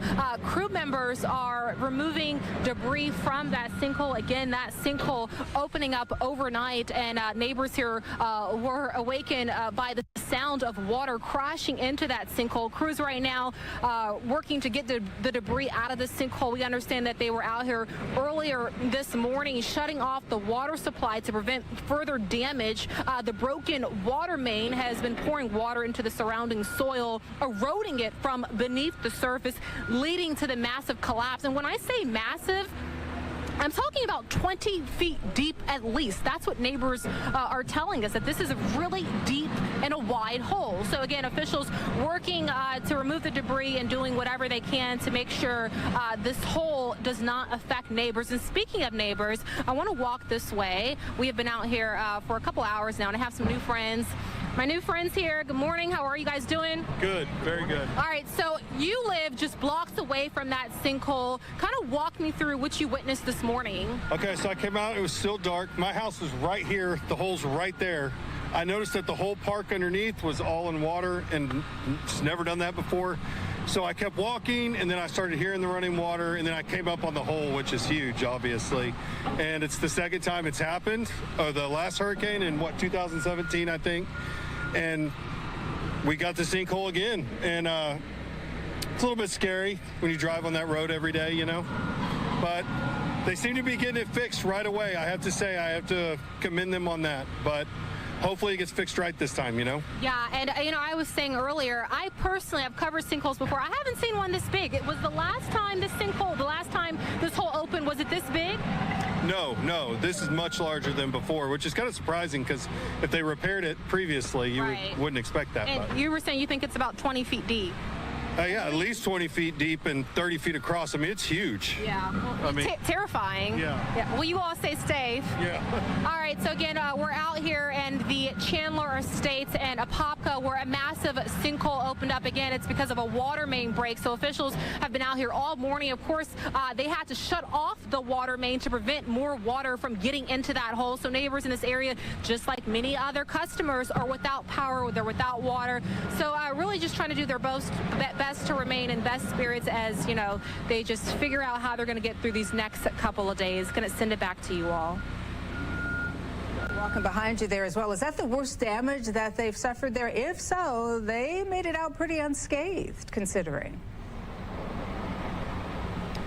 Sorry, Danielle, say it one more time. No, I was just asking. I saw somebody walking behind you as you were coming back to close out your live shot, and I was just wondering if that's the worst damage that they've seen out there, and if so, they made it out fairly unscathed. Yes, they did. There's not a whole lot of damage. I was asking neighbors, what kind of damage did you get? A couple of neighbors say their fences kind of went all over the place, but in terms of structural damage of their home, their roofs are okay, their windows are okay. So people really blessed and fortunate that they didn't see other damage other than what we're seeing right now. Caroline Coles, thank you so much for that live report. Well, our team coverage continues with Fox 35's Marley Capper when we come back. Are you just listening in to our Fox 35 team? They're continuing to detail the latest. Another live picture there as some of the damage, a boat on the side of that, kind of right off the water next to a road.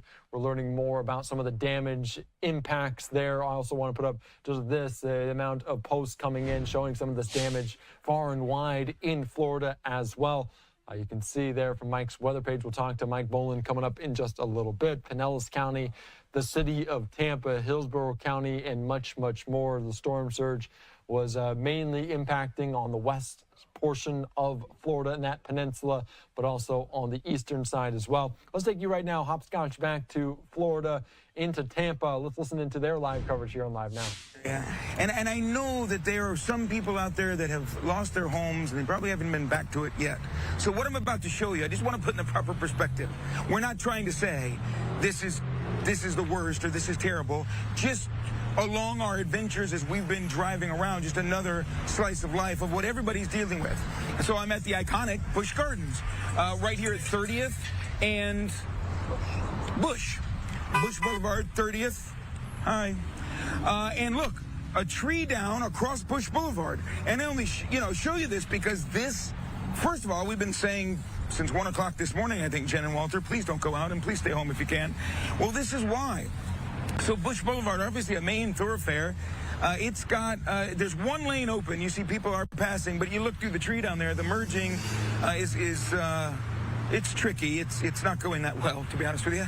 And then this is the problem. And this, you'll go, we talked about this last time, and Walter mentioned it again. You'll go miles and miles, and you see a lot of blown out signs. You see things you expect to see, and then all of a sudden, wow, a really big tree is either over some fencing, or it's over some electrical lines, and sadly, it's over a house, or it's in an apartment complex. And you see the ground so saturated, it's not like it snapped. It couldn't. The roots were so wet and saturated, it just couldn't hold it anymore, the weight it falls over. We've got another example of that. Oh, you can't quite see it from this angle, Jason. We're going to have to come back up this way. Oh, and actually, hello.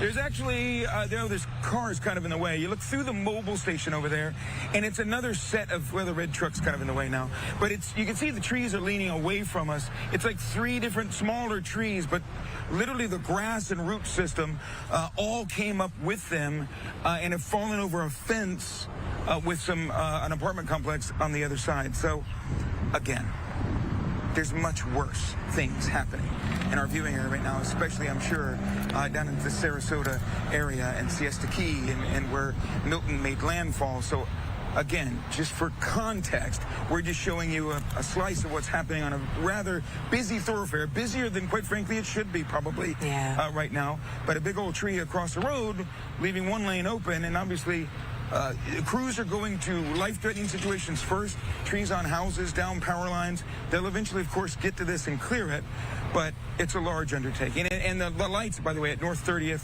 and East Bush Boulevard are flashing. You know, they're flashing yellow this way and flashing yellow, actually, always. So just be careful out there. Stay home if you can. And hopefully we see more of this than the really bad stuff. Yeah, let's hope so. Now, Charlie, I know you're talking to people that had maybe one of the worst mornings that they have ever had, but you're making their morning. They never expect to see Charlie Belcher pop out of the car, and they get to talk to the fun guy. We did take a selfie with some Duke Energy guys. I don't want to get them in trouble, but they were very excited to see us, and we were excited to see them in Zephyr Hills, and they were very nice, and they were they got out of the truck and like, hey, we watched Good Day, we watched you all night. In fact, we saw some Pasco County Sheriff's deputies when we were in Bayonet Point. They were lovely and talked about they've been watching us all night, and we were thanking each other for a job well done and keeping everybody informed. I hope. Listen, if there's anybody anywhere that this makes them feel better, good. That's why we're here. I just can't help but think about the people in Sarasota that we haven't heard from yet, and in Siesta Key, and I know people are separated from loved ones there, and I can only imagine, until I could talk to my wife this morning, until Jason McDowell could talk to his mother this morning, who was in St. Petersburg and lost power, until we could reconnect, we were not in a mood to even smile or think about smiling. We have done that now.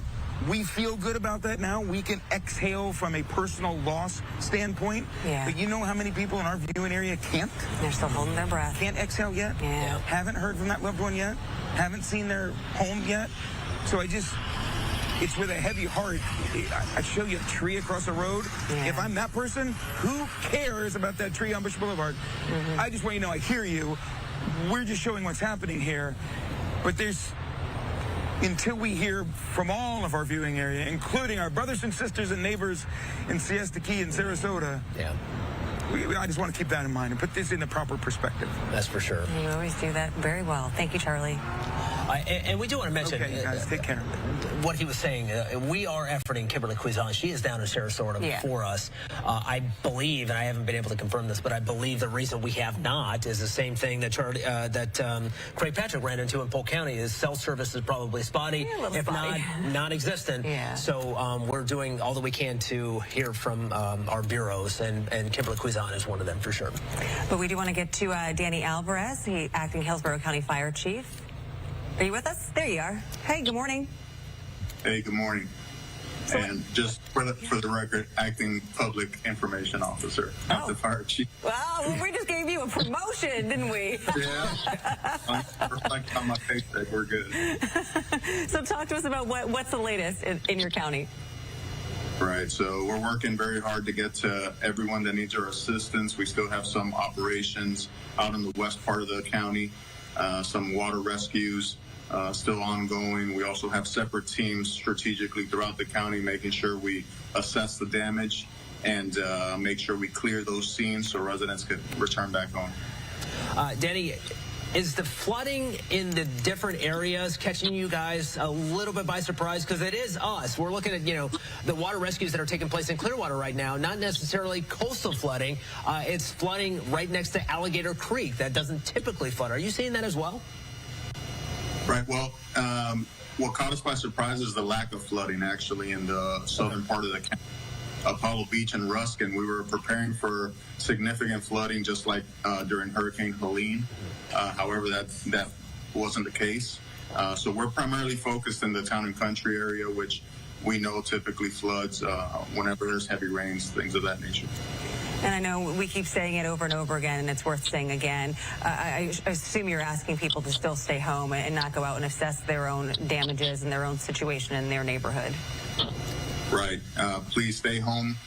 We understand the desire to go outside, go look at the neighborhood, things of that nature. But please, there could be down lines, power lines. You might not know or see the potential hazards that you're facing as you're traveling through the neighborhood. So stay home. Let us assess these neighborhoods. Let's make sure they're clear. Last thing we want is for you to be injured post-hurricane. I was going to say, we've heard that from the Polk County Sheriff, and we've also heard that from the governor. Don't be a statistic. Yeah. We have made it this far. Yeah. Let's not lose any life right now. Exactly right. We've made it through this. We made it through Helene. We've stuck together as a community, which is a beautiful thing to see. So obviously our number one priority is your life safety. We're giving you this recommendation. Stay home. Let us finish up what we need to do, give you the all clear so that you could go back to normal living. And, you know, my last question before we let you go, you got to be so proud of your guys and gals. You know, they leaving their own families at home, no doubt worried about them, but also serving the rest of us, making sure that we're safe. It's unbelievable.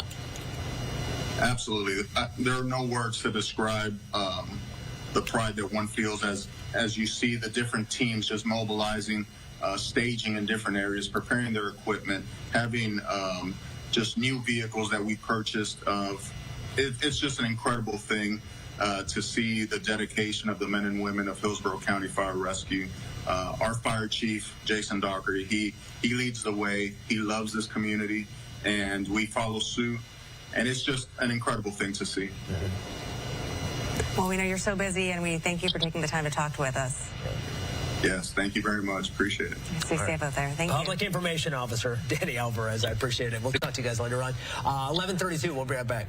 All right, you're just listening in to our Fox 13 team as they're continuing to detail, speaking with officials there in Hillsboro County, Florida, talking about the flooding in places maybe they're not expecting it, significant in other locations. You can see some of the flooding there across Florida as well. Up to maybe the top of some of these mailboxes. And we did see different water rescues in those regions of people getting their pets out, their elderly family members, grandparents, mothers, fathers out of the area. But this is our Fox 35 camera in this area. Let's also slide away for a quick 2-minute break. We'll be back with more coverage of Milton's aftermath.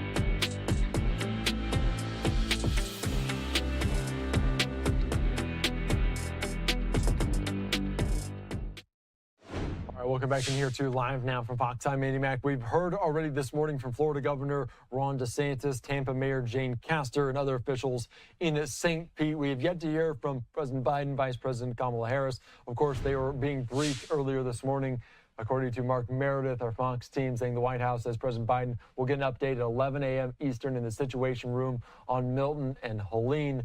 VP Harris will attend virtually. POTUS President Biden also posting this on social media, saying to everyone impacted by Hurricane Milton, I urge you, stay inside and off the roads.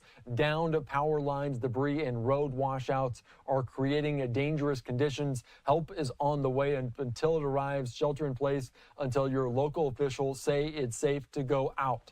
And right now, out we go to our Fox 13 team, Kimberly Quizon in Sarasota County. Let's listen into her report here on Live Now. Bad damage. Yes, it's damage, but this is what we're starting to see across the Sarasota area. Want to go give you a little bit of a walk and talk to show you just how strong these winds were. We're going to walk across the street now, but as you can see, this is an Airbnb across from us. The oak tree is down. Their screen door was ripped off. There's a screen door right here. That one's ours. I want to show you where their screen door ended up. So we're going to keep walking. My husband's grill was tucked up against the house. The winds pulled that away. And again, you can just see this debris field of the oak tree that came down from the Airbnb right next to us. A lot of the trees are down right now. So when you look at the front of the houses, not too much. There is some roof damage in the neighborhood. But what Omar and I want to show you right now is this. This door did not belong to us. It's not ours at all. And look at this. This is, I don't even want to say incredible. It's scary. This is not our door. This was impaled from somebody else's. We think it's from the Airbnb over there. We have no idea. But that just goes to show how strong the winds were as Milton passed over this area. And this area was also in the eye wall. We're going to continue walking. You can see fruit trees are down. That's fine. Those can be replaced. We can plant again. But we're going to cross the road. And this is what I really want you to see, just how far this debris went. Again, just down trees in the neighborhood. Nothing too horrible. There is some roof damage.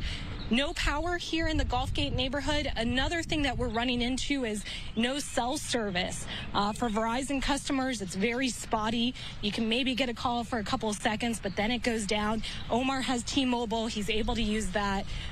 This is a neighbor's house. It'll be okay. They know me, so we're going to go back here. You can see some of the roof damage that happened, and we believe this may be our pool cage. We don't know. But just look at this. Omar, watch your step right here. But you can just see the metal wrapped around. You can see the metal all the way across the way. Just this big debris field. And that's a block, not a block over, but just right across the street. So the winds here in Sarasota, obviously very strong. Starting to get to see a picture of that as the daylight comes out. We will be traveling up and down the south end of Sarasota County. We'll be making our way to Venice. Haven't been able to get any text messages out or talk to officials there. But as soon as we do, we will bring you the latest. For now, we're in Sarasota. Kimberly Quizon, Fox 13 News. Just as we suspected, cell phone service is spotty for sure. Here is the latest video from Tropicana Field. This is what's left of the roof. We can see into, for the first time in, 30 years, this is an open-air stadium. Exactly. This is an open-air stadium. There's your retractable roof. This is probably this and a crane, the most jaw-dropping video of the morning. And we were hearing reports that some of the panels were on the interstate or along I-175. Who knows how far they flew? Thankfully, according to our reports earlier this morning from the Rays, only 13 people were inside at the time. Everybody's fine. Because we saw that there were a number of cots, so it could have been much worse if everybody was staying there. But And moving forward over the next week or so, no rain is expected, so it's not like it's going to get the rain inside and make it worse. So they can cover that and figure out what they're going to do with it. And the Rays are... So we got in Tampa a little bit over 13 inches of rain in the last 24 hours. Total for the year, we have 77 inches of rain. Okay, and you're like, oh, we're 33 inches of rain above normal. That's what we are. We are about 3 feet of rain in Tampa above normal for the year. This is what Fort Lauderdale did last year. you know, when they had their 100 inches or so. Yeah. I mean, it's just reversed. Wasn't there a time when the three of us were sitting here going, we don't get rain? Why is everybody else getting rain? We need rain. And in the back of my mind, I was thinking it'll all average out. It sure and it has. But we have 33 inches above normal. Let's show you what's happening outside this morning. But that was staggering when I saw that. I was like, think about that. That's just 3 extra feet of water that we didn't need to have. Plymouth Harbor, Sarasota camera down by Marina Jacks. So you can kind of look. It looks like that boat is a little stranded on shore. A pretty big boat at that. We have them strewn in the docks, too, up and down the coast. A lot of damaged docks, a lot of boats all over the place, which makes sense, you know, when you're dealing with a major hurricane making landfall. This is St. Armand Circle, and I'm just kind of looking in here, and it does look like there's a little bit of standing water left in this particular spot. And again, I just have this one little camera view. Many of our cameras aren't working this morning because of the power outages, and that makes complete sense as well. So it'll all slowly come back up again. Now, what's left of Milton out to sea, out in the Atlantic, we are done. Bye-bye. The rain is just about done. Got a few leftover showers around the Cape. The wind continues to drop, and we've been getting wind gusts in the Tampa, St. Petersburg area, 25 to 30 miles per hour at the highest. And they're not going to get any higher than that. And in fact, throughout the day, we'll continue to drop some of those wind gusts. And you can see, there it goes. There goes Milton offshore. Last time I'm showing this to you at all, this track, again, watch as it just beelines its way out into the middle of the Atlantic. So as our morning goes on into the afternoon, it's almost afternoon at Banana morning, it's just going to get nicer and nicer outside. And to be honest, I feel like this storm has finally pushed out the rainy season now, because we're going to get an extended period of just dry weather and manageable weather too, as well as the humidity dropping. And that's going to be fantastic, because if we don't have power for multiple days, I'm not saying that's going to happen, but if we do, the weather will cooperate. So variable clouds, breezy, about 80, 81 for you today. Tonight, comfy. Look at this, 68 degrees. Now, if it's going to be 68 degrees in the Tampa area, inland and north, you know it's going to be cooler than that. And then partly cloudy back into the mid-80s. So our days moving forward over the next week or so are going to be warm, but lower humidity, and then it's going to cool down beautifully at night, as you're going to see these into the upper 60s for overnight lows. Not too bad. We're both having. All right, you're just listening into our Fox 13 coverage there of this, the aftermath of Hurricane Milton moving through Florida, making landfall yesterday, just under 24 hours ago in the Siesta Key area as a Category 3 storm. So certainly we've followed through on this as it moved across, all maintaining that hurricane Category 1 as it left over the East Coast. Let's bring into the conversation right now Fox 35 meteorologist Brooks Garner covering this. Great job doing it for the last 24, 48 hours. The track as it moved through a warm Gulf of Mexico, strengthening to a Category 5 storm. Brooks, we've heard from Florida Governor Ron DeSantis saying this wasn't necessarily the worst case scenario. When you look at the track now, looking in hindsight, what did we see? Was this as bad as it could have gotten, or did it weaken enough to give a little bit of remorse to Florida? I think as far as the impacts go to inland central Florida, including the Orlando region, it delivered just as expected. We had flooding rains that flooded out some neighborhoods and washed out some roads, especially just north of Orlando, the town of Orange City, which is about a 25, 30-minute drive north of Orlando. Very popular, very populated place between Daytona Beach and Orlando, and also in the DeBerry area. A lot of neighborhoods flooded. Places that flooded during Hurricane Ian flooded again 2 years later during this storm. And that was kind of a demoralizing experience for folks that are still kind of, if anything, psychologically recovering from that, because flooding during tropical systems it's a real bummer. It costs a lot of money, obviously. A flood insurance thing is a totally separate policy. It's just a lot of bad. As far as its performance, though, that is the hurricane as it made landfall, there were dire predictions for up to 15 feet of storm surge in Tampa Bay and also the beaches of what they call the Sun Coast, that is Manatee and Sarasota counties. But ultimately, based on the tide gauges, I was only able to find about a 5-foot rise. And that's supported by photo evidence of some of the sand surge, where you see some of the sand going up to the bottom of windowsills of homes that are on the beach. So that was good. No one's complaining about a storm underperforming. That's a forecast that you want to go wrong. But, you know, looking back at some of the dire warnings, from officials trying to get people to evacuate just in case. Well, it's understandable, the motivation, but obviously looking in hindsight at how it actually performed, it seemed a little bit too much, but it had a lot of potential. I mean, this thing was in the Gulf as a major Cat 5, one of the strongest hurricanes in recorded history in that basin, peaking at 185 miles per hour. So everything in the textbooks would say, hey, this is going to bring with it a Category 5 storm surge. But ultimately, as it moved north, it encountered a cold front, and that was all part of the forecast, and that changed the shape of it, transforming it from a hurricane to almost like a hybrid system, and that made it more of a flood threat than a wind threat. But we had a really interesting thing come up, at least for the Orlando region. One of the main forecast elements of this was that in addition to the flooding, we'd have rain and we'd have wind, and more so the wind would be on the back side of the system, not as it comes in, but as it goes out. And that's rare because usually the windiest part of a hurricane is on the right-hand side as it's coming in. What happened here was something called a sting jet, like a scorpion sting. And it's called that because as a cold front interacts with a departing and weakening hurricane, it'll actually get pulled into the circulation. And there's a complex physics thing that happens, but essentially creates a stream of air that can be faster in its velocity than the actual hurricane's wind at the time.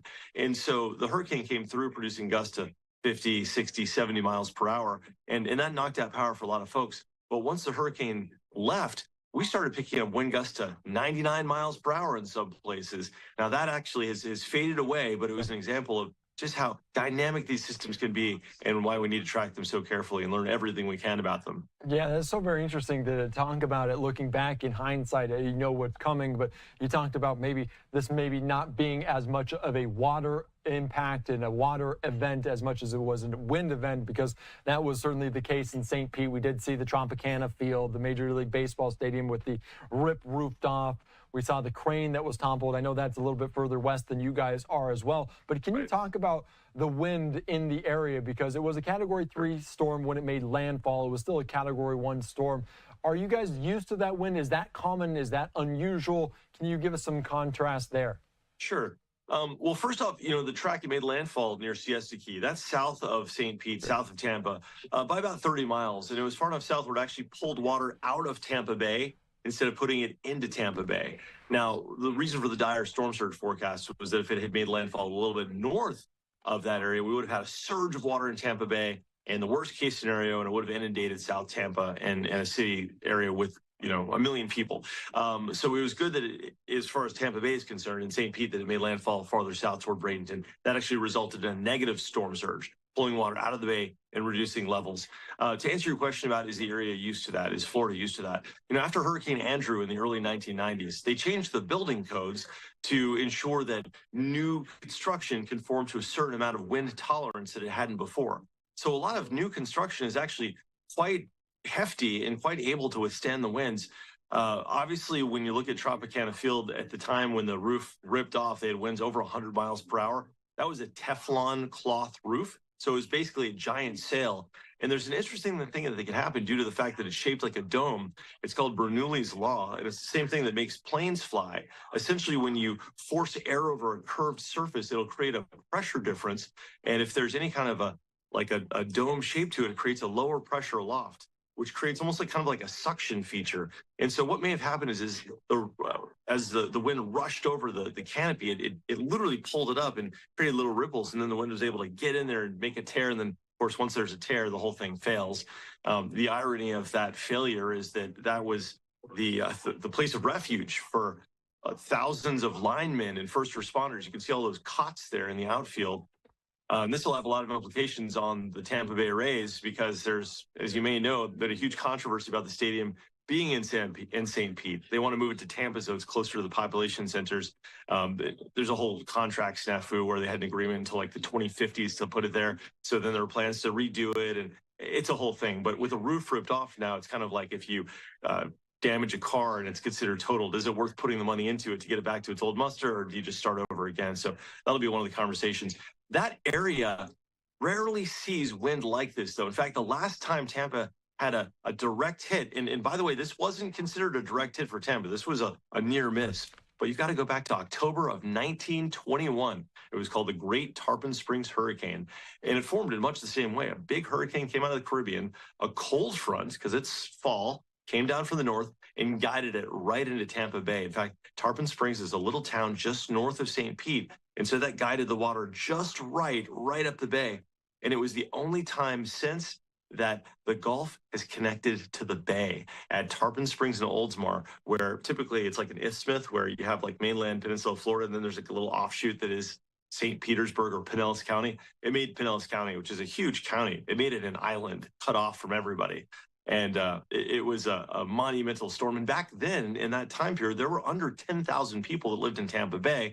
Had a huge impact with that population. But today, Tampa Bay's population is something like 2.5 million.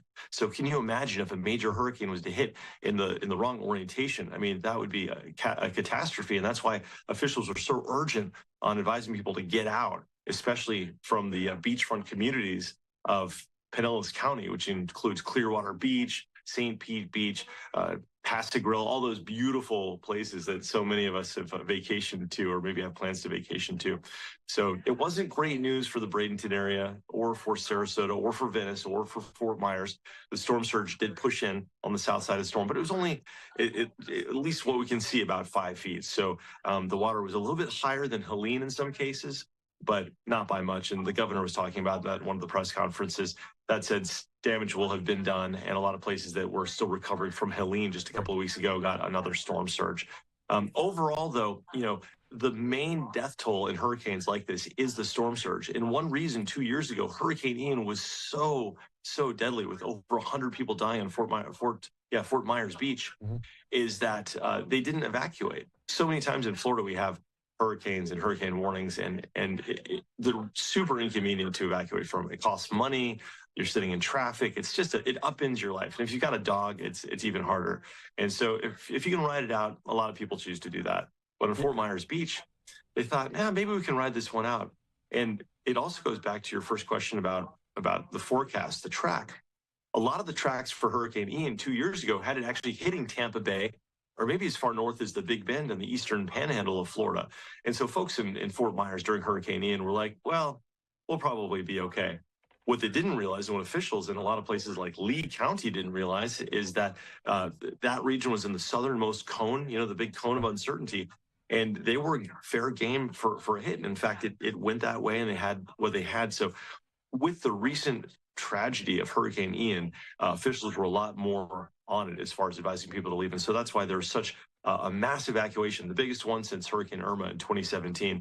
But the best kind of a forecast to go wrong is this kind of a forecast, because nobody wants to deal with the property losses and, of course, the loss of life. And you talked about Ian, and of course, it wobbled a little bit there to the right, and that hit Fort Myers, causing some significant damage. And you mentioned the death toll as well.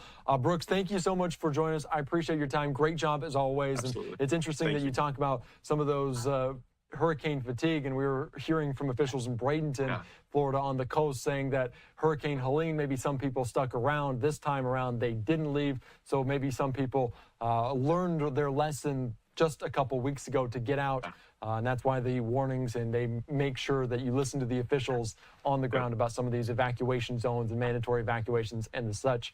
But Brooks, thank you again. I know you've working on very little sleep. So we'll let you get back. We'll let you get to a coffee. We'll have to send a coffee from LiveNOW over your way, but we appreciate your time, as always, here. Thank you, Eddie. Good to see you. Thank you so much. All right, let's continue on here on LiveNOW from Fox. I'm Andy Mack. Thank you so much for joining us. A live picture right now as we're awaiting Florida Governor Ron DeSantis coming up in just a matter of moments. Coming up here, so we'll hear from him in just a second. Let's slide away for a quick 2-minute break.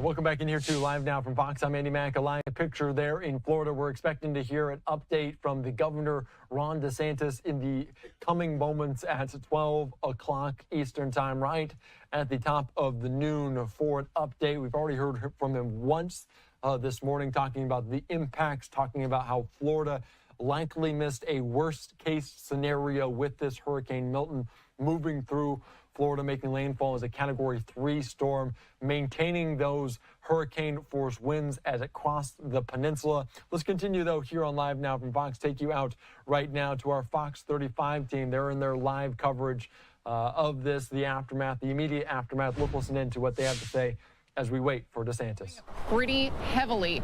And as I said, I walked around to the opposite side. That water level is really, really high in the retention pond, and it's surrounded on each side. One side is blocked by cement. The other has a fence. So it does seem like it's pushing all of this water out this way. We'll keep an eye on things, and we're in the Thunder truck monitoring flooding like this throughout the day. We'll keep you updated. We're now live in Orange City. Marie Edinger, Fox 35 News.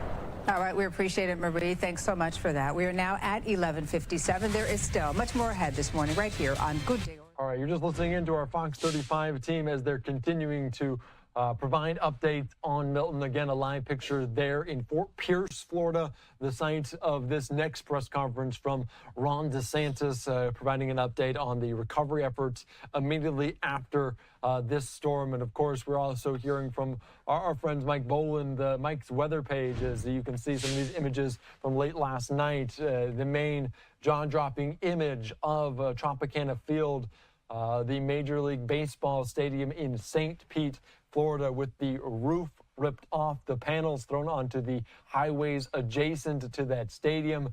They are reporting no injuries at this time. Not a lot of people inside of this arena, this stadium.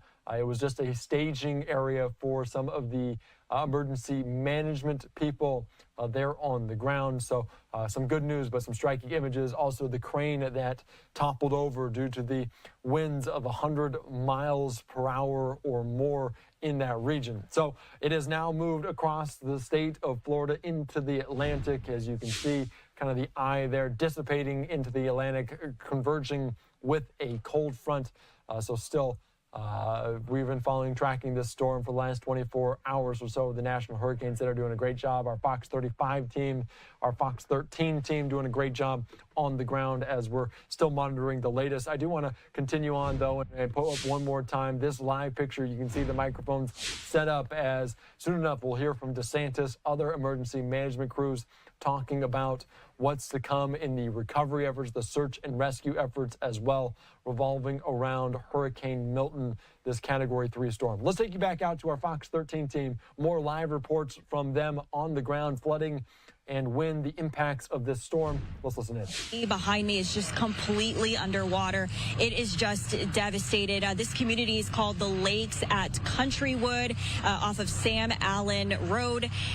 Every home here is under probably about 3 feet of water, and we have seen firefighters out here rescuing people on boats and on ATVs. We also saw this large ATV vehicle. I believe it's called a Sherpa or a Sherp ATV. It's like that souped up vehicle with the huge wheels that can go into deep water.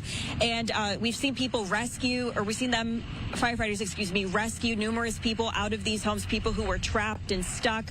One concerning thing that we're hearing out here is actually people, as firefighters and police have gone door to door to get people out, a lot of people are staying. And I heard from one firefighter, he was saying maybe their decision will change throughout the day, but it's possible they're choosing to stay because they're elderly and they may have some medical equipment inside their home.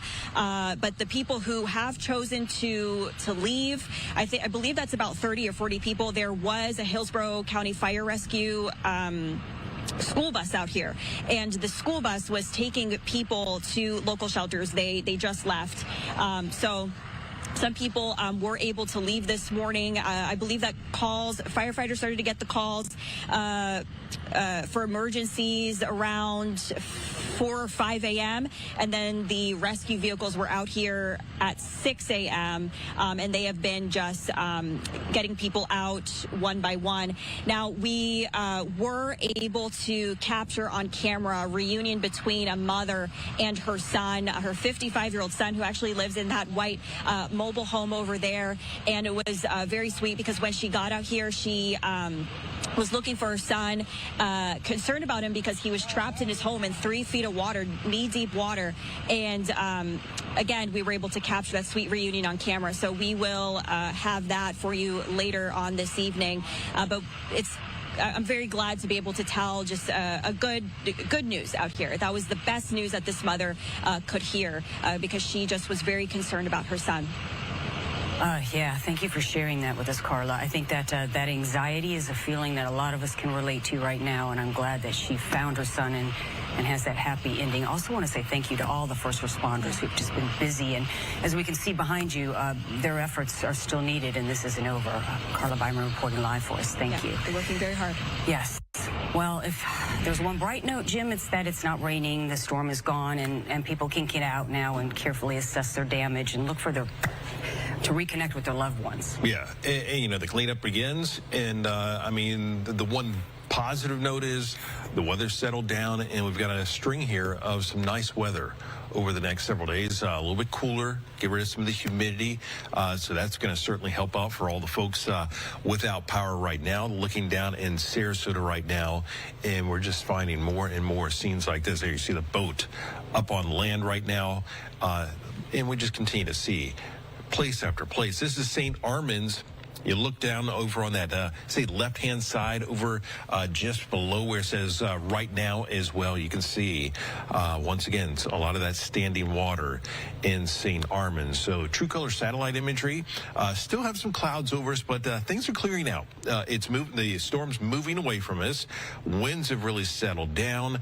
It's dry out there. Not seeing any rain. In fact, no rain in the forecast over the next several days. Really not until about the middle of next week that we really have any chance of seeing any showers heading in our direction. Sky Tower radar, that's all that's left of the rain right along the east coast as it continues to work its way away, and the winds showing still a little breezy in some locations, but things will continue to settle down a bit more as we continue throughout the afternoon. Here's the latest on Milton, basically just working its way away from us, but still it's a hurricane, but we're done with this storm, and we'll clean things up and we'll rebuild, and we'll have more on this coming up in just a little bit, Linda. Yeah, we'll do it together. All right, Jim, thanks. Here's a quick update now on our roadways for you. The Howard Franklin Bridge is open, along with the Skyway Bridge and the Gandy Bridge. The Courtney Campbell Causeway remains closed, however. The Clearwater Memorial Causeway is also closed to traffic. The city of St. Petersburg has issued a citywide boil water notice, and this includes residents of St. Petersburg, Gulfport, South Pasadena, and Littleman. According to the CDC, used boiled or bottled water for drinking, cooking, brushing teeth, or cleaning during the boil water notice period.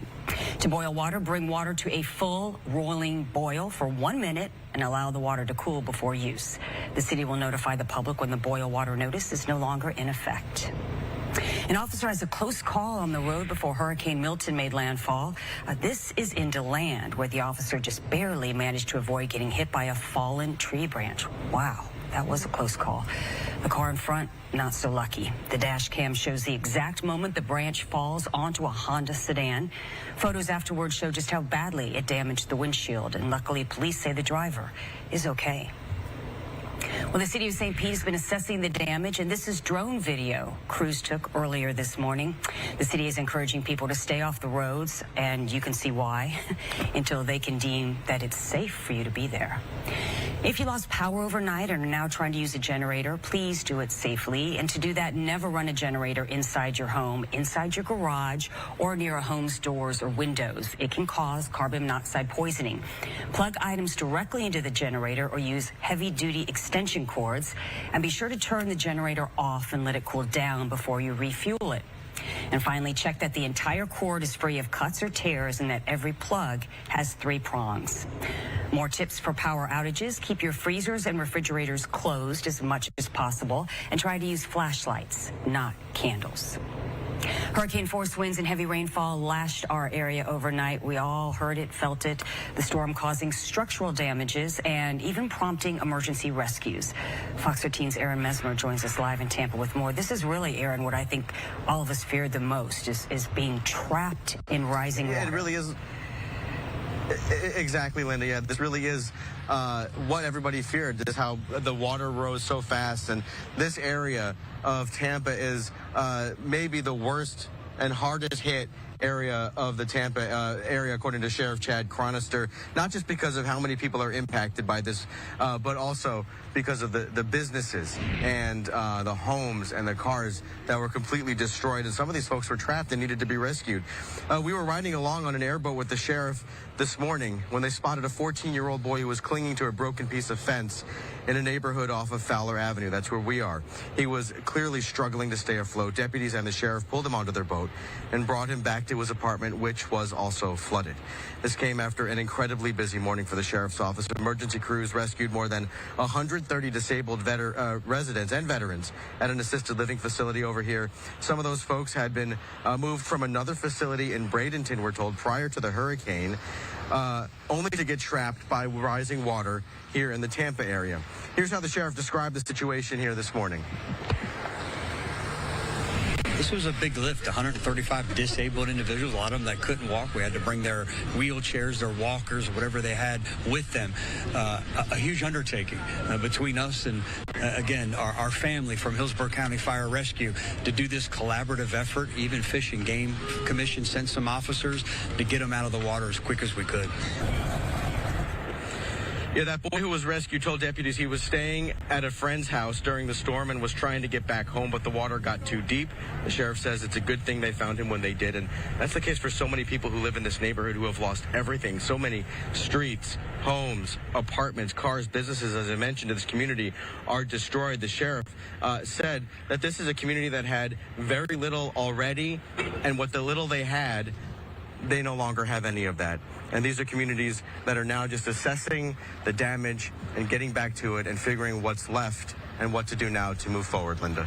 Aaron, I apologize if I missed it at the beginning of your live shot, but what part of Tampa are you in? Can you kind of tell us what road you're on? Sure, yeah. We're off of Fowler Avenue here. It's the university area. And as I said, this is an area that has a lot of lower income communities, a lot of families who, as the sheriff said, were already struggling before the storm. And as you saw in the video, the water just destroyed their cars, destroyed all their belongings, their homes, their apartments. And as the sheriff said, which I just quoted a moment ago, what little they had prior to the storm is gone. And now these folks are going to have to try to get back to it and figure out how to move forward, Linda. Yeah, a lot of people starting over today. Aaron Mesmer, thank you. All right, we're going to check in now with Charlie Belcher is in Carrollwood, where he's seeing some damage. Charlie, you've been moving around, so you're going to have to tell me exactly where you are.